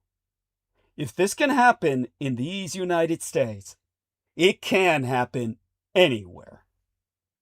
I am deeply sorry for the menacing, vile actions of my president. Now, speaking of England and the American relationship, which I've always insisted should ultimately stand an ocean apart, we've stood together for decades, resolving humanitarian crises and combining our arms in military operations. We have always had each other's backs, and I can only imagine how confused and betrayed you must feel. Please knowest, the madness of the very few is not any true representation of the many. It is a jarring experience to wake up each day to news so damaging to our national interests that it's impossible to distinguish from intentional sabotage. We are accosted with headlines that are so egregious and un-American that they simply cannot be ignored. If there is a moment between President moves to abolish birthright citizenship, U.S. imposes sweeping tariffs on all allies, and ICE agents fire flash grenade into family's van, blinding both children for life, you can only gasp for air before the next blow lands. Horrifyingly, along with President Trump's Truth Social account being shown to have this week depicted Barack and Michelle Obama as apes, our recent headlines have grown to include, on the 1-month anniversary of Renee Good's death, police arrest protesters at the Minneapolis Federal Building, and NATO countries mobilize against potential American invasion. The situation feels so unlikely that both this is happening while having to contend with all around me who repeat, this could never happen in America, running on a dual track in my mind, making myself feel at times like I'm going mad along with the rest of them. I'm perpetually baffled that parts of this country continue to cheer for the destruction of our democracy. The sickness has spread through our nation with the ferocity of a mutated, logic-resistant contagion. However, I can honestly say that I have never met a redeemable United States citizen with any desire to harm our allies. Approval ratings for annexing Greenland were less than 10%. Even the maladministration's most loyal cultists didn't turn themselves inside out to justify an invasion, which says everything about how antithetical this misbehavior is to the heart of the American people. When the threats were flying, my son turned to me and said, "What if we invaded Greenland?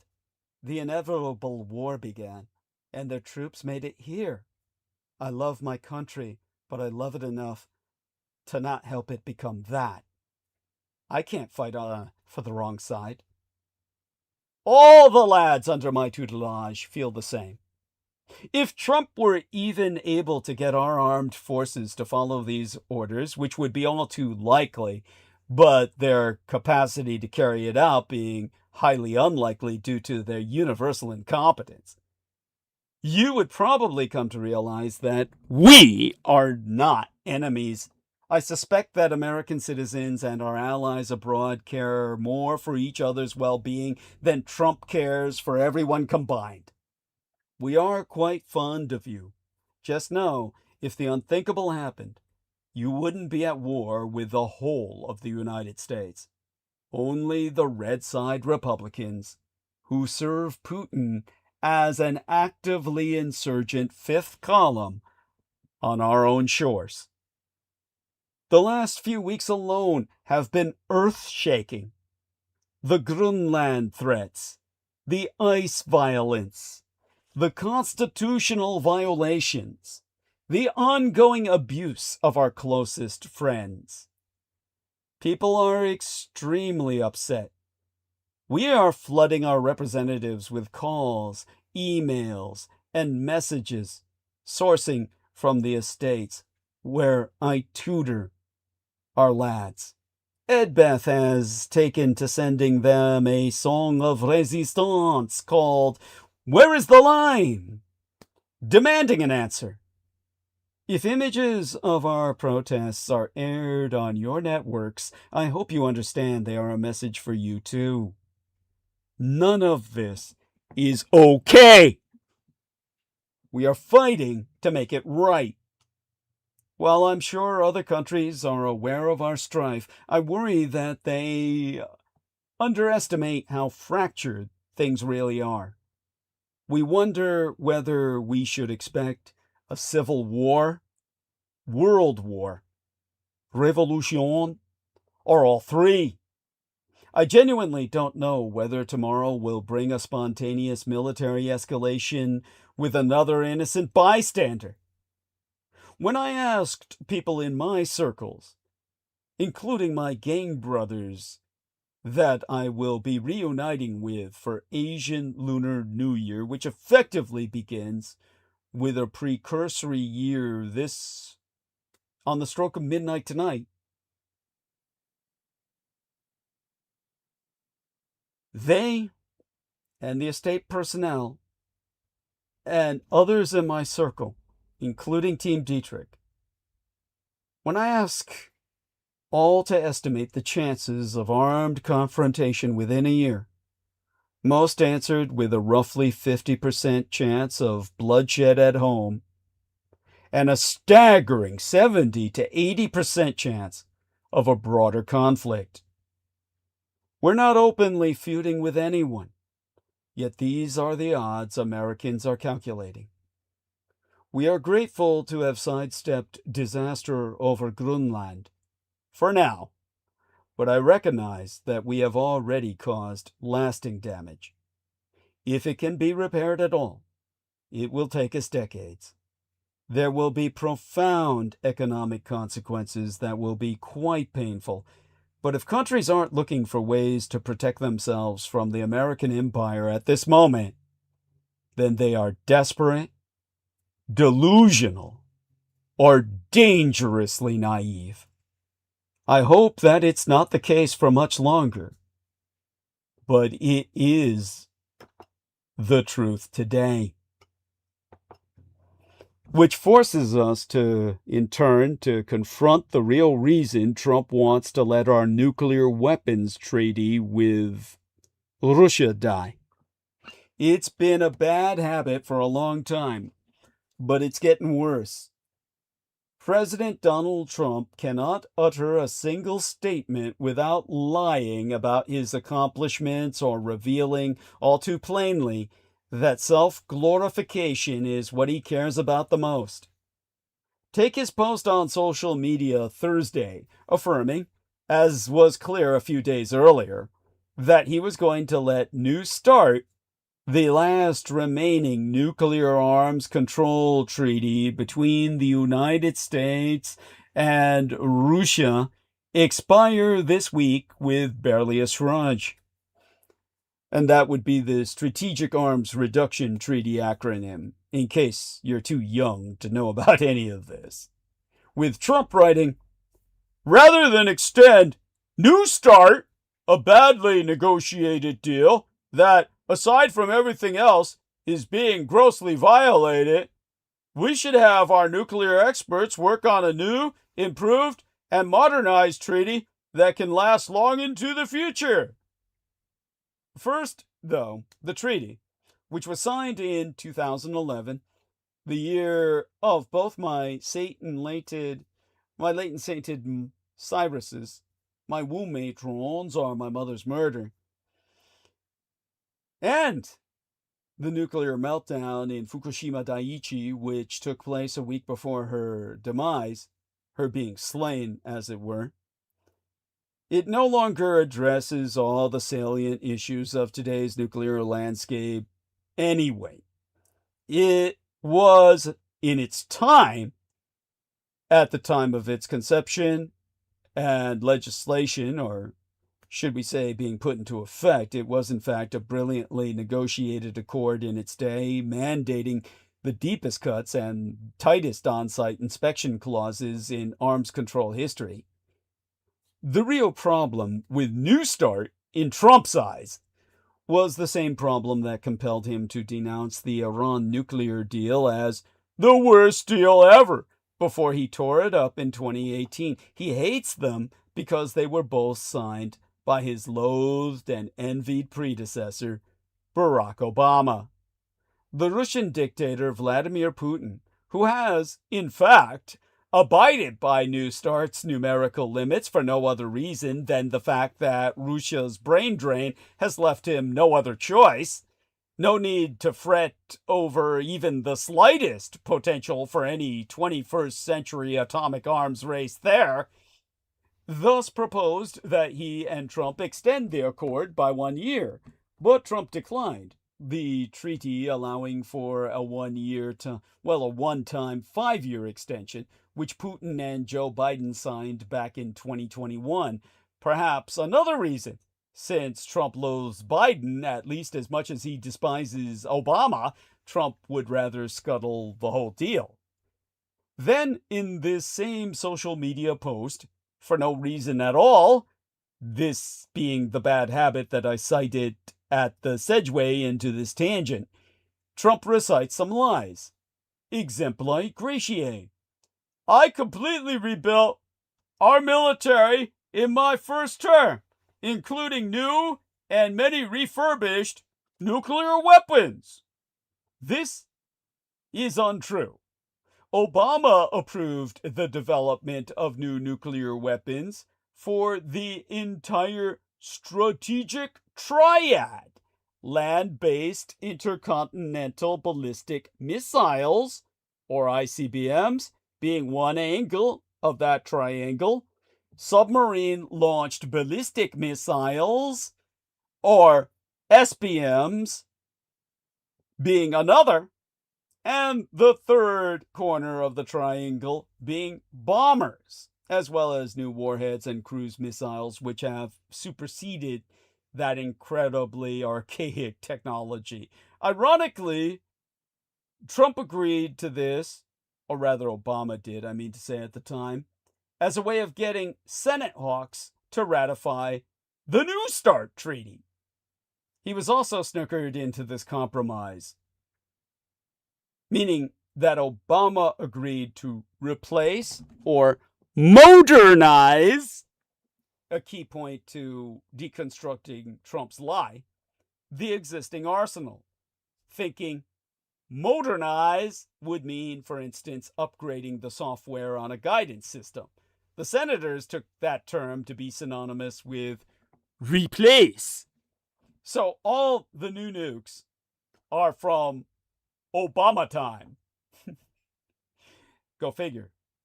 During his first midterm, Trump didn't add a single nuclear weapon. Not a single new one. nor accelerate the ones that Obama put in motion. In fact, the first model of the new B-21 bomber took its first flight during Biden's presidency because Trump didn't want it to fly. Yet Trump's social media posts go as on. I continue to rebuild our military at levels never seen before. This being palpably untrue. The Pentagon is, by some measures, spending more money than almost ever before, but building, as in construction or production of ships, planes, missiles, whatever, is not growing so much. It's dwarfed by the rearmament during World War II or the presidencies of John Fitzgerald Kennedy and Ronald Reagan. Still, Trump rambles on. We are even adding, he says, because there's no building going on. Even he knows that. We are even adding battleships, which are 100 times more powerful than the ones that roamed the seas during World War II. Now, this is indeed a fantasy that Trump and I do share. But whereas I look at it from a completely different perspective than your average ossified or fossilized or historically petrified historical idiot, this is Trump's big fantasy, stemming from romanticized memories, in his case, of watching Victory at Sea, the World War II documentary on TV. But no salt-starched naval officer wants to revive what they misperceive to be relics, and it's extremely unlikely the Titanic warships will ever be built. Then camest this puzzler, wherein Trump entered, I have stopped nuclear wars from breaking out across the world between Pakistan and India, Iran and Israel, and Russia and Ukraine. One might have thought Trump had done enough distorting of his record as peacemaker by claiming that he'd ended 8+ wars, most of which either haven't yet ended at all or were ended by actors other than Trump. But this new boast that he'd stopped nuclear wars from breaking out shows him engaging in new realms of self-delusion. The latest round of skirmishes between India and Pakistan hardly escalated at all, much less to the break of nuclear exchanges, before the fighting stopped. When Indian Prime Minister Narendra Modi scoffed at Trump's earlier claim of credit for negotiating the peace, Trump slapped him with 50% tariffs, a step he has since reversed. Nuclear war between Iran and Israel wasn't even remotely in the offing, in part because Iran doesn't have any fucking nuclear weapons. Maybe Trump was thinking that his bombing campaign, which he claimed obliterated Iran's nuclear program, preempted this possibility. But now satellite images reveal that Iran is repairing the damage done, suggesting Trump didn't obliterate the sites at all. Or after all. As for Russia and the Ukraine, the real fact is that by halting weapons deliveries to Ukraine, Trump thwarted Ukraine's counteroffensive, thus calming Putin's fear of losing the war, and ergo prolonging the conflict at an astronomical cost of lives on both sides. And in any case, this was an act of appeasement, not of peace, only making way for more war thereby. Then Trump returns to New START. Rather than extending it for a year, Trump wrote, we should have our nuclear experts work on a new, improved, and modernized treaty that can last long into the future. Ah yes, a better New START, just as Trump talked about a better Iran deal back in 2018 after he ripped up the accord signed by the dread Barack Obama. But he never even tried to negotiate an improved Iran deal. He was hoping, perhaps assuming, that his campaign of maximum pressure would bring down Tehran's regime. It never did. It only accelerated its nuclear program. It's unclear what Trump's aiming for in refusing to extend New START, but it's just as unlikely he'll initiate new strategic arms talks, in part because his maladministration has no nuclear experts, because they're anti-science, and they fired them all as Satanists who were playing with hellfire. And whatever he's got left has no experience at negotiating arms treaties anyway. You know, the Christian physicists that he's got who feel that the Christian fire of God will somehow, I think it's some kind of faith-based pseudoscience that they're trying to build bombs with. You believe it'll explode, and it'll explode, but kill no Christians. Or directly take their whole souls to heaven or some shit like that. If you think I'm making this up, this has been expressed by Trump's cabinet on record. Now, a few days before Trump nailed the coffin on New START, Axios reported that the Russian and American empires were closing in on a deal to extend the treaty. The story further reporting, or misreporting, that the idea had been proposed at a recent meeting with Russian diplomats by Jared Kushner and Steve Witkoff. And why not? Trump has been abusing this overmatched duo, his son-in-law and his, well, I should qualify, his transgendered son-in-law and his fellow real estate tycoon as stand-ins for foreign service officers, gallivanting the globe, trying to make peace deals in Ukraine, fruitless, Gaza, stage 1 but nothing more, and other hotspots. They knowest nothing about the old Russian Empire or the Middle East, so why not try their untutored hands at nuclear arms control talks too? Trump rejected the idea for now, but if he does start new ones, he'll probably send them to the table. In any case, New START's impending expiration has been flashing on the horizon ever since Trump was sworn in for a second midterm. If he was really serious about negotiating any new improved treaty, he could have started doing so months ago. But Trump isn't interested in these issues, not just on arms control, but in general. The most recent case in point, and also the latest chapter in Trump's quest for immortality, is a report that, during recent talks with the Judeo-supremacist Senator Chuck Schumer, Trump said that he would restore the $16 billion that he'd withdrawn from the Gateway Tunnel, a project to connect New York and New Jersey, if Penn Station and Dulles Airport were renamed after himself, with Schumer nixing the notion in nascency. That sayest it all. Trump had pretended that he'd killed the tunnel, along with its jobs and improvements in infrastructure, to save money. But in fact, it was all about political punishment, denying funds to blue states, and personal glory, restoring the money for glimmers of immortality. Trump wants to emblazon his name on as many grand monuments as he can before he shuffles off this mortal coil. The Trump Kennedy Center for the Performing Arts, the Trump Institute of Peace, the plans for a new 250-foot-high arch off the Memorial Bridge, the Arc de Trump, the Trump-class battleships, and so forth. It's pathetic. He is the most powerful man on earth. He hoards tremendous wealth, embellished by $4 billion through his leveraging since retaking the White House. Yet he needs to have his name carved, mounted, blared, memorialized, somehow noticed everywhere.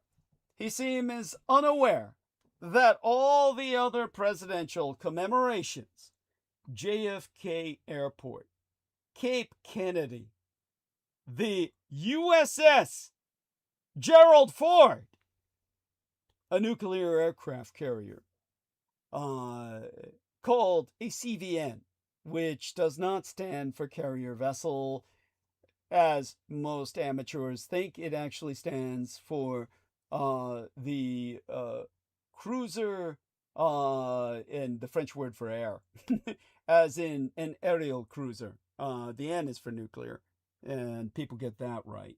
But you will go into that another time. I was taught that by my father, the sailor, a long time ago, and believe me, he's right. If anyone else says otherwise, they're wrong. And it's not just because it's my daddy. It's because, believe me, as a Department of Defense research librarian, I was actually able to research what my dad had said.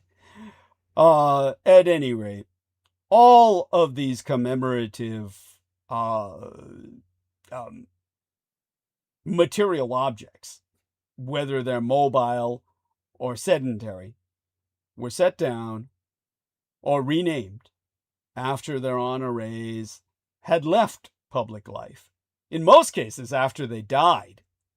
They were signs of a nation's respect, or at least wistful nostalgia. The Trump christenings are garish reflections, misreflections of tawdry megalomania. Many of these monuments will be renamed, the gold letters stripped off their walls, soon after Trump leaves office. It will be much harder to repair his calamitous malpolicies, most especially so when we factor in the Western establishment's deliberate break from reality itself. From the Gaza to Minneapolis, we are still being told to disbelieve our very eyes. Living outside of the United States for a spell, before returning prior the preliminary Jiǎntǐ-Hànyǔ, or simplified Han-Chinese word that we have, that would be romanized as ̶àoshén, the Little Year of the ̶àoshén, literally the kitchen god, preceding the Asian Lunar New Year itself. My gang brother Beaver described his social media feed from back home while he was overseas, what he got from here over the last 3 weeks, as feeling like it was primarily composed of highly analyzed snuff films. These analyses have been necessary because across the political spectrum, politicians are often telling the public that they should not trust the videos they are seeing, nor should they trust the recent history which they can easily read. From Republican politicians, this is happening as President Trump and his goons openly conspire to slander not just the characters of Renee Good and Alex Preddy, with all the tricks of character assassination which have traditionally been abused on black people who have been killed by the police, but to outright lie about misactions which can easily be disproven by watching ubiquitously looping video. From Democratic politicians, this is happening as current members of Congress who have voted for Trump's cabinet nominees, who have conspicuously and continuously voted to increase ICE's budget, and who, like former Presidents Clinton and Obama, largely created America's current immigration police state infrastructure. Well, they want the public to believe they have no responsibility for what's happening. Over the last couple of years, leaders across the political spectrum, in mainstream mass media machinery, academia, and government, have cultivated this rupture between verifiable reality and liberal governance in their split with the public about the genocide in Gaza. A lot of mainstream mass media machine observers have wrung their hands over the effects of AI-created fake images and videos which will dupe the public into believing things that never happened did in fact happen. I have never worried about this too much. Photoshop has been around for decades and has never created any significant problems deceiving the general public which weren't rectified relatively quickly.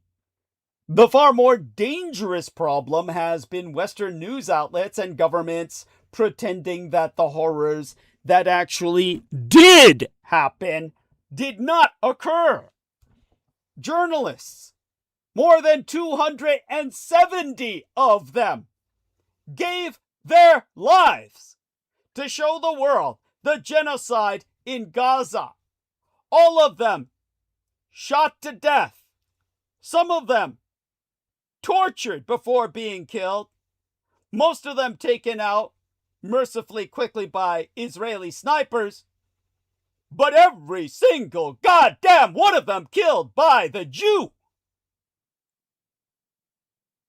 And as they died, as they were Jew murdered, so did more than 300 United Nations workers and more than 1,500 healthcare workers fall to Jewish hands.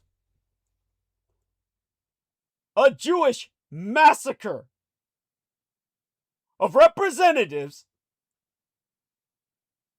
from the only equivalent we have to a world governance towards peace, towards aid workers, acting in the name of all humanity, towards journalists that were working to expose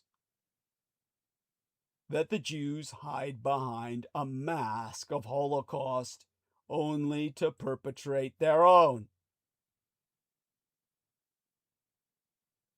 And as these humanitarians died, so did tens of thousands of Palestinians, many who pleaded with the world for help, human to human, mother to mother, child to child, using their phone cameras to prove to the world the depth of their desperation and mass persecution.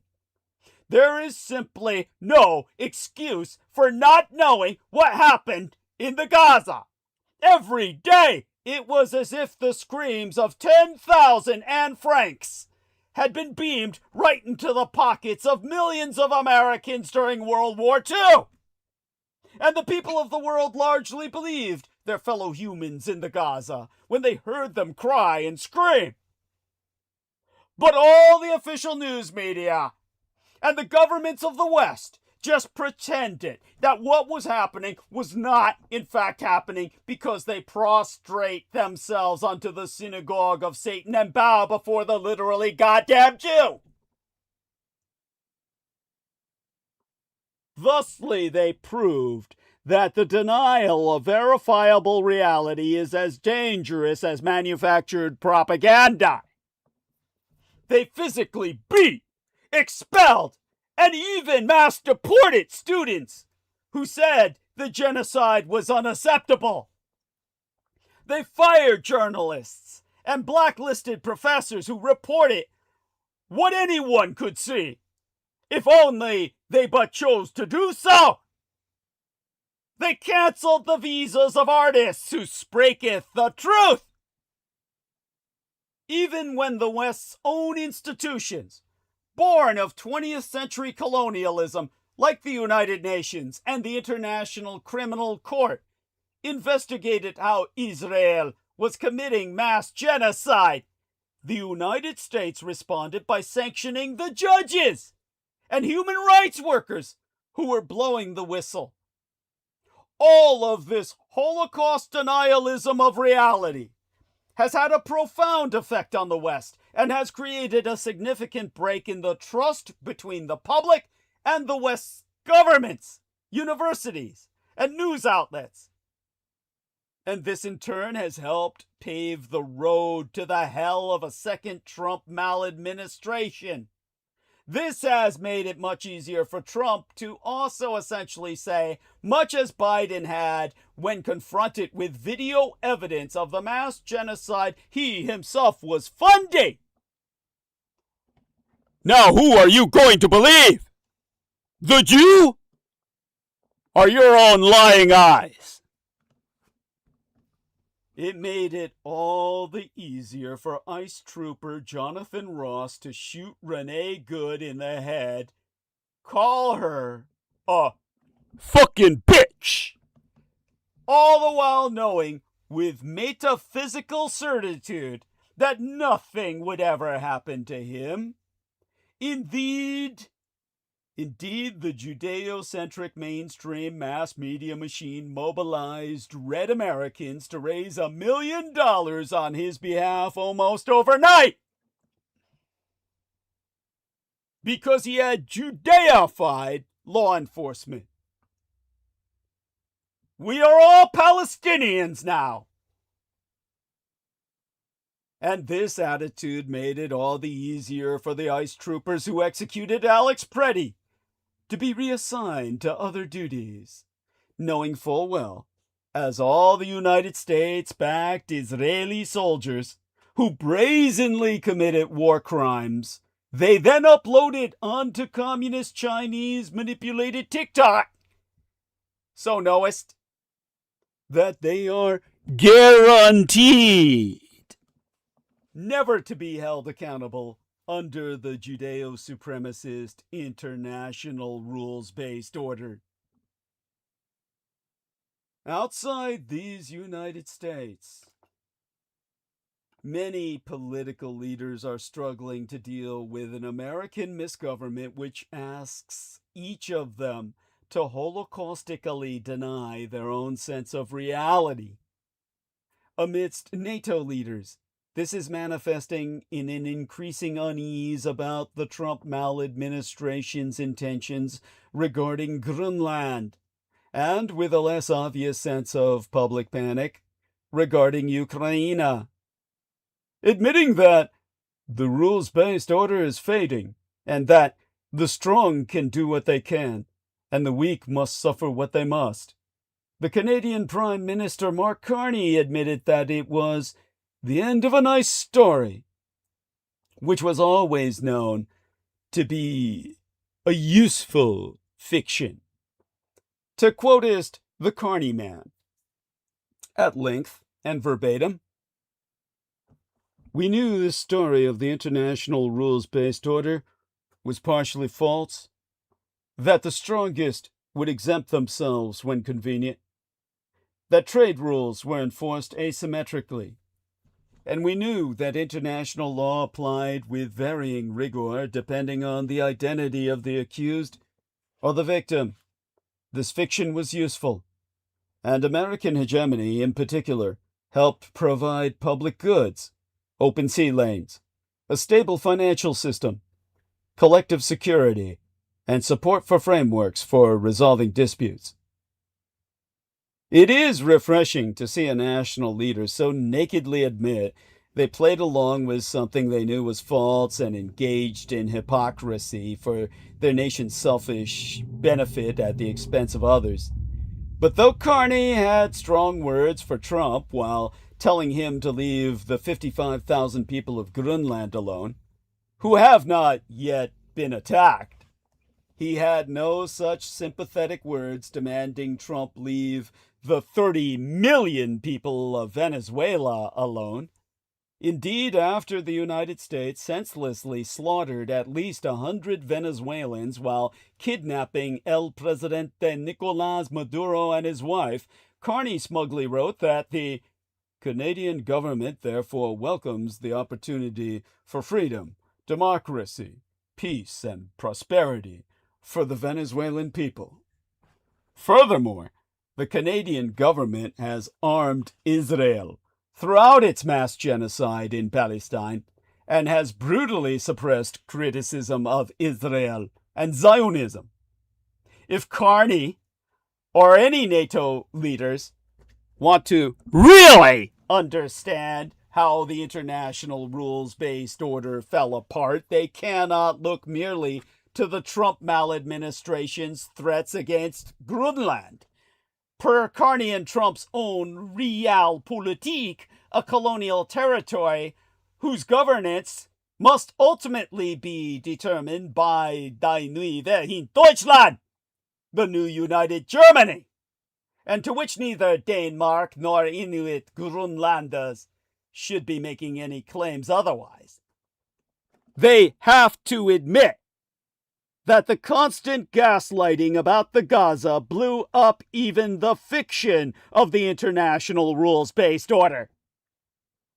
This happened at scales from the micro to the macro, from European countries gaslighting their citizens that their eyes could not accurately perceive what they were seeing, to punishing their citizens for protesting, to banning truth-tellers at their borders, to canceling public talks by witnesses, to destroying the careers of those who merely reported what was happening. The West's assault on a shared reality even included completely denying the findings of the International Court of Justice and the International Criminal Court that there was a self-evident case of genocide against Israel, and that Benjamin Netanyahu must be arrested for war crimes. They Holocaust denied and attacked the arbiters of their own rules-based order. If politicians in Canadian Dominion or any other NATO states had treated these, the most serious of matters proven in the most significant ways, with the gravitas they deserve, then there may not have been such a rupture between fact-based reality, Western news media, and liberal governance. Yea, the videos proving what ICE is doing are a tool in countering the obvious lies of the Trump maladministration. But like the videos which galvanized not just the Palestine protests of the last 20 years, but the Black Lives Matter movement of the past decade, they do not guarantee any quick resolution. The ubiquity of cell phone cameras has made it so that there have been routine video recordings of police killings for more than a decade by now, stretching back at least to the choking death of Eric Garner in 2014. And here note that the only person arrested and who served time in that lynching was the videographer who filmed it, Ramsey Orta. Oh, in other words, white cops killed a black man, and the man who filmed it was sentenced to life in prison. If anyone thinks America is the land of the free, your head's so far up your ass you're high on your own fumes. And it'll take major surgery to extricate it from rectal defilade. By that time, I hope you choke on your own shit. Over the same period, there has also been comprehensive data collected for the first time by the Mapping Violence Project and others about how many people the police kill each year in these United States. Yet despite all this data, and despite repeated videos evincing the lynching of black men by local police, from Walter Scott to Laquan McDonald to George Floyd, bipartisan funding for police has consistently increased year over year. Cops are killing blacks, We need more cops! And along with an increase in killer cops, depressingly, we have had nothing but an increase in the number of people killed by police. A logical escalation that leads to another, which, if numbered, according to the Mapping Violence Project, which accounts for this violence, it included 1,028 souls lost to police massacre in these United States alone in 2014. 1,381 souls lost to police mass murder in 2024. 1,314 United States citizens lost to massacres by American policemen and women. They're both equal opportunity killers. Just yesteryear in 2025. On a relevant tangent, at this particular moment, David Miliband may not regret missing out on the job of Prime Minister of the United Kingdom. Great Britain is rattled by Donald Trump, and Keir Starmer is grappling with the fallout from a trove of Epstein emails. But Miliband's own post-political role is hardly serene as CEO of the International Rescue Committee.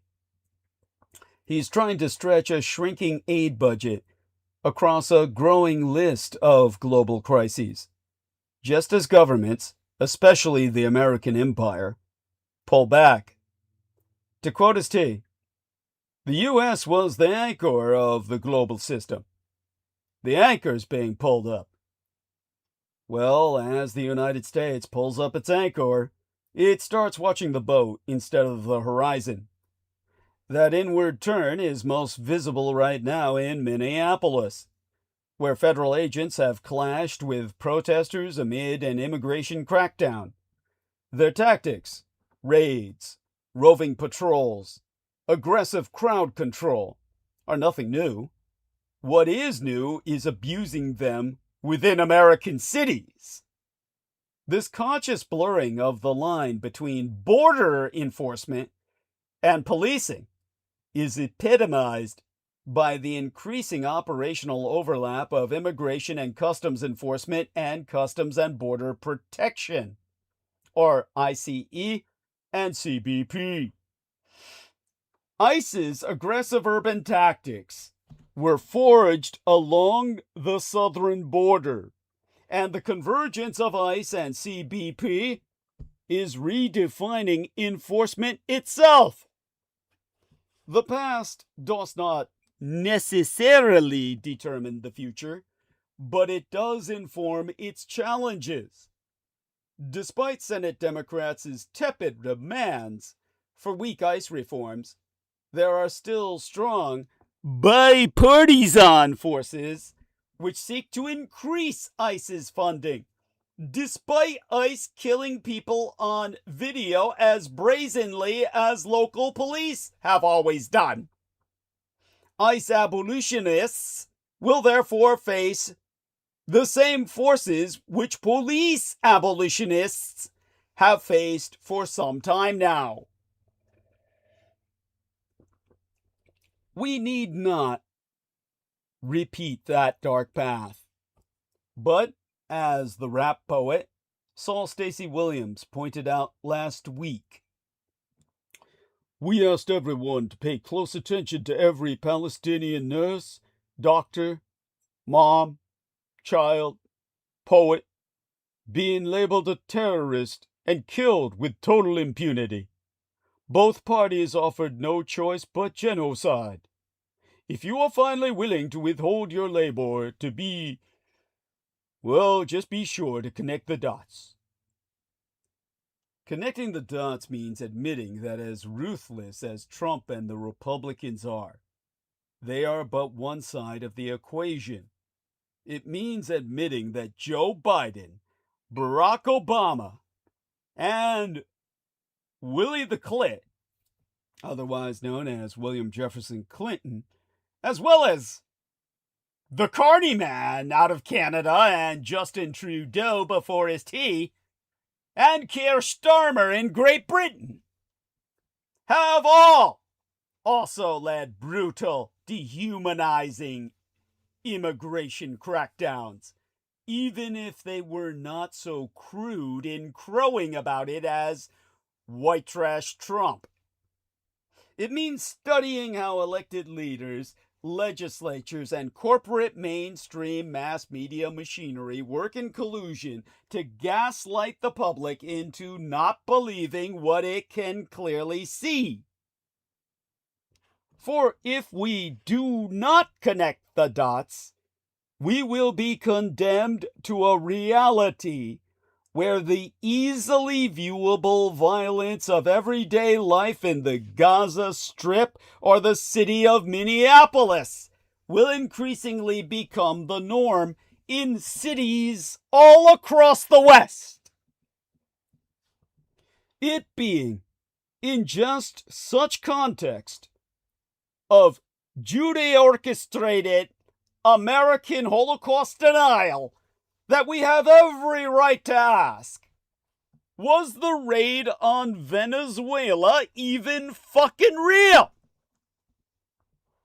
From the very start, there was something weird about Operation Absolute Resolve. The official story went something like this.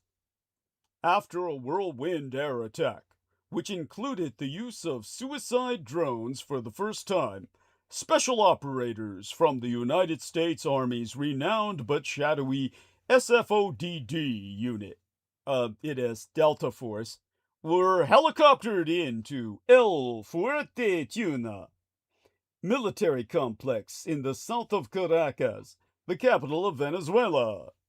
They defeated the local garrison, used massive blowtorches to breach heavy metal doors in a fortress-like residential site within the base, captured El Presidente de Venezuela Nicolás Maduro and his wife, then spirited them back to the helicopters and flew them out to face charges in these United States.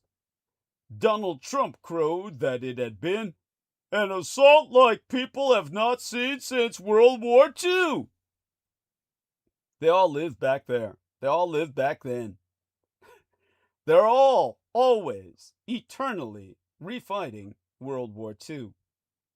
That's a symptom of their losing. It was certainly a bravura operation. But was it even fucking real?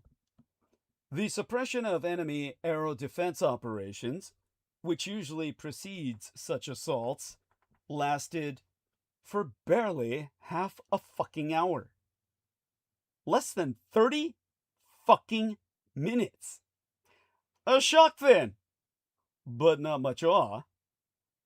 Military facilities were left untouched.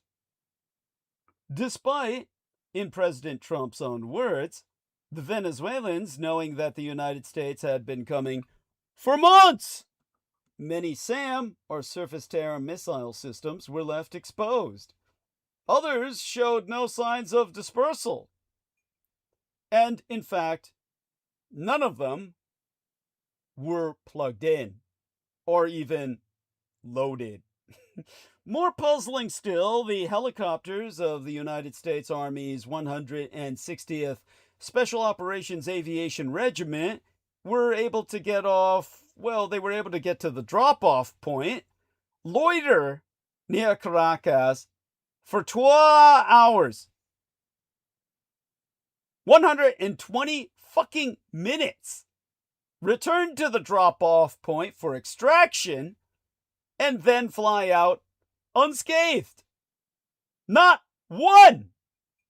Not a single goddamn one of Venezuela's hundreds of Soviets, Russian, Igla portable SAM systems, surface-to-air missile systems, used to devastating effect against rotary aerocraft in India, Iraq, Rwanda, Chechnya, Peru, Libya, Syria, and the Ukraine appears to have been fired.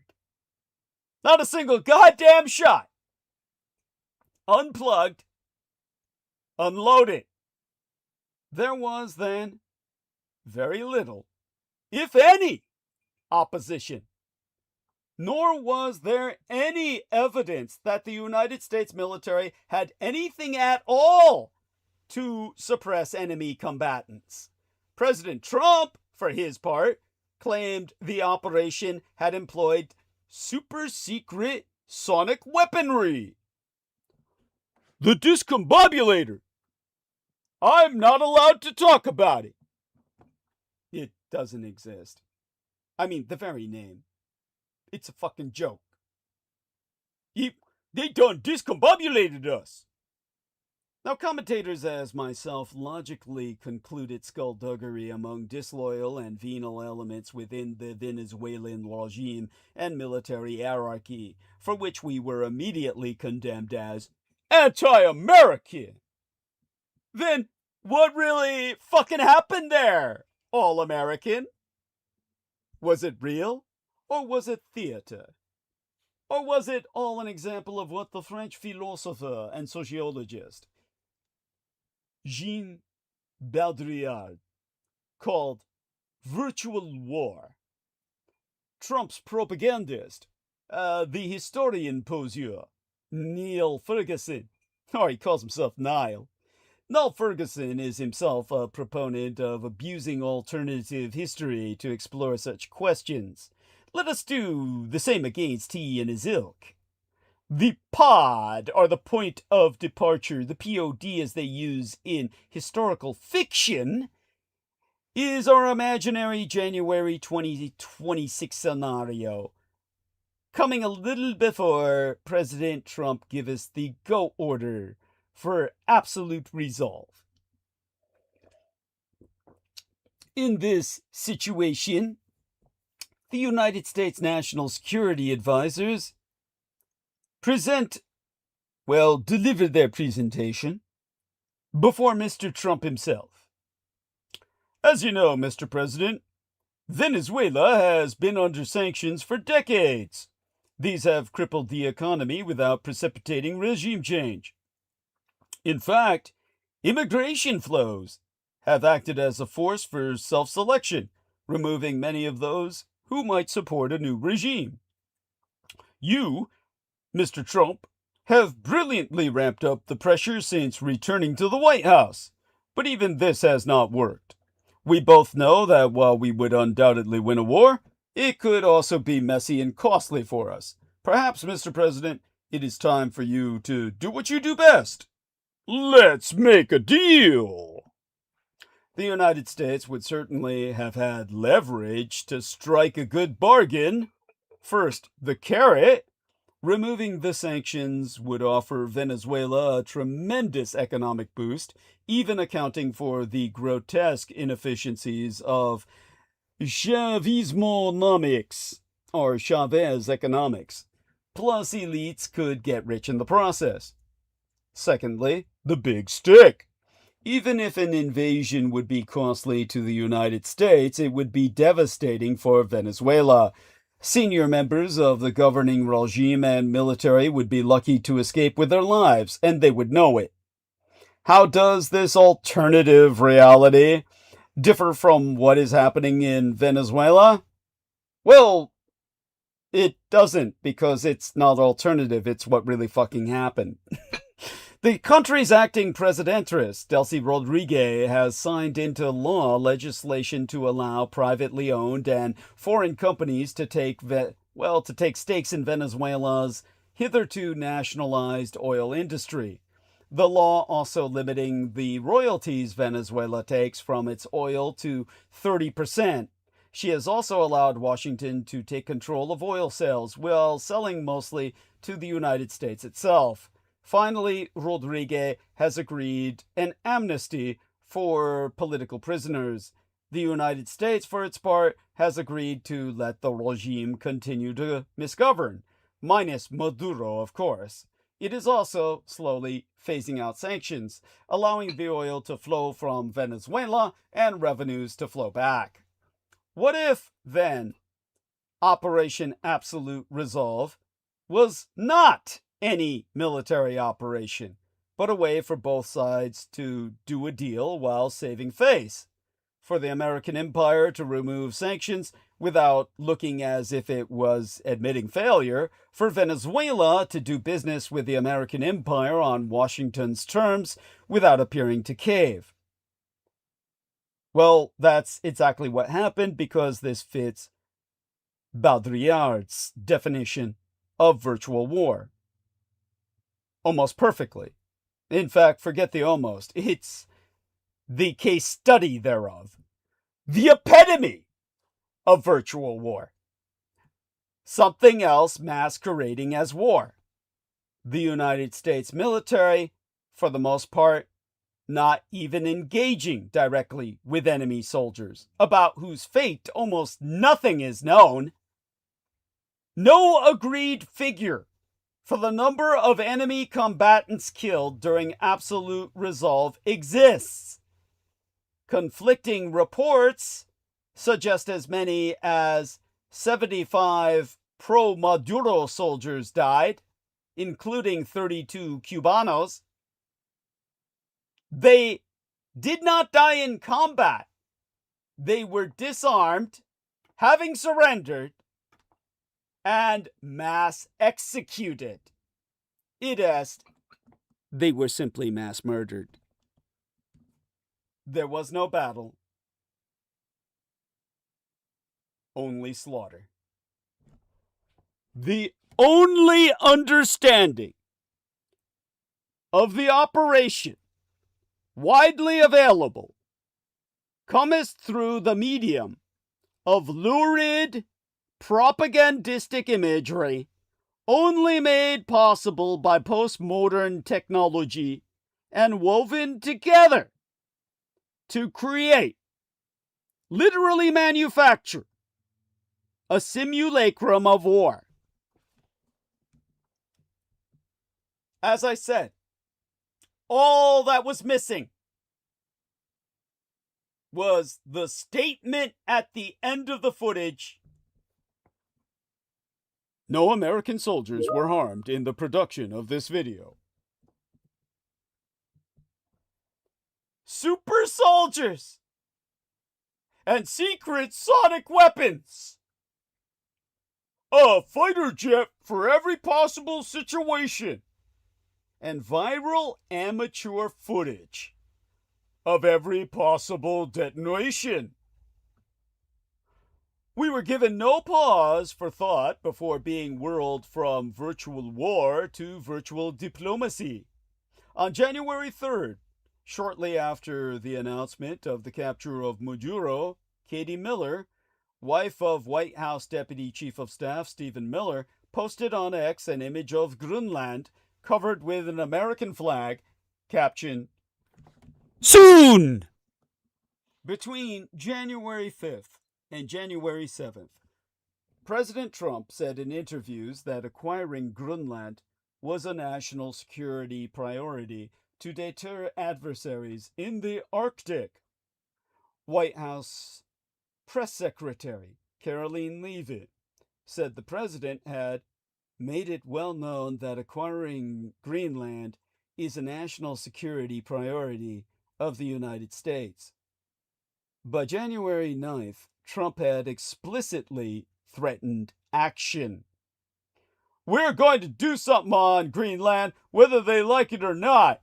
I would like to make a deal the easy way, but if we don't do it the easy way, we're going to do it the hard way.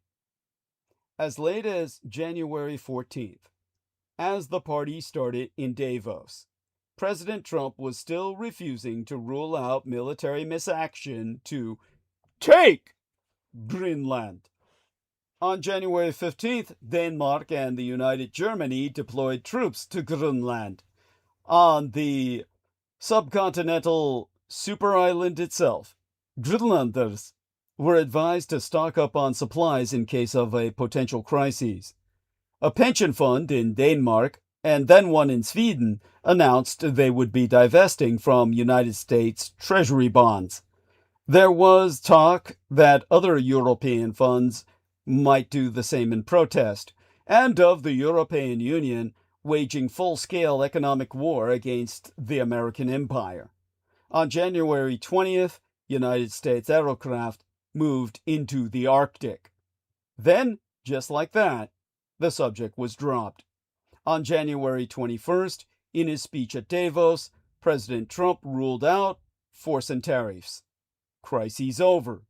Apparently, peace was mediated in a single meeting between Trump and Mark Rutte, the 14th Secretary General of NATO.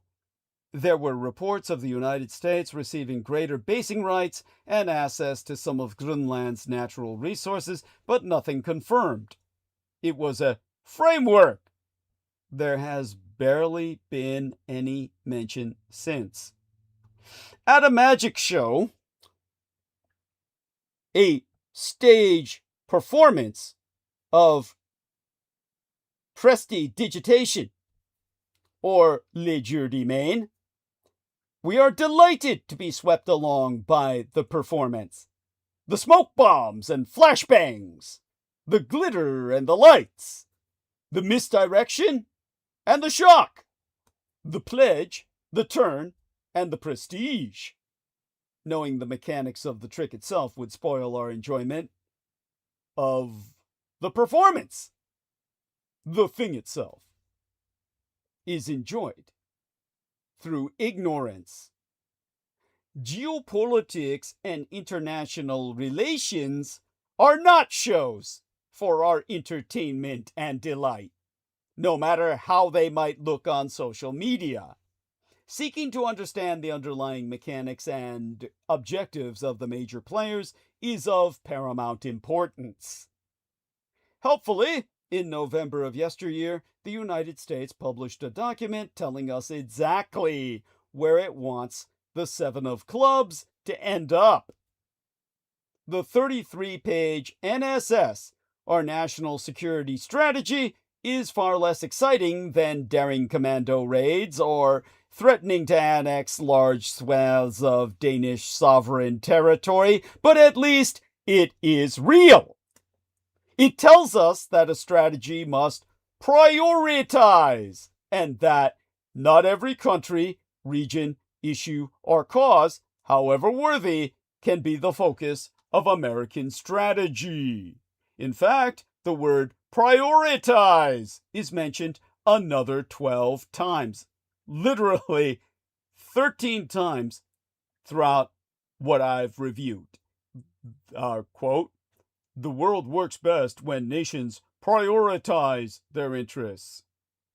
Or, "To focus and prioritize is to choose." Like the reader is so stupid, which I guess your average Trump cabinet member must be, that they need the word to be defined. Indeed, much of the document is a list of American priorities in order, first, to reassert and enforce the Monroe Doctrine to restore American preeminence in the Western Hemisphere. Would that, by any chance, look like reestablishing relations with Venezuela at the expense of foreign actors such as the Russian and Communist Chinese empires? And maybe do the same with Cuba next? Second on the NSS list is Asia, but really the Communist Chinese Empire of the East. The overarching principle to be allowed there is that the United States cannot allow any nation to become so dominant that it could threaten our interests. We will work with allies and partners to maintain global and regional balances of power to prevent the emergence of dominant adversaries. The United States also tells us that its relationship with Europe and the Middle East is going to change. It will stop having the dominant military footprint in both regions, helping allies to defend themselves instead.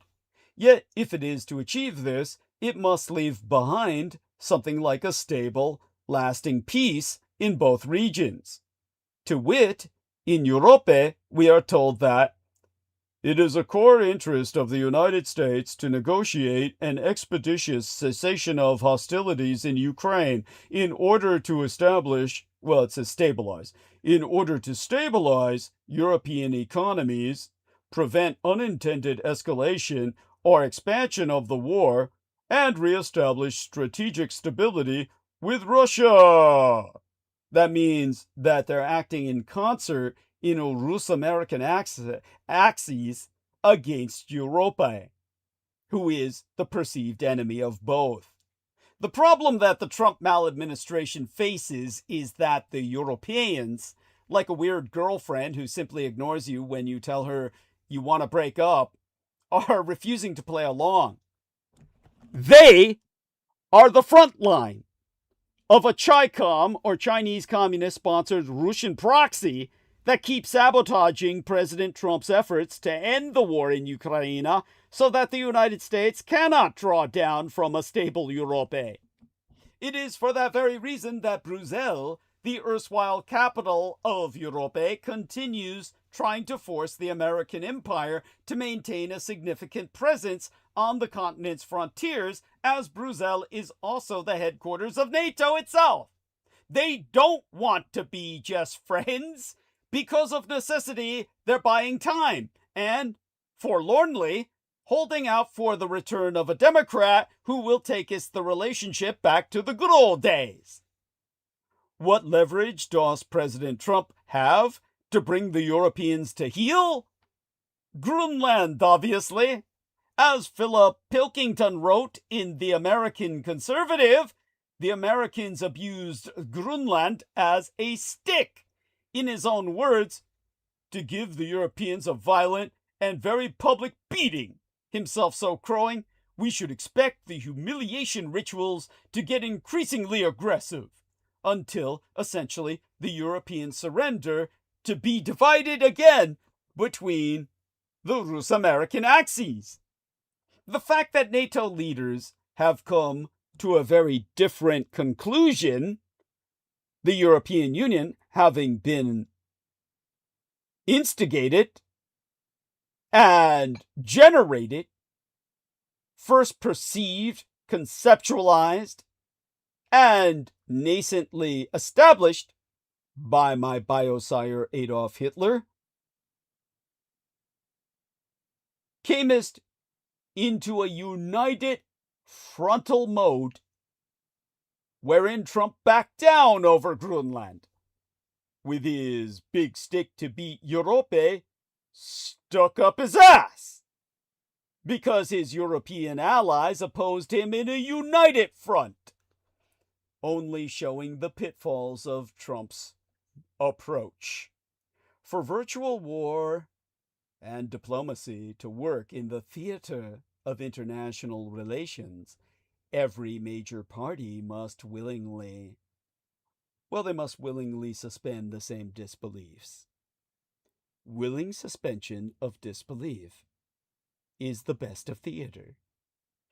Obviously, Europe must not follow American-style competitiveness.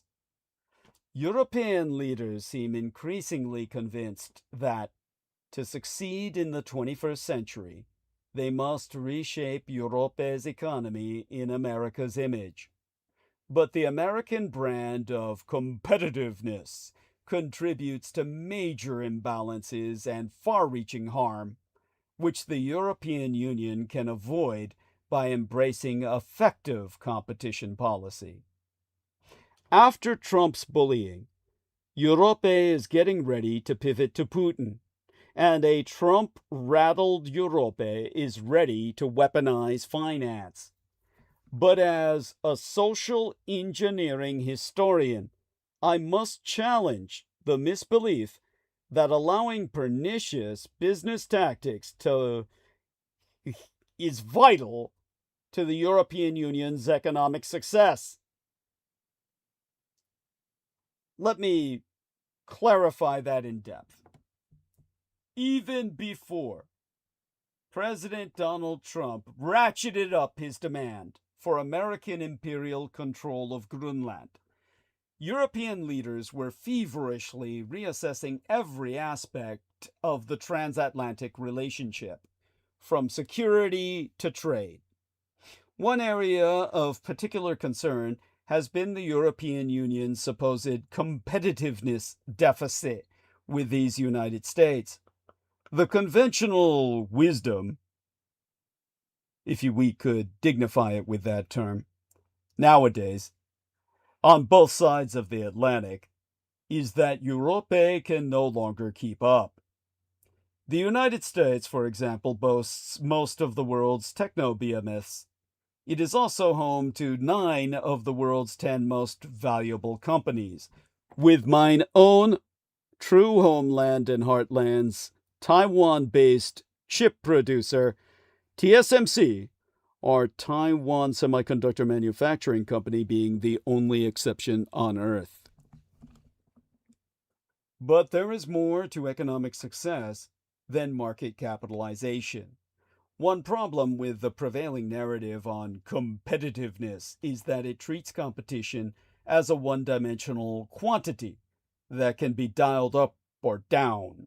In reality, competition has a qualitative component and can take as many forms, only some of which are socially advantageous. When we think of competition, we typically think of a constructive version thereof, in which firms make sales and capture market share by offering attractive prices or delivering new and improved products or shiny new toys. After Apple introduced the iPhone in the year my late and sainted sire, my legal father, George Joseph Henry Dietrich, veteran of 3 wars, was thanatized, using the Veterans Administration term, or medically murdered, circa 2007, other firms worked to develop smartphones with similar features, but at a lower price point. This sort of competition has clear benefits for consumers. But takest into account pernicious forms of competition, because competition can also takest these more pernicious forms. Exempli firms may deceive the public with false claims about their products or those of their rivals. Soon after, Apple launched the iPhone, propelling a revolution in wireless communications. Volkswagen built up a large market for diesel passenger cars in these United States. It marketed these vehicles as clean, even though they never did meet American environmental standards and actually worsened aero quality in many places. For years, Volkswagen profited from this mass deception. Some of the American imperial techno giants' competitive practices are patently injurious to consumers and workers. Facebook and Google became digital advertising giants by systematically surveilling users to develop detailed profiles of them, while minimizing transparency and user control. This enabled them to direct mass advertising and other content with greater precision than traditional media ever could. As pioneers of the gig economy, Uber and DoorDash grew rapidly, not just by making it more convenient to hail rides and order food, but also by misclassifying their workers as independent contractors, thereby avoiding their legal responsibility to pay drivers minimum wage and to provide overtime pay and benefits. Both firms also came under fire for altering their app designs to discourage tipping, a misaction that proved very costly for delivery partners. AI firms cannot be certain of legal impunity.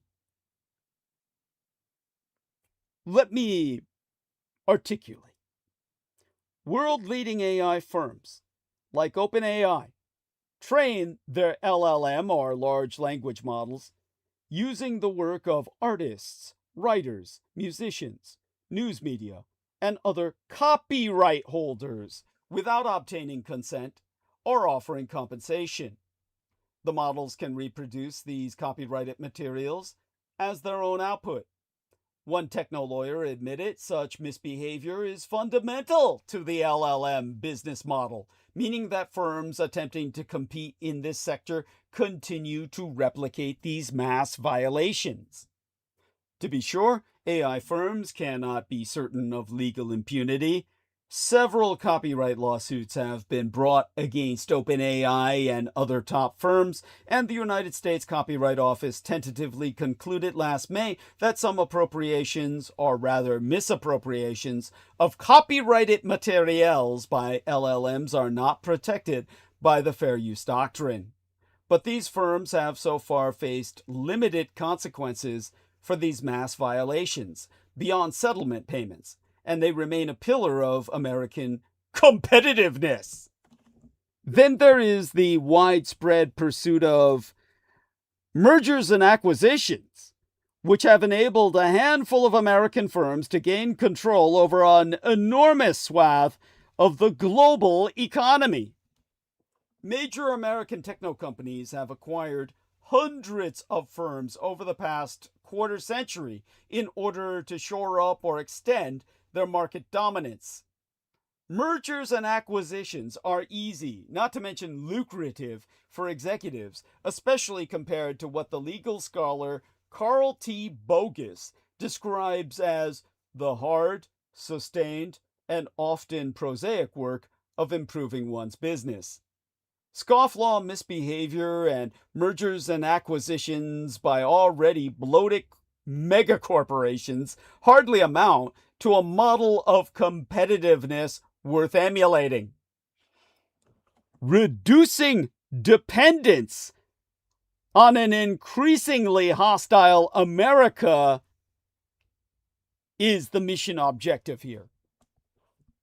European leaders continue to accept the false premise that to succeed in the 21st century, the European Union must reshape its economy in America's image. This misbelief is apparent in former European Central Bank President Mario Draghi's much-discussed 2024 report offering recommendations for improving Europe's competitiveness, many of which European Union leaders are seeking to implement. Rather, misimplement, because a better approach would not promote any version of competition, but rather encourage firms to compete and succeed in ways that produce broad-based benefits, such as by providing more useful or affordable goods and services to consumers, or by advancing the green transition.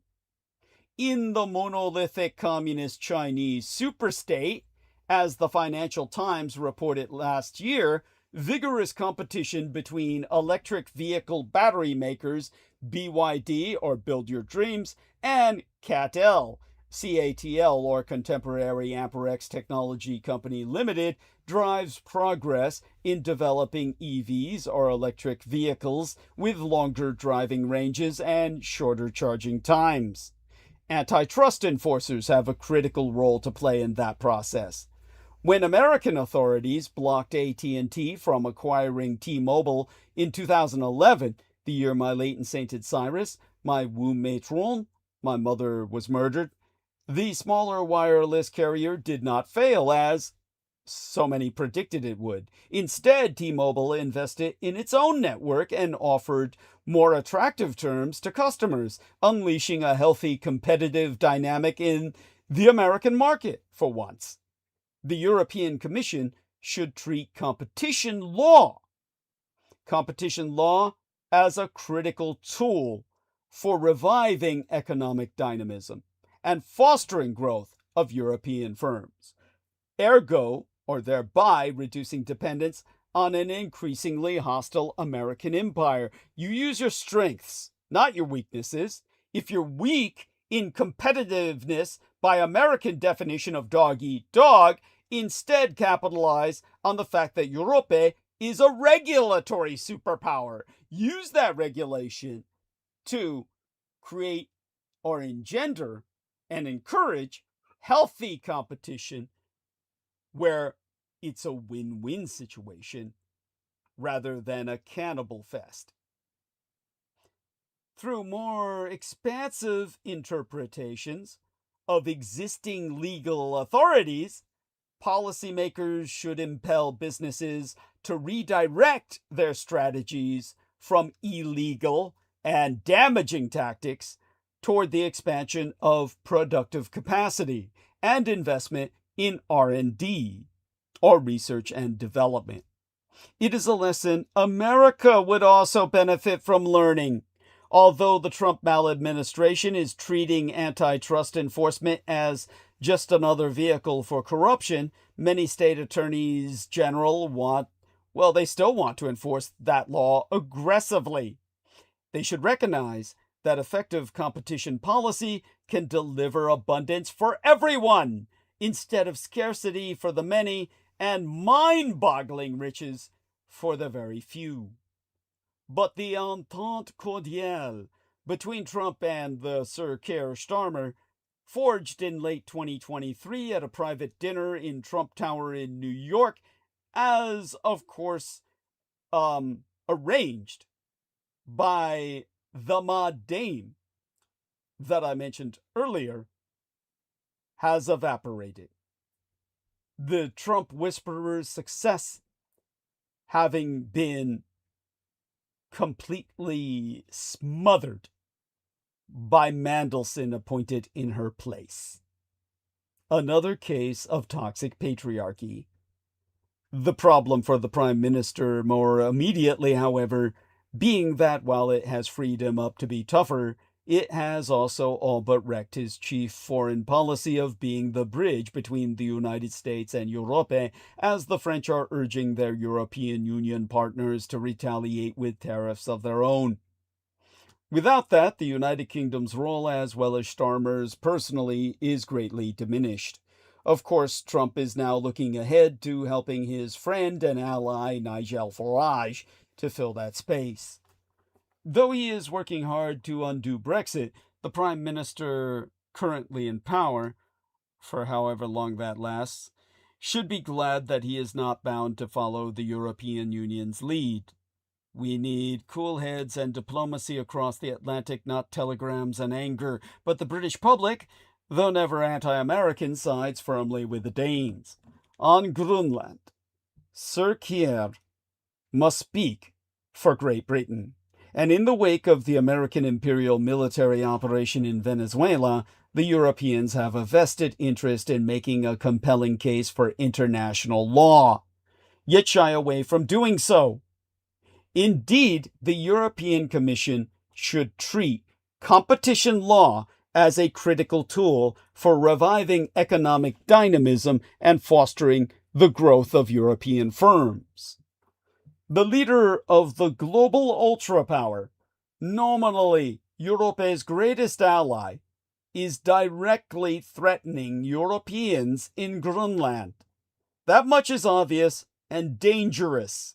But what is much less clear is whether United States President Donald Trump actually has a plan.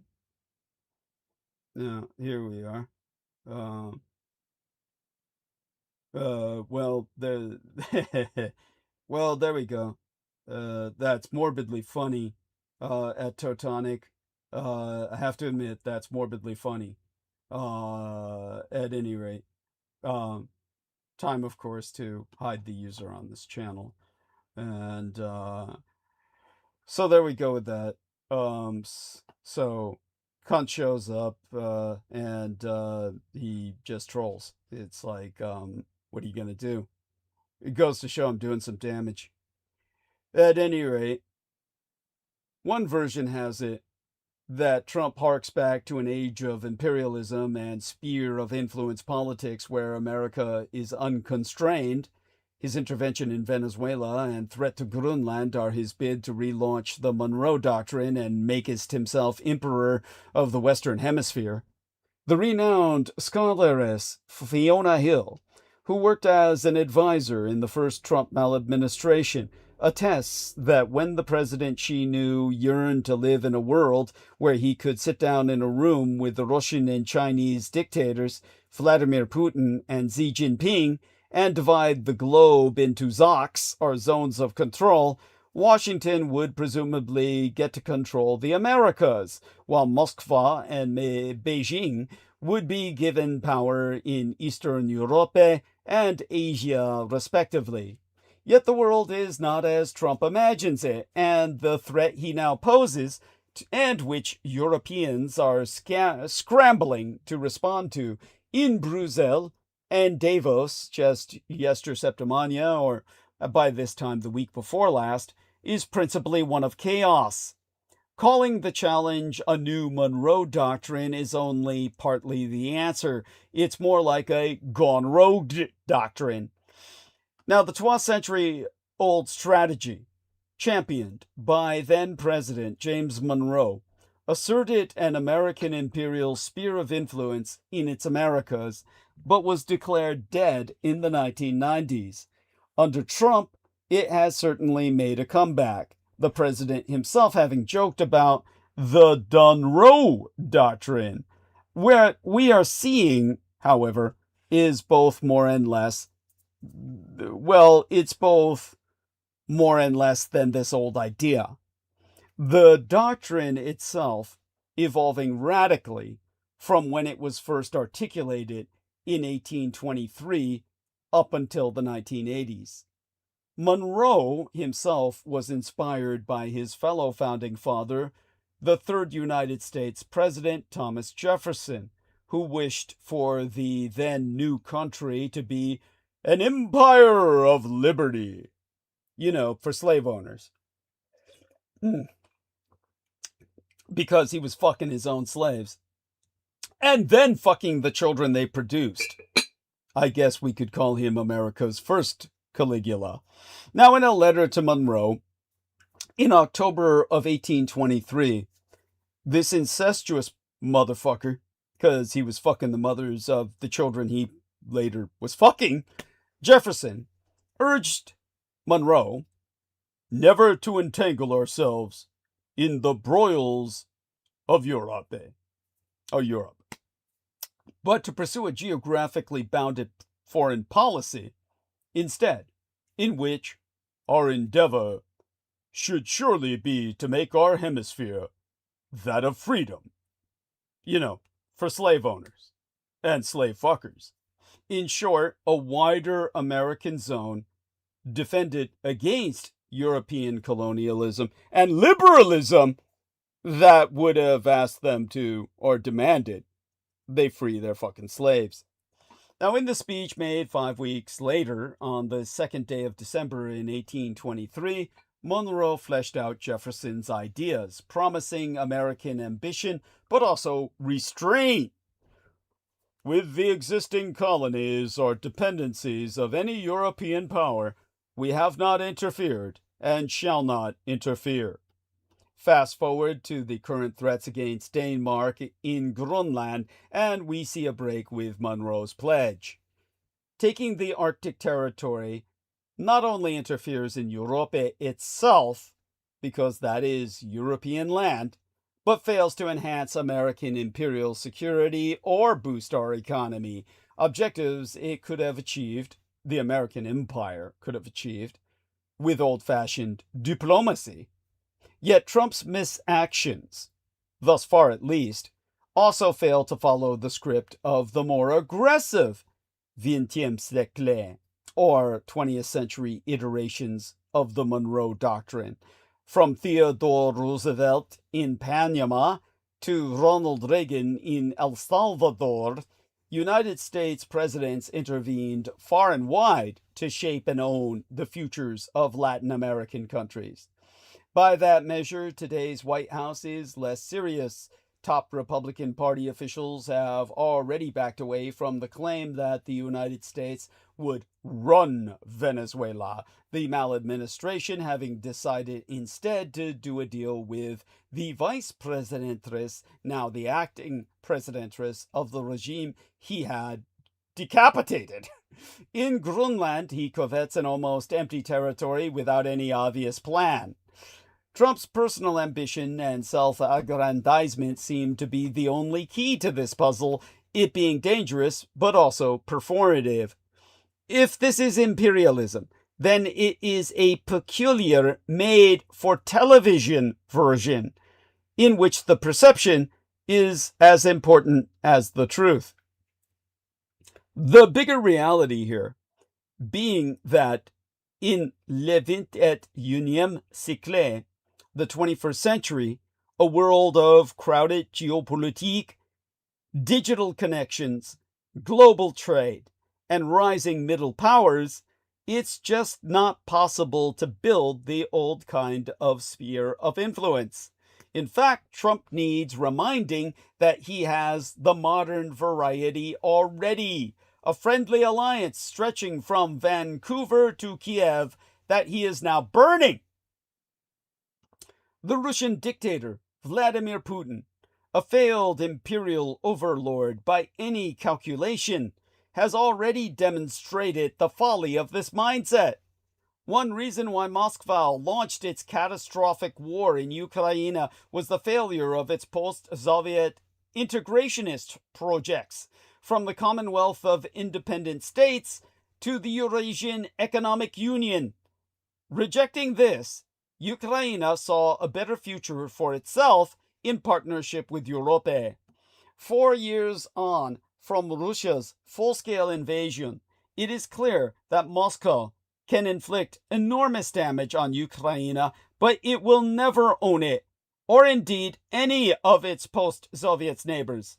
Putin's war has pushed the neighbors that Russia used to call its near abroad even further away, even countries that have better relations with Moscow, such as Georgia and Kazakhstan, are situational friends who hedge their bets and actively seek other partners, from Turkey and People's China to the European Union, to preserve their sovereignty and identity.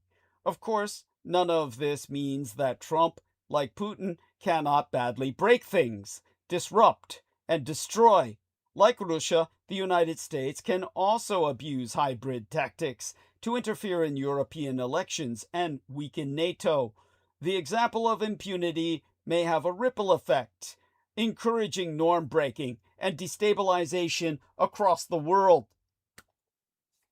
As world leaders met for the annual summit of the World Economic Forum in Davos, just the week before last, the empire to watch is the third member of that putative world-sharing trio, Zhonghua Renmin Gongheguo, the People's Republic of China. It is an economic superpower that is already projecting military power in its neighborhood. The communist Chinese dictator Xi Jinping could treat the misactions of Trump and Putin before him as an invitation to be another bad boy and escalate claims against my Taiwan and others. Beijing may also opt to play a longer game and claim the moral high ground, however, presenting itself as an international norm setter, a global economic powerhouse that values global supply chains more than new flags in the ground. In a world where the United States is starting to go rogue and Russia has already done so, Europe may have to start talking much more seriously to communist China on the Asian mainland, whether it likes it or not. While Maduro and his wife pleaded not guilty on, I believe the first Monday of the first full week in Manhattan federal court, the first full week in January of last month, Delcy Rodriguez, who was Venezuela's vice presidentress, was sworn in as acting presidentress. obligatorily posturing before her subject population prior immediately reconciliating with the Trump maladministration as had all been prearranged, her first act in office was to immediately declare, quite rightly, that the United States had violated both international and its own domestic law with the abduction of Venezuela's authoritarian dictator, Nicolás Maduro. The operation, following months of bombardments against small vessels, basically rowboats in the Caribbean Sea, starkly displays that the erosion of democracy at home and the rules-based order abroad are two sides of the same coin. Trump has, undeniably, struck down a bad leader and struck a blow that matters in the fight for global power. Yet the raid in Caracas also raises harder questions about Venezuela's future, the clash for influence in the Western Hemisphere, and the rules of conduct in a disordered world. A world disordered by Putin and his pal, or rather his puppet president, Donald Trump. The operation's success, with no reported United States fatalities, is testament to the ability of America's intelligence community to find hard targets, and America's military to strike them, at least when it's all orchestrated on stage. It also gives Trump a trophy in his Western Hemisphere campaign. Western Hemispherical Crusade for anti-godliness, I guess. Since taking office yesteryear, Trump has abused various measures: diplomatic pressure on Panama, support for friendly despots in Argentina and El Salvador, escalating coercion against Maduro, lethal strikes against suspected narco-traffickers, basically fishermen in motorized fiberglass bathtubs, all to reassert American imperial primacy in the Americas as a plurality.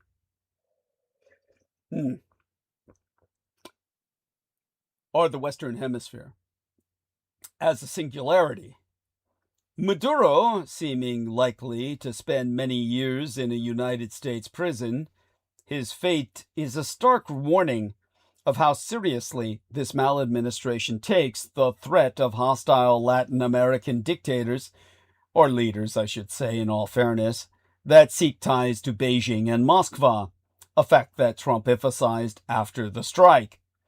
The raid also showcased Trump's preferred way of war.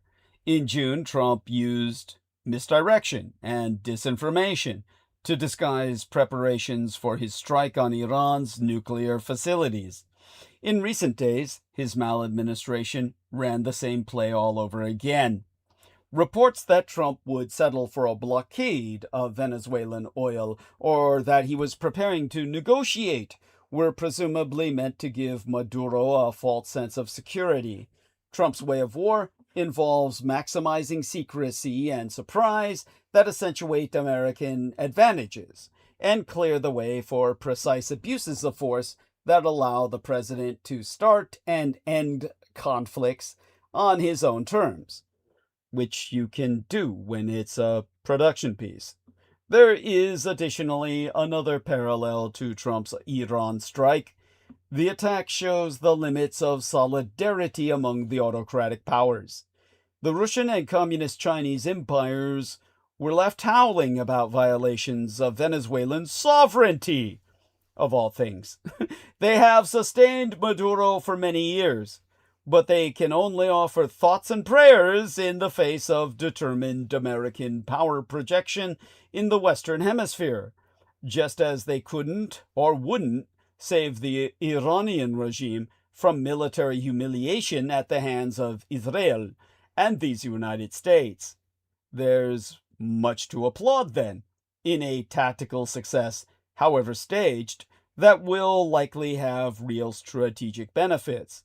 There are also uncertainties ahead. The first involving the future of Venezuela.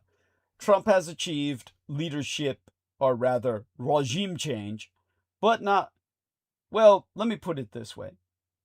Trump has achieved leadership change, but not regime change, since many hardline figures in Maduro's government remain. Trump also, or rather Trump has pledged, that the United States will run the country to oversee a democratic transition. He has threatened additional attacks if regime remnants don't play along. But even if this squeeze play works, any political transition would be long and messy since it involves undoing the damage, economic, political, social, from nearly 30 years of Chavismo. We'll see how much appetite an anti-nation building president has for that. Second, the great power fight for the Western Hemisphere is far from over. Zhonghua Renmin Gongheguo, the People's Republic of China, has spent decades investing in infrastructure, trade, and other relationships with Latin American countries. The monuments to its influence include megaports in Peru and a massive space tracking station in Bolivia.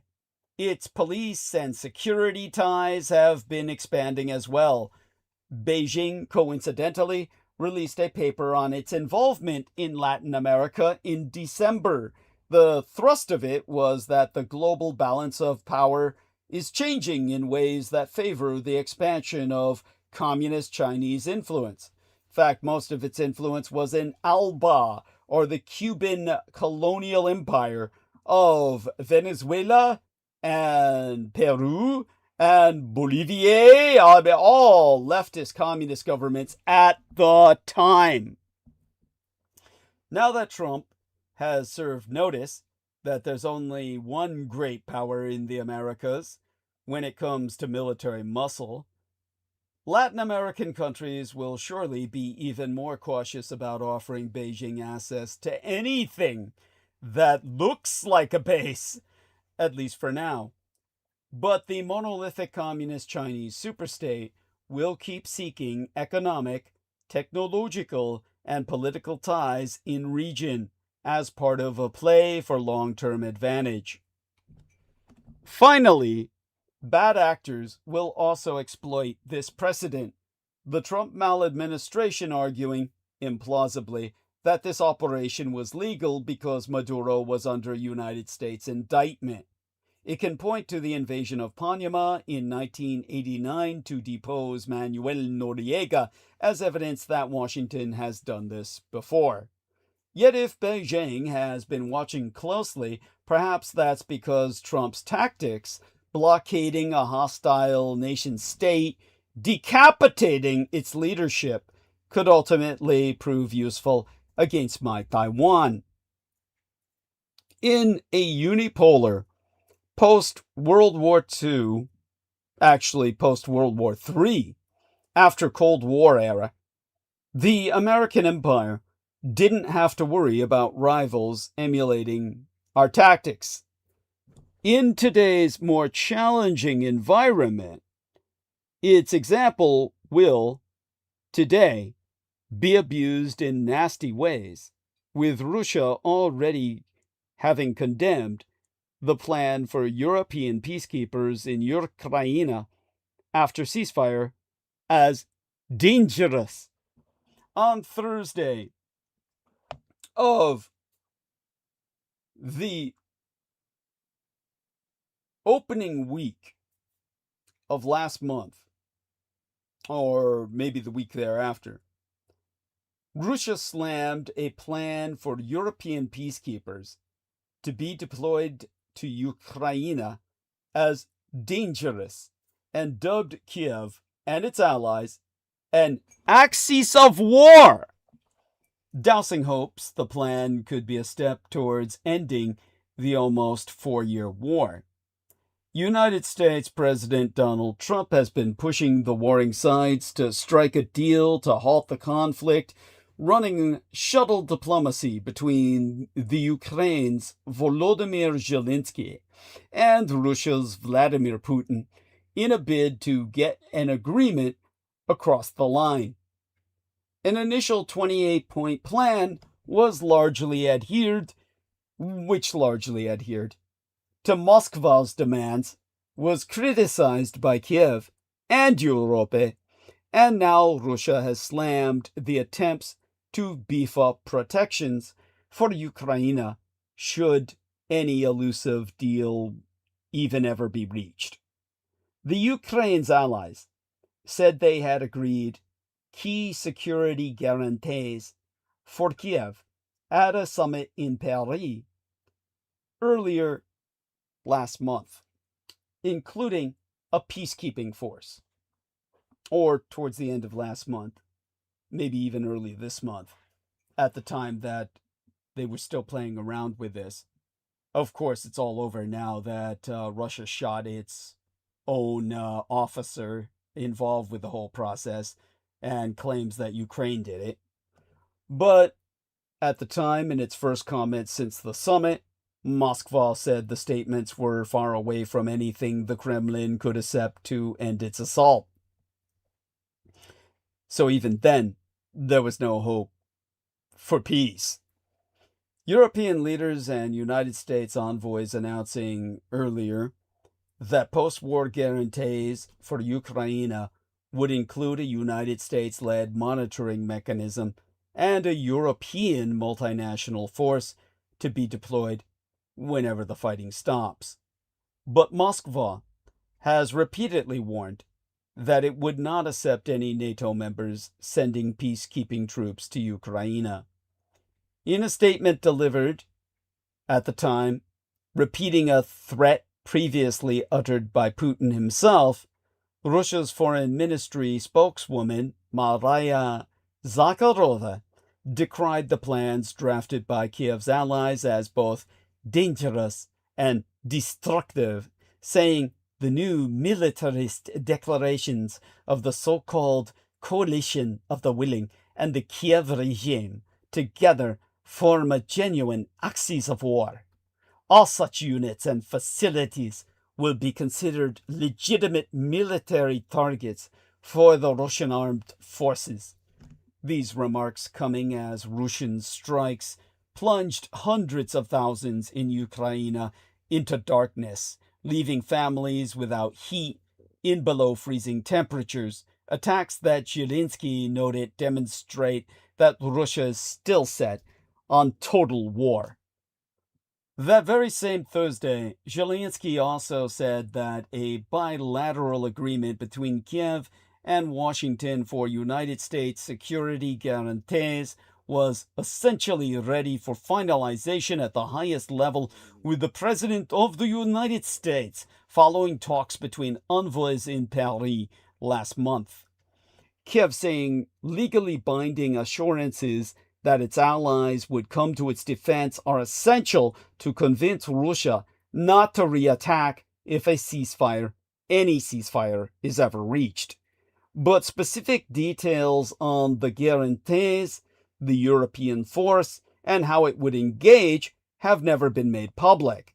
Zelensky saying at the time that he was yet to receive any unequivocal answer of what they would even do if Russia did attack again, or more realistically, does attack again after any deal. Zelensky having also said that the most difficult questions in any settlement, territorial control of the eastern Donbas region and the fate of the Russian-occupied Zaporizhzhia nuclear power plant, are still unresolved. Meanwhile, the Ukraine has been scrambling to restore heating and water to hundreds of thousands of households after a new barrage targeted energy facilities in Dnipropetrovsk and Zaporizhzhia regions. On Telegram, Boris Filatov, the mayor of Dnipropetrovsk, capital of Dnipro, saying, "This is truly a national level emergency." himself announcing that power was gradually returning to the hospitals after the blackouts forced them to run on generators. The city authorities also extending school holidays for the children. The Ukrainian energy company DTEK having reported that at the time of the peace talks ongoing, there were about 600,000 households in the region remained cut off from power in Dnipropetrovsk. And that was while they were trying to conduct the peace talks. The strike was conducted to kill as many people as possible in the frigid cold of winter. In a post on social media, Zelensky saying the attacks clearly don't indicate that Moscow is reconsidering its priorities. In addition to the unrelenting pummeling of Dnipropetrovsk, Russia pressing on with its ground assault in region, claiming to have taken another village there. More on that later about this village fixation. It is not one of the 5 Ukrainian regions that Moscow claims to have annexed, which is, of course, alarming because you would think they would try and consolidate and just stabilize the front lines, but they keep forging ahead. They keep attacking. The Russian aerostrikes belying all hopes for peace. The Russo-Ukrainian peace negotiations having failed because Ukrainian villages are a bigger prize for Putin than any deal with Donald Trump. Western negotiators often believing territory is just a bargaining chip when it comes to peace in Ukraine, but Putin is obsessed with empire building. Now, understand, while Trump's peace talks were still ongoing, the Ukrainian president Volodymyr Zelensky said more than half of Kiev was lacking electricity and thousands of buildings had had their heat cut off following a massive aerial bombardment by Russian forces. It was Russia's second major attack last month, targeting the Ukraine's energy infrastructure amid a historically cold winter, with temperatures in Kiev falling as low as minus 20 degrees Celsius or minus 4 degrees Fahrenheit. In addition to the capital, hundreds of thousands of people in the heavily hit eastern region of Kharkiv were also without power. And the International Atomic Energy Agency, the IAEA, confirmed that substations critical to the country's nuclear reactors were affected, with the Chernobyl power plant briefly being knocked offline before its power supply was restored. For those of you who don't know, Chernobyl is still an active power generating nuclear station. This is the 4th winter in a row that Russia has focused its attacks on Ukraine's electricity grid as a means of inflicting widespread pain on the country's population. The Kremlin arguing that because energy supplies can also be used for military purposes, they are fair targets under the laws of war. For Ukraine, this is probably one of the hardest moments of the war. The Russians are gaining ground on the southern front in the Zaporozhye region or direction, and also in the Donbass, in the Memȯrial, and I believe it's the Kostyantynivka, the Kostyantynivka, albeit more slowly. Meanwhile, fighting also rages in Kupiansk. There are still Russian elements in that city, and to the north of Kharkiv or Vovchansk. So if you look at the battlefield maps, not the fantasy ones that some people here are not ashamed to publish, but the real ones, it does not look too great for Ukraine. On the other hand, Russia is also struggling with manpower and materiel. There is certainly a reason why more and more of the enemy soldiers the Ukrainians capture are not Russians at all, but come from places often very far away. Kenya, India, South Africa. The Kremlin is also running out of money, the Russian government having just announced that it will raise taxes. It has also been reported that Russia is unable to produce sufficient drones to sustain its losses on the battlefield. This may become a very important factor. Both sides are also conducting deep strike drone attacks to destroy their enemy's energy infrastructure. In short, everyone is struggling at the moment. However, on the Russian side, these serious problems have yet to manifest themselves in battlefield losses. At that point in time, nobody can say what will happen. The outcome of this war simply depends on too many factors, especially the willingness of Ukraine's allies to increase their support. Unfortunately, the longer this war goes on, the more disinformation is published by people on both sides. The current level of much of the info about the Ukraine is an endless sewage stream of fake pictures, fake information, and AI-generated content, most irresponsibly from Fox News, since long before the day Russia's war collided with history itself. We at Team Dietrich have always accepted the fact that pro-Russian actors have been lying practically from day one of their invasion.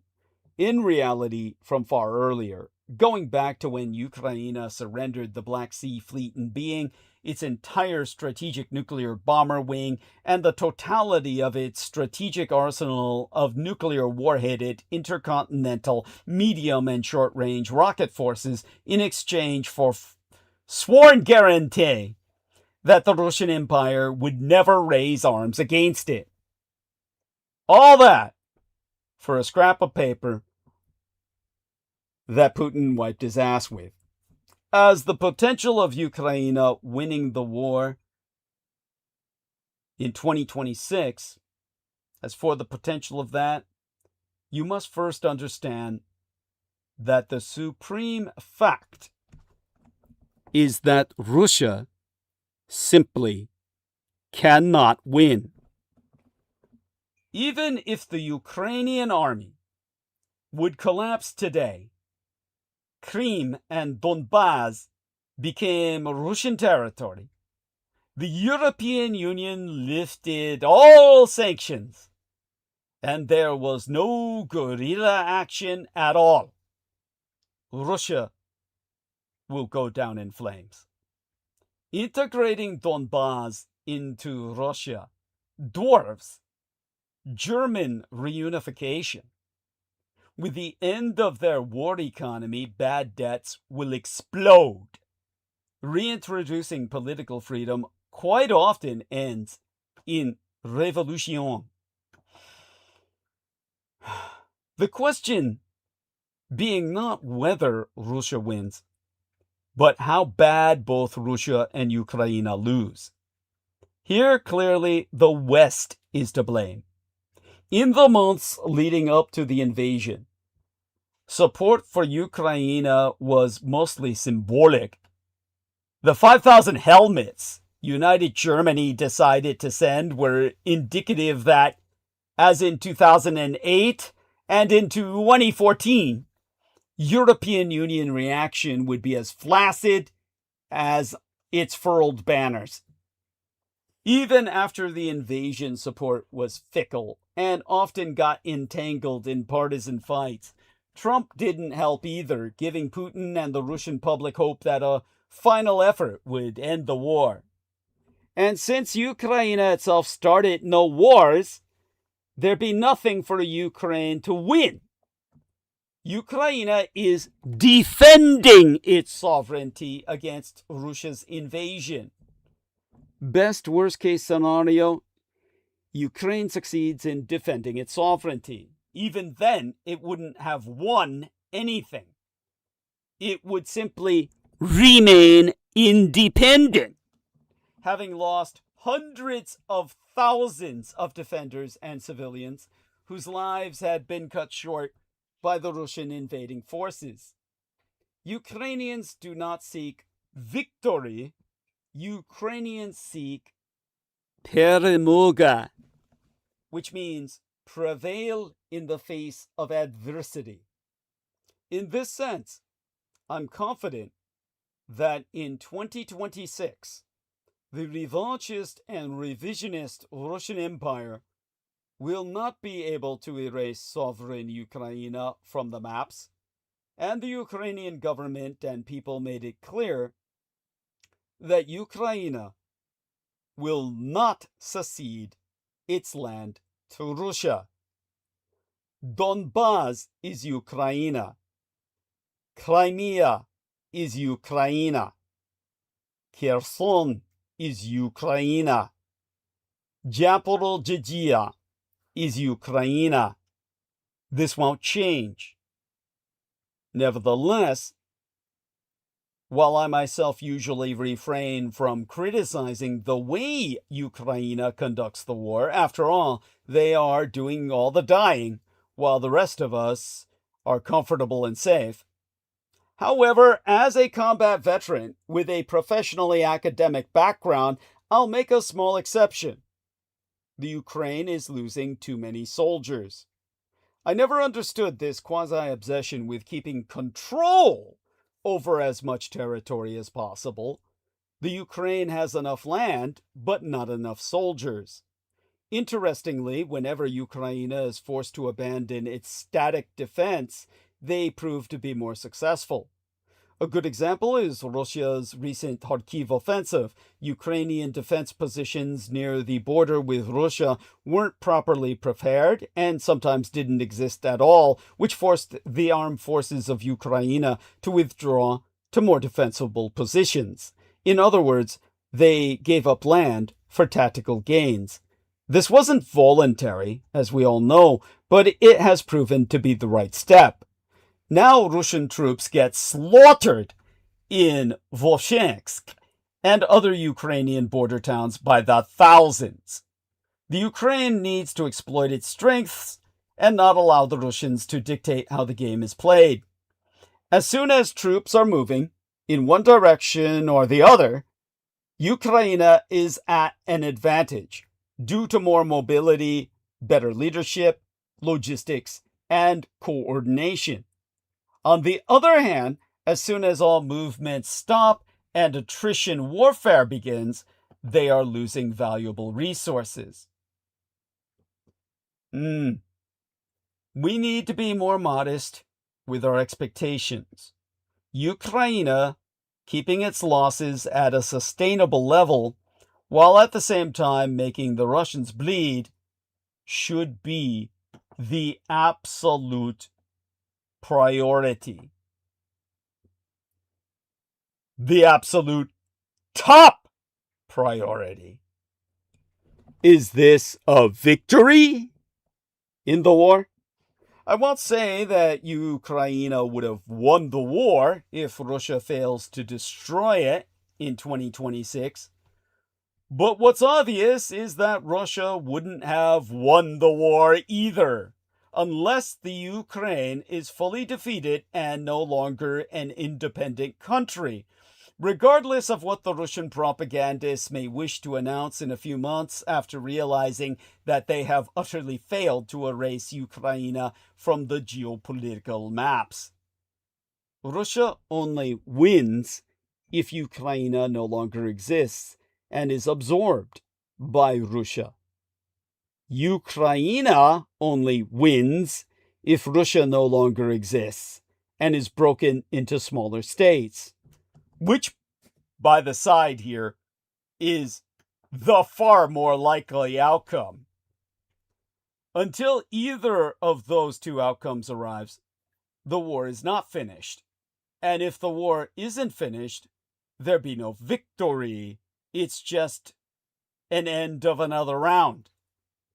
The Ukraine has been fighting for its independence from the Russian Empire for over 300 years. This war may be months, or years, or decades away from its end. Putin will fight to the bitter end and may bring the whole of Russia down with himself.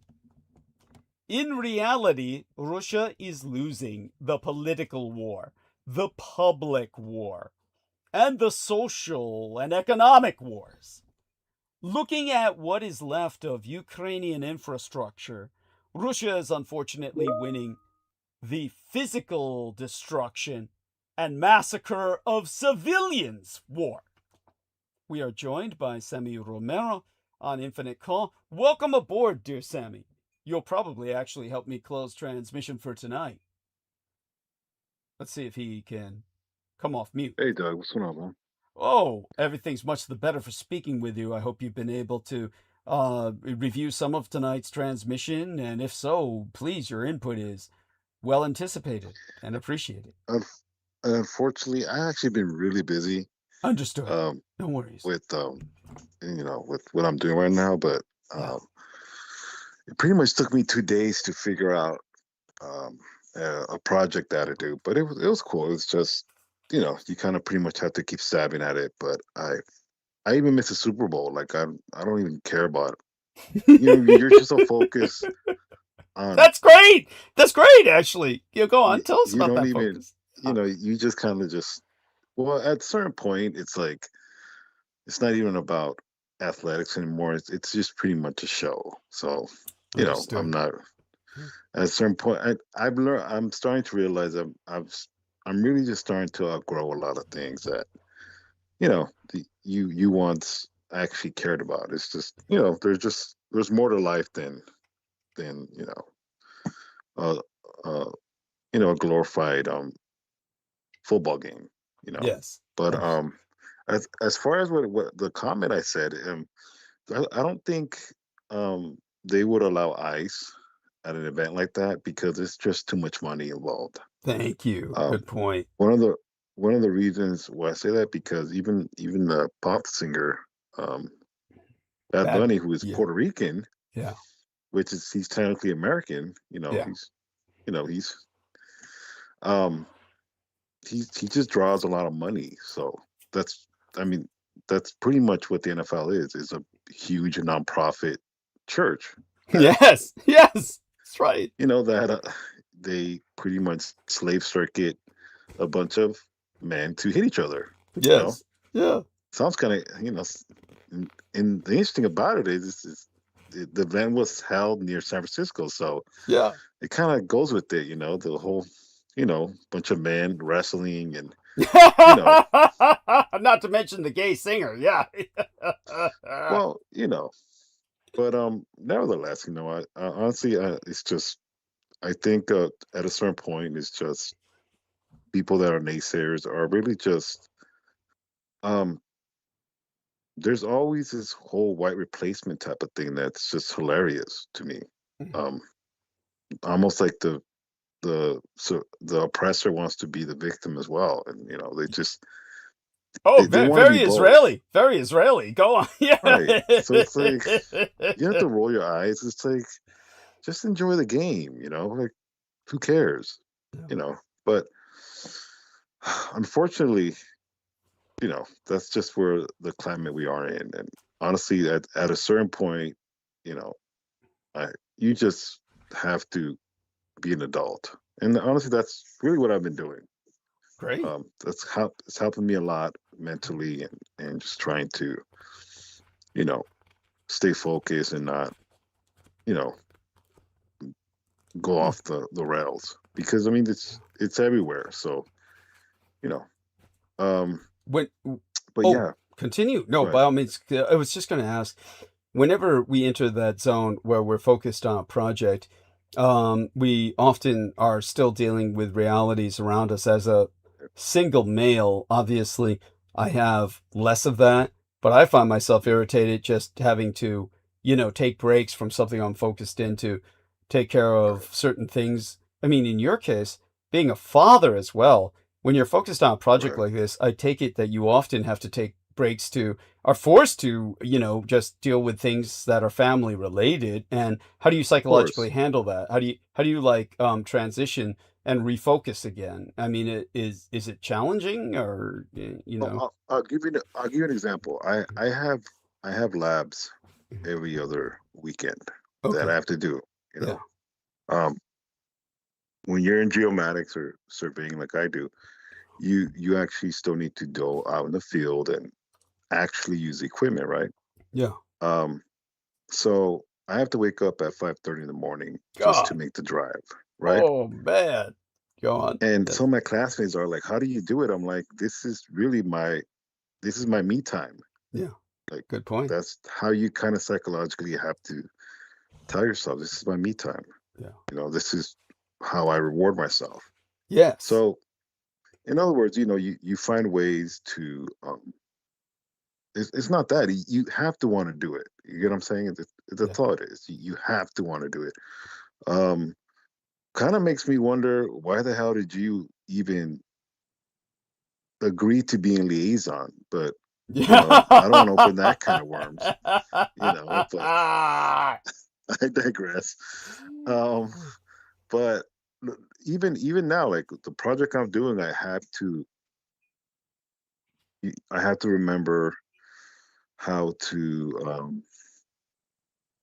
plot, because it's pretty much all mapping. It's all it is. Certain quadrants of a of a map. Yes. You got north, east, west, south. Mhm. You have What to what plot them and what was the term you used? Geomatics? What did you call it? geomatics. Geomatics. Geomatics. Geomatics. I love Yeah. that term. Yeah. Go on. And there's other terms. It's just um, it's it's really cool. It does involve, obviously you have bearings, you have azimuths and all these type of terminologies, but a lot of it um, coherently in the back of my mind, it's just a lot of stuff brings up with you when it comes to measurements and how you talked about that in the past, Yes. which is it's always very interesting. Um, One of the things that we're discussing is magnetic declination. I'm really just mastering it because I literally just woke up right now to go Oh, to the no bathroom and worries. No worries. I mean, prepare. we, But we we're getting the point. Yeah. so I'm it pretty much is the North Pole. Like there's the actual North Pole, and then there's the magnetic North Pole, and yeah. there's more than one North Pole, technically, quote unquote. Mhm. So it always came to mind how you always talked about, um, the stars are lining, as Yes. far as, these entropic alien pretty much entities that are held at bay, Yes. by the hiking cross in the sky, Yeah. or aka Yes. the Big Dipper. Yes. And one of the things that they talked about is that we're at a point where our poles can shift, and Yes. as far as how they're going right now, there's a lot of activity in the earth right now that's going on, and uh, they're actually sending out more satellites to observe pretty much GPS, where the whole national system is it's going to change to where um, they're going to start introducing more of a, I want to say refined, but it's a little bit better than what we have. Mhm. And the technical terms, I have to talk to you about it probably after, because I don't have my notes with me. But Understood. in other words, Yeah. um, But you're doing great. I mean, we understand. yeah. Continue. Yeah. So um, they're gonna try to at least have more satellites, Mhm. which makes you wonder, because there's a bunch of space junk up in space. So Mhm. who needs asteroids when we have all this space debris that's pretty much you know any it's you think about it, it's it's just crazy how much space junk there is. No, I But mean, we've blanketed the Earth. It's a real problem, and people don't understand how much of a problem it right, truly is.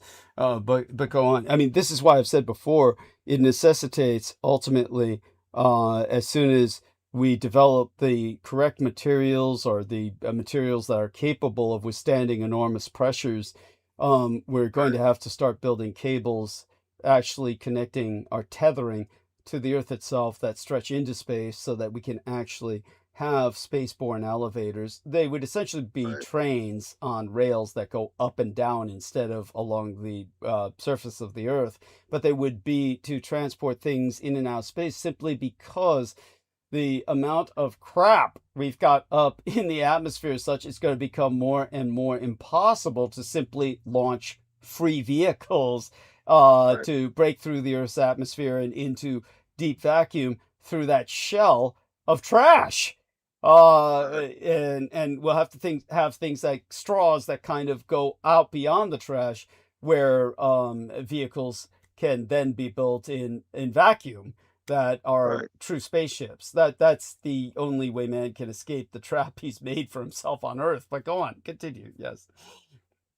Well, that's just a little bit in a nutshell. I wanted to Mhm. mention something to you. Mhm. I didn't realize that China is building this massive railroad system to pretty much Mhm. cut out the U.S. out of pretty much distribution. Yeah. Um, Mhm. which sounds to me that's actually very alarming. Mhm. Alarming in the sense that maybe I'm oblivious to it. I didn't hear about this. And they're pretty much trying to build it to Europe as well, if I'm not mistaken. Mhm. Um, By that that, that has are you talking about a rail line that extends all the way from China to Europe, which is not impossible? It's all over land. Or you mean that they're trying to use the same kind of technology for rail building in Europe that they're using in well Asia? from from what I'm from what I'm aware, they already built it Mhm. going through India.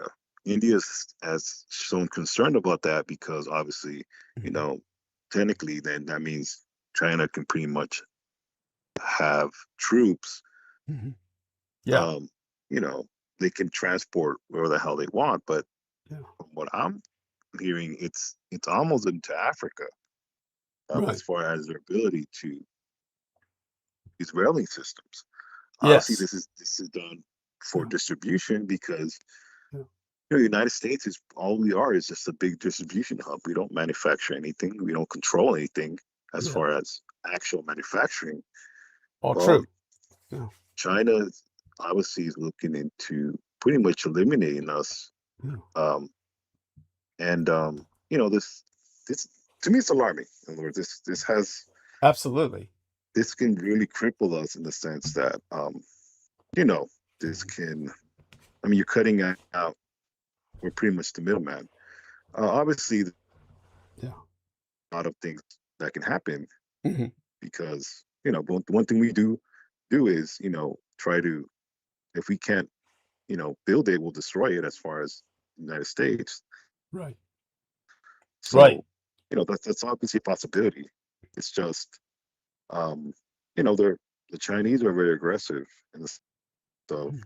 their pretty much their hatred to, as far as obviously Donald Trump does not help either. But That's for nevertheless, fucking well, yeah. Go on.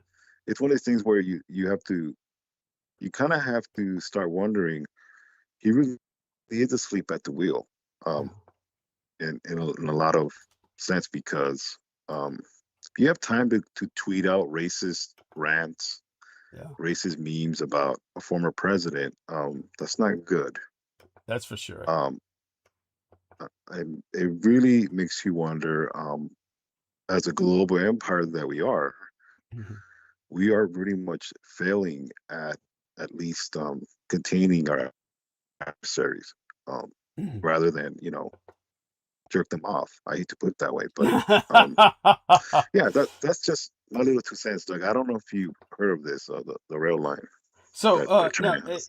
have you heard the term Belt and Road in terms of this concept, BRI or Belt and Road Initiative? of the Chinese? I mean, I heard the Silk Road. Obviously, Okay. that's we're dating back to ancient China. But no, go ahead. I mean, Oh, enlighten me. okay. So this can easily be looked up. I'm doing a screen share right now. Can you see the screen? So if you Yeah, take a look at your screen, yeah, I see. and okay, so all we need to do is look up map Belt and Road Initiative. So we look up map Belt and Road initiative, and we just basically this would be a map thereof. We got several here to choose from, but I think this one's good. This one's good. Let's take a look at this. This one gives it all very simplistically, but it's a good start. So if you see new map of Belt and Road Initiative, you'll notice, and I have no idea how to make this move. Okay, so that moves it up, and here we are. Maybe we can. There we are. So if you take a look at this map here, these are rail lines that they ultimately would intend to build. It's so simplified. It only gives you the general directions without helping much. And these would be more maritime logistical lines. This map doesn't do it well. So let's take a look at this. This would be more technical. Here we have actual mapping the Belt and Road Initiative. This is where we stand. So this would be more of what you're discussing. So when they're discussing this Belt and Road Initiative, this is an attempt to connect Europe and China. And this is something that was originally planned by the Third Reich. The Third Reich is the Right. nation that originally planned to connect with China. It was conceived by Adolf Hitler. People can actually look Interesting. up the massive let's take a look here. We could take a look up in the search word at here we are, giant Nazi trains that were planned for this. And let me see, here we are, giant Nazi trains. So if we take a look at that, here we are. There we go. These are some good images. Let's take a look at this images, and we can see larger ones. So these were the trains planned by Adolf Hitler that would go all the way to China. Here we are, Nazi armored trains. These are the actual photographs of after the war. You can see some of these images of them. But this, by the way, little thing here, this is actually the plan for the Nazi pyramids in which they would entomb the war dead. So, Right. all of this is important because this is what the communist Chinese are simply realizing or putting into effect Adolf Hitler's plan through an infrastructure program where they basically offer nations involved a lot of infrastructure funding if Right. they simply allow China to invest. These are the ones going through Africa, and the Right. ones going through Africa are meant to basically expedite minerals coming from inland to get to ports, Right. because actually building a rail line through, say for instance, Egypt into these regions would be prohibitive. The environment just doesn't allow for that. You'll notice that Tibet is empty. It's basically Right. inaccessible. When you speak of India, important to remember that India and China are blood enemies. And what they're Right. really talking about is Pakistan. So China is Okay. actually putting a link through Pakistan that would cut India off. India would be left contained and isolated by China's dominance of Southeast Asia and Pakistan, and India would be left kind of choked or contained. Right. So this is all important, and I'm just surprised that knowing what you know, I'm surprised you didn't run across these terms. But I can understand why they hid the history behind it of all of the original planning done by the Third Reich. You can understand that being Right. scrubbed. Good picture Well, of of course. I yeah, mean, yeah, but yeah, I mean, absolutely. That's one of the things I would see, and I don't mean no disrespect to you. Okay, yeah, you understood. you've forgotten a lot of what you know. Like Yeah, it's true. you know so Absolutely true. much. You forgot. I mean, just going back 10 years. Okay, if anybody listens to Doug 10 years ago, I mean, you were, and I'm not saying you're not. It's just, you're, in a way, you kind of normalized in the sense that you're not this, and how can I say this? You're not this, what do you call it? Informant, a government informant Right. Yes. type of research. You're not, your back is not completely against the wall like it was when Yes. you were starting out, is what I'm trying to say. Thank Where you. you were just rapid fire, Yeah. of information, Yeah. to the point where, Colonel Aquino came out with a book trying to defend himself, Yes.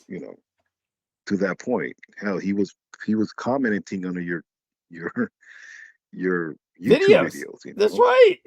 It's So, true. I mean, if you're innocent, you don't need to do that, right? That's Um, right. It was so complimentary in its own perverse way that he did that. It was almost, it was paradoxically supportive. It was so no, bizarre. well, you're right in a sense. Just he's almost like he was supporting you. Yeah. And I mean, look. Let's just kick the door down. He liked you. He liked you a lot. Yes. Okay, Yes. as much as he whatever it was in him, he couldn't help it. The human flesh is the human flesh, Yes. And by the way, this is just me, okay. The whole Epstein and Aquino, 'cause I saw the comment that Troy had left, right? Heather Holman, yeah, Oh, Heather Holman. it, Yes, go on. Yeah. yeah, I kind of thought to myself, that's like saying, did a Costco owner or manager Mhm. end up visiting 7-Eleven? Yeah, that's so true. That is so true. Yes, it's It's cute. like, It's actually a cute it's cute. question. It's a cute question. It's a cute question, but it's like, you're talking about a massive distribution hub that Aquino ran through the Presidio. Yes. This is international, okay? Yes. True. I don't think he would need an island. Yeah. In fact, yes, that's right. he would probably be insulted. Yes. This is just No, me. it's so true. It is so true. I mean, it's such an excellent thing to point out. Really, continue by all means. Yes. I mean, no offense, she did take care of him, so maybe that's just something in back of her mind that maybe she, who knows, subconsciously, obviously, Yes. because we sometimes the questions we asked already been answered, Yes. and we just forget. That's just me. That's just me thinking, Mhm. and it just for some reason when you read stuff, it just, at least me, I start kind of making a sense on my part, but Mhm. that's just me. This is me just rambling and just making sense of things. It's just, and it is a little funny because it's like, no, obviously you're talking about someone who had the unlimited resources to Yes. his disposal, along with eating dead bodies and collecting evidence, and True. God knows what else he had, but that's one of the things too that I don't think you get enough credit is he did take a lot from you too, in the sense of Yes. influence is what I'm trying to say. Yes. So I have to give you credit for that too. Thank you. Anyways, I digress. Go ahead. No, it's deeply appreciated. What I'm going to do here is share another map that I've shown you before, but it's always my favorite go-to map. So as you probably remember this map, I'm putting it on screen share right now. And again, for our listeners, actually, I could put a link to this map into the chat, but I'll do that later for our listeners. Right now, I'll just, enlarging it for our friend Sammy. And if you can see it, you get an idea of why I prefer this map. This is something that in the old days of the West expansion, when it was after American Civil War, which you've heard me say 10, 20 years ago by now, feels like 20, but maybe 10, 12 years ago by now. I basically was talking about how the American Civil War was a railroad war, and that the only way they could, the majority of battles had to be fought within a few miles of track, because that was the only way they could get the equipment, the food, just the materials to the front.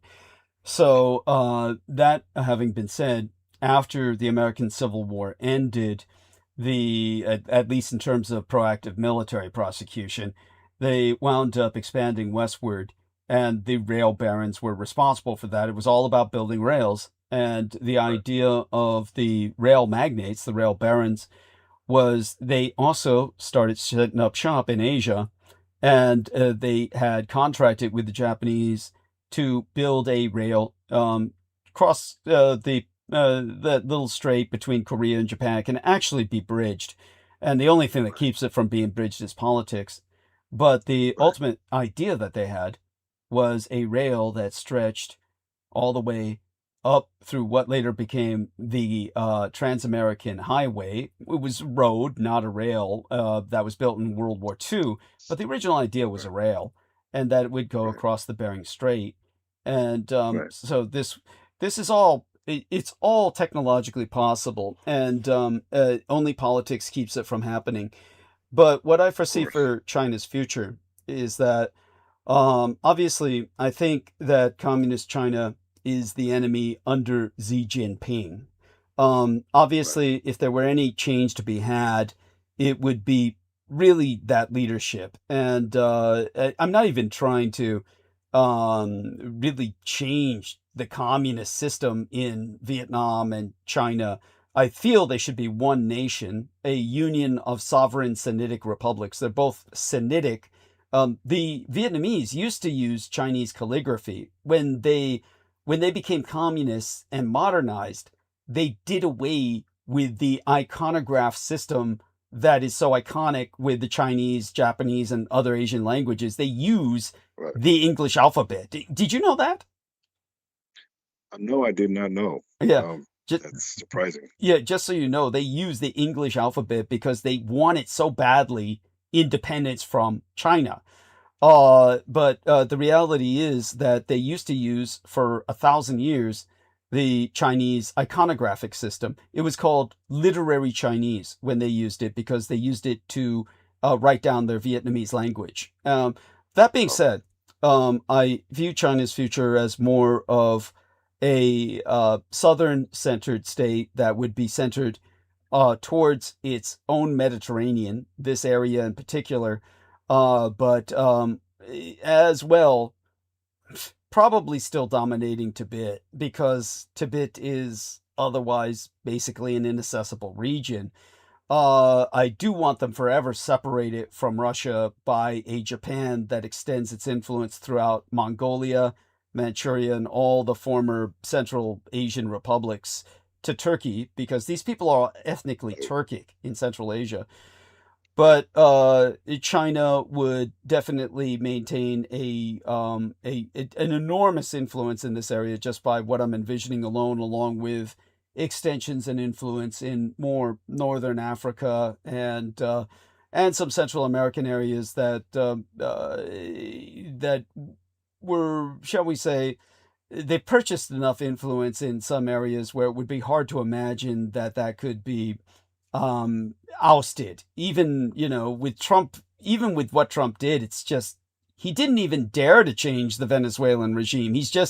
All he did was, with the help of the Presidentess, Delcy Rodriguez, he simply abducted the president so she could take over, and in return, she deals with him. But the Chavez regime has not fallen, and can easily stay in power for, another several generations. Yeah, all that being said, I'm just kind of sharing this, but the one thing I want people to understand is, at some point in the future, I would like to see a worldwide railway, but the way I would envision it, stretching from Cape Horn all the way through to the Cape of Good Hope, that the Cape Horn here, actually, Cape Horn to the Cape of Good Hope in South Africa, this rail should be a United Nations rail.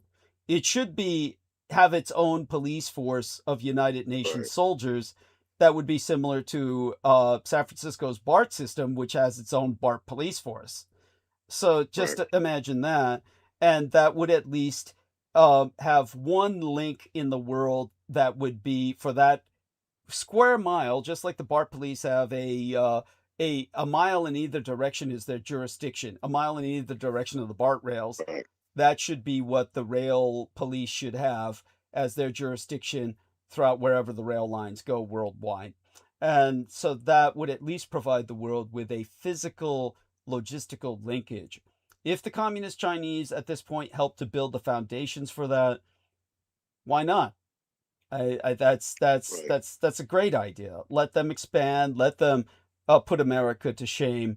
And there's no reason to even destroy those links, except in the most tactical sense during a conflict, and thereafter rebuild it as a united nations and extend it, build it and extend it, use it as foundations, and of course credit China with its due credit. That's why I've always said China will come to perceive itself as the fourth Rome, but their regime will be mostly around this area. I have no doubt China will ultimately incorporate half of India. That's because right now India is suffering a Maoist insurgency, which is a communist Chinese ideological insurgency that has been ongoing for generations at this point. So they would, in that sense, be this kind of power of this world area in particular. So their capital in southern China, bordering with Vietnam, would be Kunming. That would be the fourth Rome. So all that being said, having shared that with Sammy, I do want you to understand how important the work you're doing is. It enables you to actually appreciate my visions probably more than any other member of Team Dietrich possibly could. With the training that you're getting, you have no idea how important what you know now can be for the future. I mean, maybe you would care to share some of that with people, how little they know about how for instance, what you know about land surveying, you can validate and confirm what I've always said. You remember back in the old days, I said that the last solid surveys by the United States government were literally not that long after Lewis and Clark.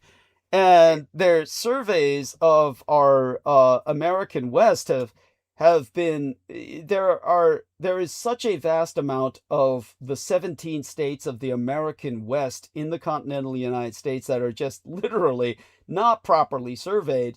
And if anybody is skeptical of Sasquatch, Bigfoot, whatever you call the American primate, they're simply revealing their ignorance. And it's also why Americans are ignorant of the Japanese balloon bombing campaign that took place in that area during World War II and how devastating it was to American forests. But all of this is all part of Americans not understanding how much of America is empty.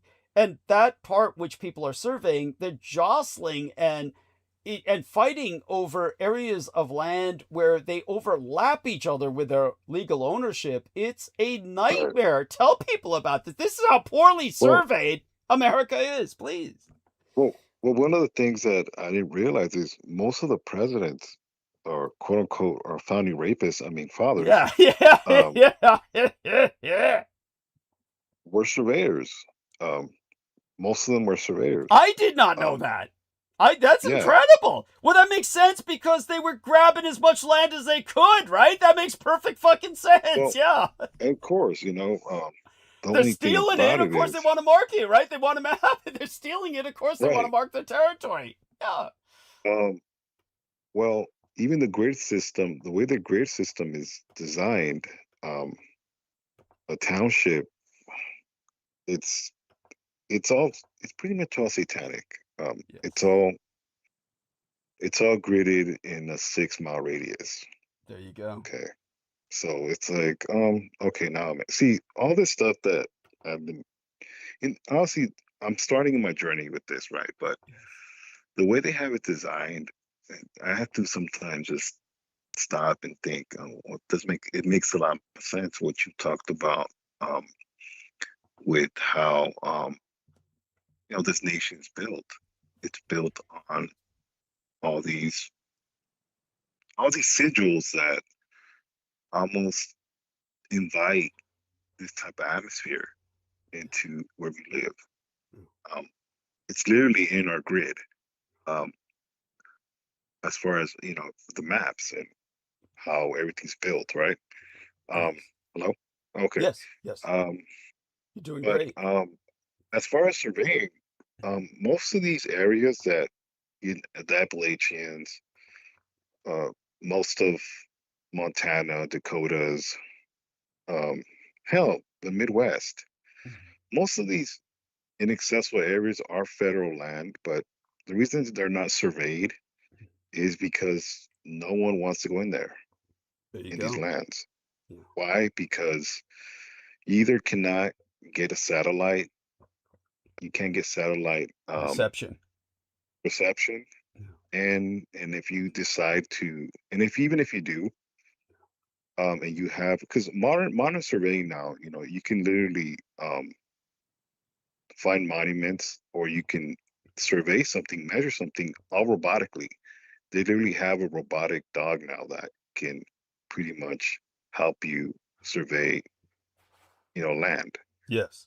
And different modern equipment. You have, drones, etc. Yeah. The only problem is, something destroys it. Yes. Someone moved the stuff, or there's no reception, or Yeah. the government does not allow you. They sabotage Yeah. your surveying. Why? Because it's certain areas you're just not going to be allowed. It doesn't even matter if the government wants you to. That's You're not right. going to be allowed. That's Whatever's out there is out there for a reason, and it's very intelligent. I'm talking about. We're talking about quote unquote Bigfoot or right. I prefer the hominids. yeah.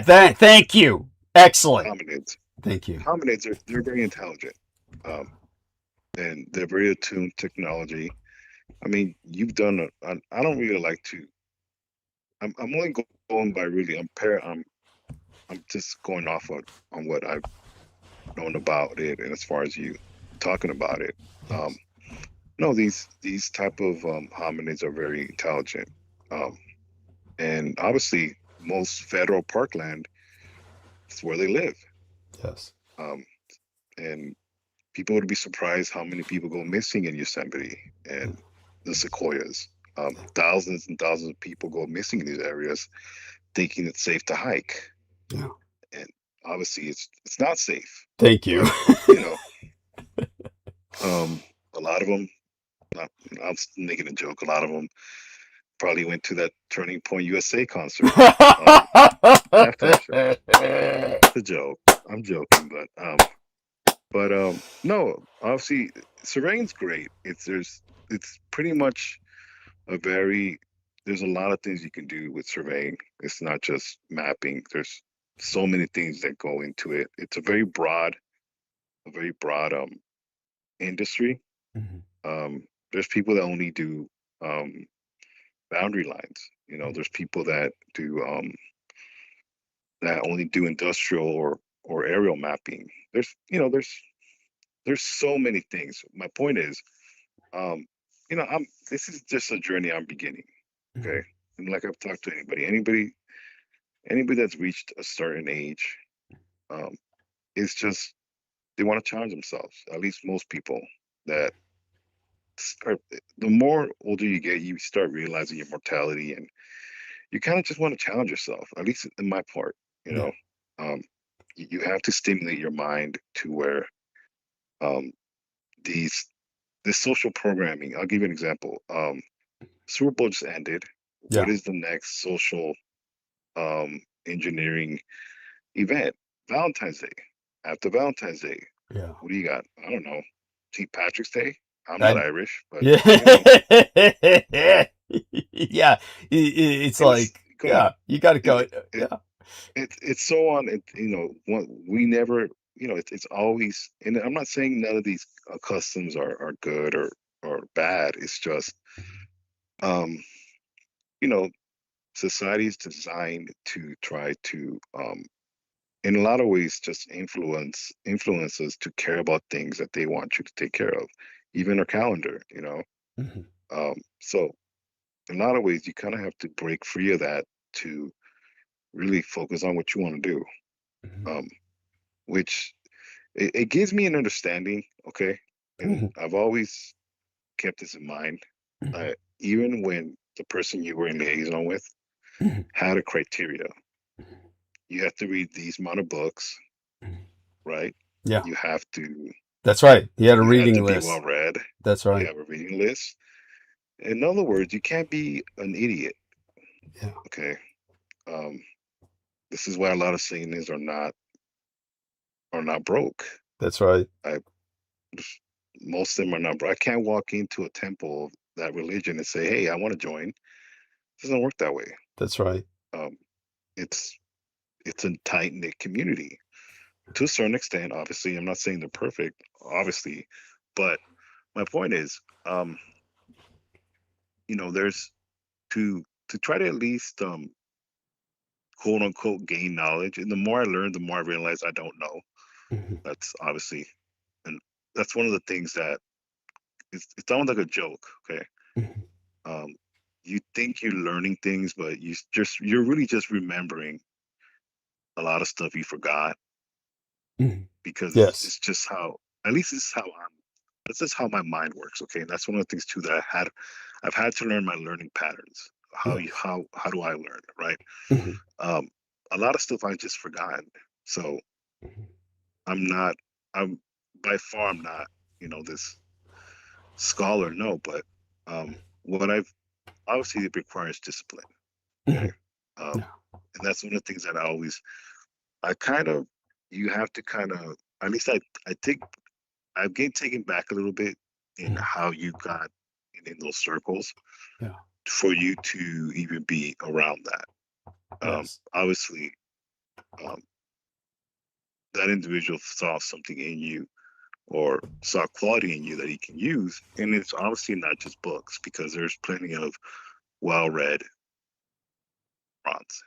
That's That right. doesn't necessarily make you smart. It's just you're just well-read. You know, That's right. so there's it's very interesting that it gives me another level of respect for you to um you know be around that. Thank you. I That's appreciate you're that. just you just Thank you. continue to be a walking miracle because and that's another thing too. It's who you also associate yourself with. I was doing calculations and the lab that I was, we pretty much have to do no measurement is the perfect measurement. Right. Obviously, there is anomalies like the pyramids of Giza, which are pretty much the elephant in the room when it comes to measurements. No Yes. one has figured out how they're so perfect. Yeah. But obviously that's an anomaly. But Mhm. one of the things I'm learning is to computate for error. You take Yeah. the margin of error and you have to computate to it. That way, you can get it down to the closest it can be with that margin of error, where Mhm. pretty much every measurement compounds to finally, you know, be as quote unquote perfect as you can. Mhm. Most of the time, it's not. It's human error. But the term that I've learned is we're very we're good measures. We're not perfect because Yes. it's just we're bound to our limitations. And also, too, is you can be you can have dyslexia of numbers where that's one thing too that I've learned is I have to check. I triple check everything I do because I can sometimes mix numbers. I Mhm. I want to write 21, but I write 12. Right. So stuff like little quirks like that. It I makes think me that's called transversion. I think something like that. transversion of Okay, numbers. Yes. Anyhow, go on. Yes, continue. Yes. right. And it's stuff that you learn, but it's because you know it's you're discovering yourself as far as a student, and you change the student even when you're younger, and it makes you really realize um, our educational system, how much it's engineered to really discourage people or especially people of color, to Yes. really want to learn. And it's Yes. not that we're dumb, it's just environment. Mhm. And it's not even that you know something, you don't ask the right questions. Mhm. So, if you don't ask the right questions, you're never going to know. And not only that, too, access to people. Yes. And that's one of the things that I've noticed about myself, even involving even my faith. Yeah. The more questions I ask, well, the more I'm going to be viewed as, especially in a social setting, people don't like for you to ask a lot of questions that they don't know the answers, because, especially in religion, they don't want to sound like they don't know. That's right. So that's always, and it's not a big deal. It's just stuff that you start realizing, and it's good stuff to know. It's just, as far as the space I am, Mhm. when you lose someone you love, you have to rebuild yourself, because it can really destroy you. Yes. Obviously, you've lost both of your parents, and you've Yeah. gone through that as far as rebuilding yourself, because it takes a lot out of you. This last person that passed away. One of the Yes. things I decided to is do what she was doing. Yes. Well, why not? Why not challenge myself? And a lot of the tools, like her pencils and her rulers and stuff that she was doing, I pretty much adopted them. So That's great. it's kind of helped me to kind of reinforce that. And you know, um, you have to take the good when it Yes. comes to that, because definitely it's definitely it can be a mire. It can be a mire that you can't get out of. Mhm. People definitely follow that. So I really appreciate that's your just me in a courage in nutshell. sharing that. That's beautiful, and I'm so Oh, glad that you're using that you're not allowing the pain to drive you to throw those items away. The fact that you're using them, she wants that. That's what she wants, right. it's important that that link is maintained. And Yeah. I definitely want to say that I'm so glad that you came on tonight, because it enables me to gracefully, segue out of the program, but and close for the night, close the live stream for the night. But I do want you to know that one thing I would really appreciate is you're taking the time whenever you can to certainly review tonight's program. I'll I will. timestamp it as soon as it's published and Yes. uploaded. I'll timestamp it, and I don't know if you had an opportunity to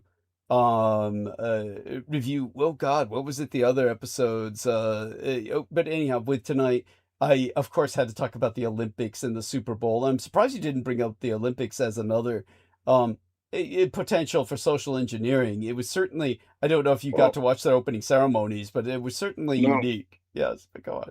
Well, I'm gonna tell you one thing. I don't. The Olympics to me are very much, to me, as a millennial, Mhm. a thing of the past. Okay, I'm gonna Yeah, keep it real with you. yeah, It is not that there's nothing wrong with it. I mean, one of the memorable Olympics was the '96. 2008 was a good one, but mhm. here's just in my little world. I really think it's not as inspiring as it used to be. You know what I mean? Okay, Like Jesse yeah, Owens, yeah, and all these, Michael Phelps. He wasn't inspiring, but he was a good swimmer. yes. Um, but at the current time, I just think the cloud is so black. Yes. Um, you might as well say it's the Special Olympics. No offense. It's just I called it the Compromise Olympics, is what I called it. But it's like in Russia. It's like if it was in Russia, and the Russians won, a gold medal. You just roll your eyes. yes. It's like, okay, congrats, right? yes. Yeah. You know. And as far as, I don't feel like it's of great importance. And it's just it's just the times that we live in, maybe because of my demographic, how, you know, the ICE and what's going on that we've been. And that's another thing too. I don't see, the J people, Yes. supporting us. They, Yeah, you noticed that. they, I remember to say you can be Jewish too. Those signs in Oh Santa yes, yes, Monica, and yeah. First they came you, for us, but yeah, you'll be next. That shit. Yes, go yeah, join us. Pass the matzo ball soup. And I'm not against the J people. It's just, you know, it's just, throw us a little. We're your nannies. We're your gardeners, and you know, you know what I mean. I'm being facetious, but Well, it's just, it yeah, serves good purpose. I mean, you're being facetious in good cause. This is what's known as constructive satire. But yes, where are they in terms of what it is absolutely it stands out in the most negative sense. The silence is deafening. In other words, that would be the old term that was used. The silence is deafening from the Jewish community when it comes to ICE operations, and they are now not. Yeah, they're yeah. gonna make a movie about it. Yes, they're gonna make a movie. They're gonna profit off of it. Yes, they'll definitely make a movie off of it. You know, but you, this is just for shits and giggles. You know why the movie Selena was made, right? What was the title of the film? Savannah? Selena, So, the pop singer, the Selena, the pop singer. the Yes. Mexican, Oh, Selena. the Yeah. As some dialects, I heard some dialects where it's kind of like okay. Selena. But yeah, go on. Yes, I'm hardly She one to passed. cover. Yeah, go on. She was murdered in '95. So sad. So sad. Her dad pretty much was forced to make that movie, that biopic of her, Mm-hmm. because they were going to make it anyways. Oh Jesus. So well, if they're going to make a biopic of Yeah. my daughter, I'm also making myself. Right. I Yes. mean, so it's almost like, well, he pretty much had to do it Yeah. 2 years after. So Oh um, Jesus. That must be as so far as painful. Go on. his ICE Yeah. raids and all that, there's going to be films about it.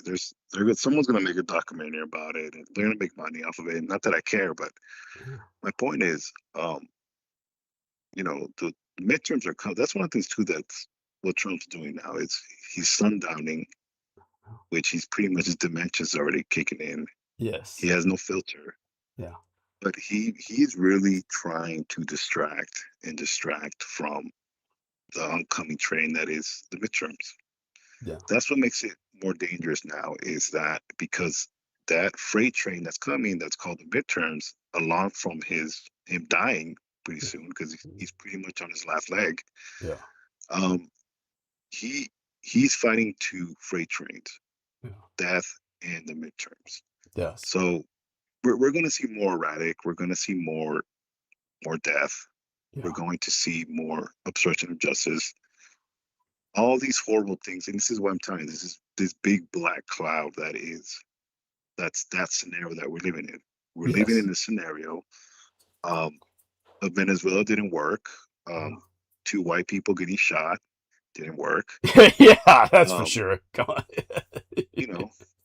God forbid, it's bad when two white people get shot. And by the way, too, that congressman in Minnesota, or was it that congressman in Tim Minnesota that Waltz getting shot?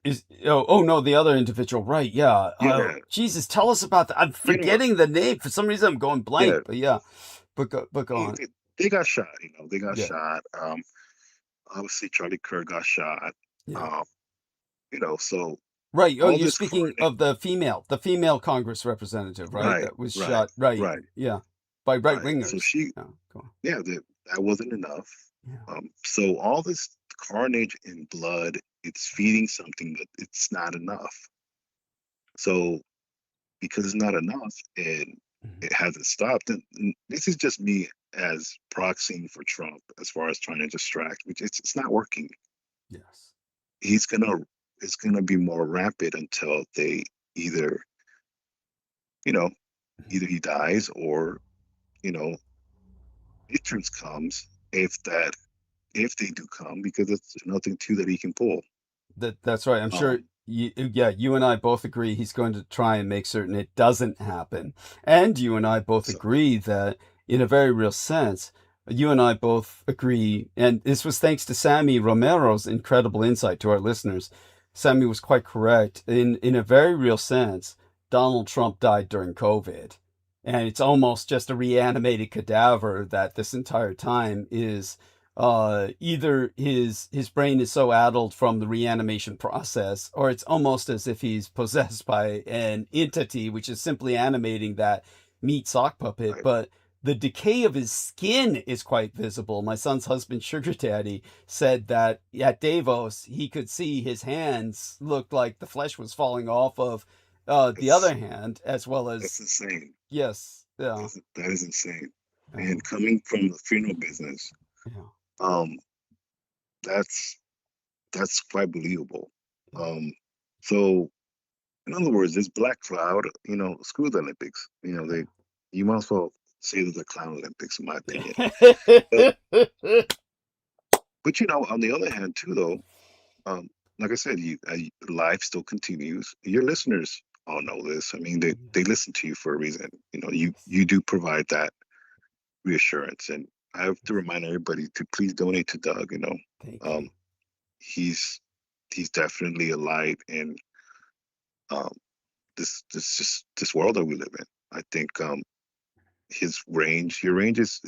I mean, we're going from magic to history to you name it. Obviously, I'm not going to ask you about parenting, but you're not perfect. That's Um, for sure. but I'll talk to anyways, you privately about that. That was a funny insight that. well, I Uh, mean, obviously, I'm being facetious, but what I'm trying to say is, please support Doug. Okay, he's definitely somebody that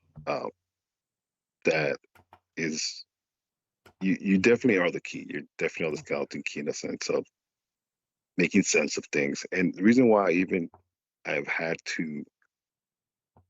to do what I'm doing now, Doug, and I have to be honest with you. I don't want to end up like someone who, always bringing up your work, but it never was relevant to what's going on. You know what I'm saying? right. And I think you Got know what it. I'm talking Yes, about. I know exactly what Okay. you're saying. Um, Yes. it was almost like no, and it's nothing against that person. It's just Yeah, I you know hold it against him. Yes. But by the you way, the individual Sammy Romero is speaking about, I'll say the name out loud because it's okay, inescapable. He'll come up again as a subject. But right, George Knight kept coming on, and he would return to my work on World War II. But I honestly have come to the conclusion, based on so much circumstantial evidence that I've reviewed over right, time with other people and cross-referenced with others on Team Dietrich, he was like he was assigned to just obstruct my ability to address right, contemporary subjects. And right, when I'm trying to address things that were imperative, this individual would come on right. and try and talk about World War II. And it's like, dude, anyhow, we've been over that before. But yes, continue with your own train of thought. I I can mean, always go back to that. well, Yes. it's not that. It's just you know, I have to also create an identity for my own self. Yes. Okay. Yeah. I don't like telling your story. I really don't. I think Understood. I sometimes feel it's just not. It's like wearing your underwear. I don't want to do that. To That's kind of, understandable. you get what I'm saying. It's Yeah. your stories is how you tell it. I don't. I mean, I can walk around it, but it's like I have to be my own man in a lot of ways, and you know, it's healthy. It's a healthy way to go on living with your life, and even as a father, it's a healthy way because you know, at least for me, it's one of these things where I have to create my own identity, and I think anybody that is listening, whether it's Holly or even what's that girl from Vermont again? Amy Como. Amy Cuomo, Brooke. In their own way, they they have their own identity. You know, their own journey. Um, but you know, it is what it is. It's just I'm no different. It's just um, I have to, you know, position myself because you have to keep living, man. It's um, you know, it's definitely help your mental state, you know. Thank you. And whoever I forgot, I just Aristides too. I don't know if he's sleeping, but it is what it is. Heather, you know, you know, it's just part of life, you know. But you know, I'm gonna sign off, okay? But Okay. once again, I'm gonna remind everybody, please support Doug. I'm going to try my best this month to, you know, try to send a little support to him. Thank you. I Okay. appreciate that. Well, anything you do is always appreciated, and your simple appearance is moral support. So, before you go, of course, do share my love with Isaac, and I hope both your birthdays went well. A little status report on that, please. No, it was quiet, just like I like it. Understood. The older I've gotten, the more you know, I'm very comfortable with you know, being quiet, being safe, Yes. keeping things simple, especially the climate that we live in. It's just there's a time and place for everything. Unfortunately, right now is a time just to keep it simple, and you know, in time everything comes. It's just you know, I'm blessed. That's all I have to say. You are, as is Isaac, and so share my Likewise, love with Maria and all the family, and will do. yes, so have a blessed night, and we'll end the Yeah, show here. So take care. All right, thank you yeah. so much. Speak to you soon. And so that's Samir Romero, and with that, we'll ask if Aristides is with us, if he may have drifted off, and that's fine. And what we'll do now is we'll ask all of you to return on Wednesday. We'll be back on Wednesday, same time, same place. I'm so flattered that so many people joined us tonight. We maintained our normal numbers, even through, well, yeah, I think it's easy to assume that the majority of people who listen to my program aren't really normally going to be sports people. Not surprised that our numbers were too impacted by Super Bowl Sunday. All right. So with that, everyone, do need your financial support.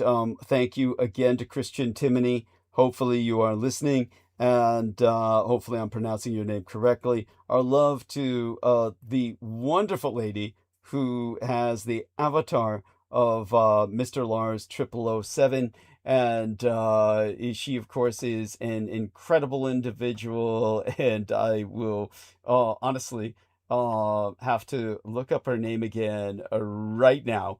So let me see if I can access that particular account, proceed to the overview, and we'll get the name of that lovely lady, Leia. That's right. And oh my God, her name was recalled by other people who proceed. By the way, we received 50 United States dollars from Marcel Halloween.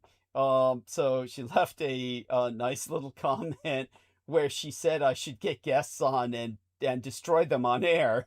Like, oh my God, honey, what a sadist. Oh, and all right. So as for Leia, love you, honey. I don't consciously remember your last name. I'll commit that to memory, hopefully, by next episode, next transmission. I call when it's published and uploaded. When it's uploaded and published is the correct order for that phrase. When it's uploaded and published, I consider it an episode, but while it's live, it's a transmission. Of course, either term is acceptable, but actually, transmission is applicable in every case. You know, these are all transmissions, but episodes are a preferred term for after publication. Okay, so this will upload, and then I'll do the timestamp. And okay, everybody, rejoin us on Wednesday. Thank you so much. My kisses to the ladies, hugs to the gentlemen.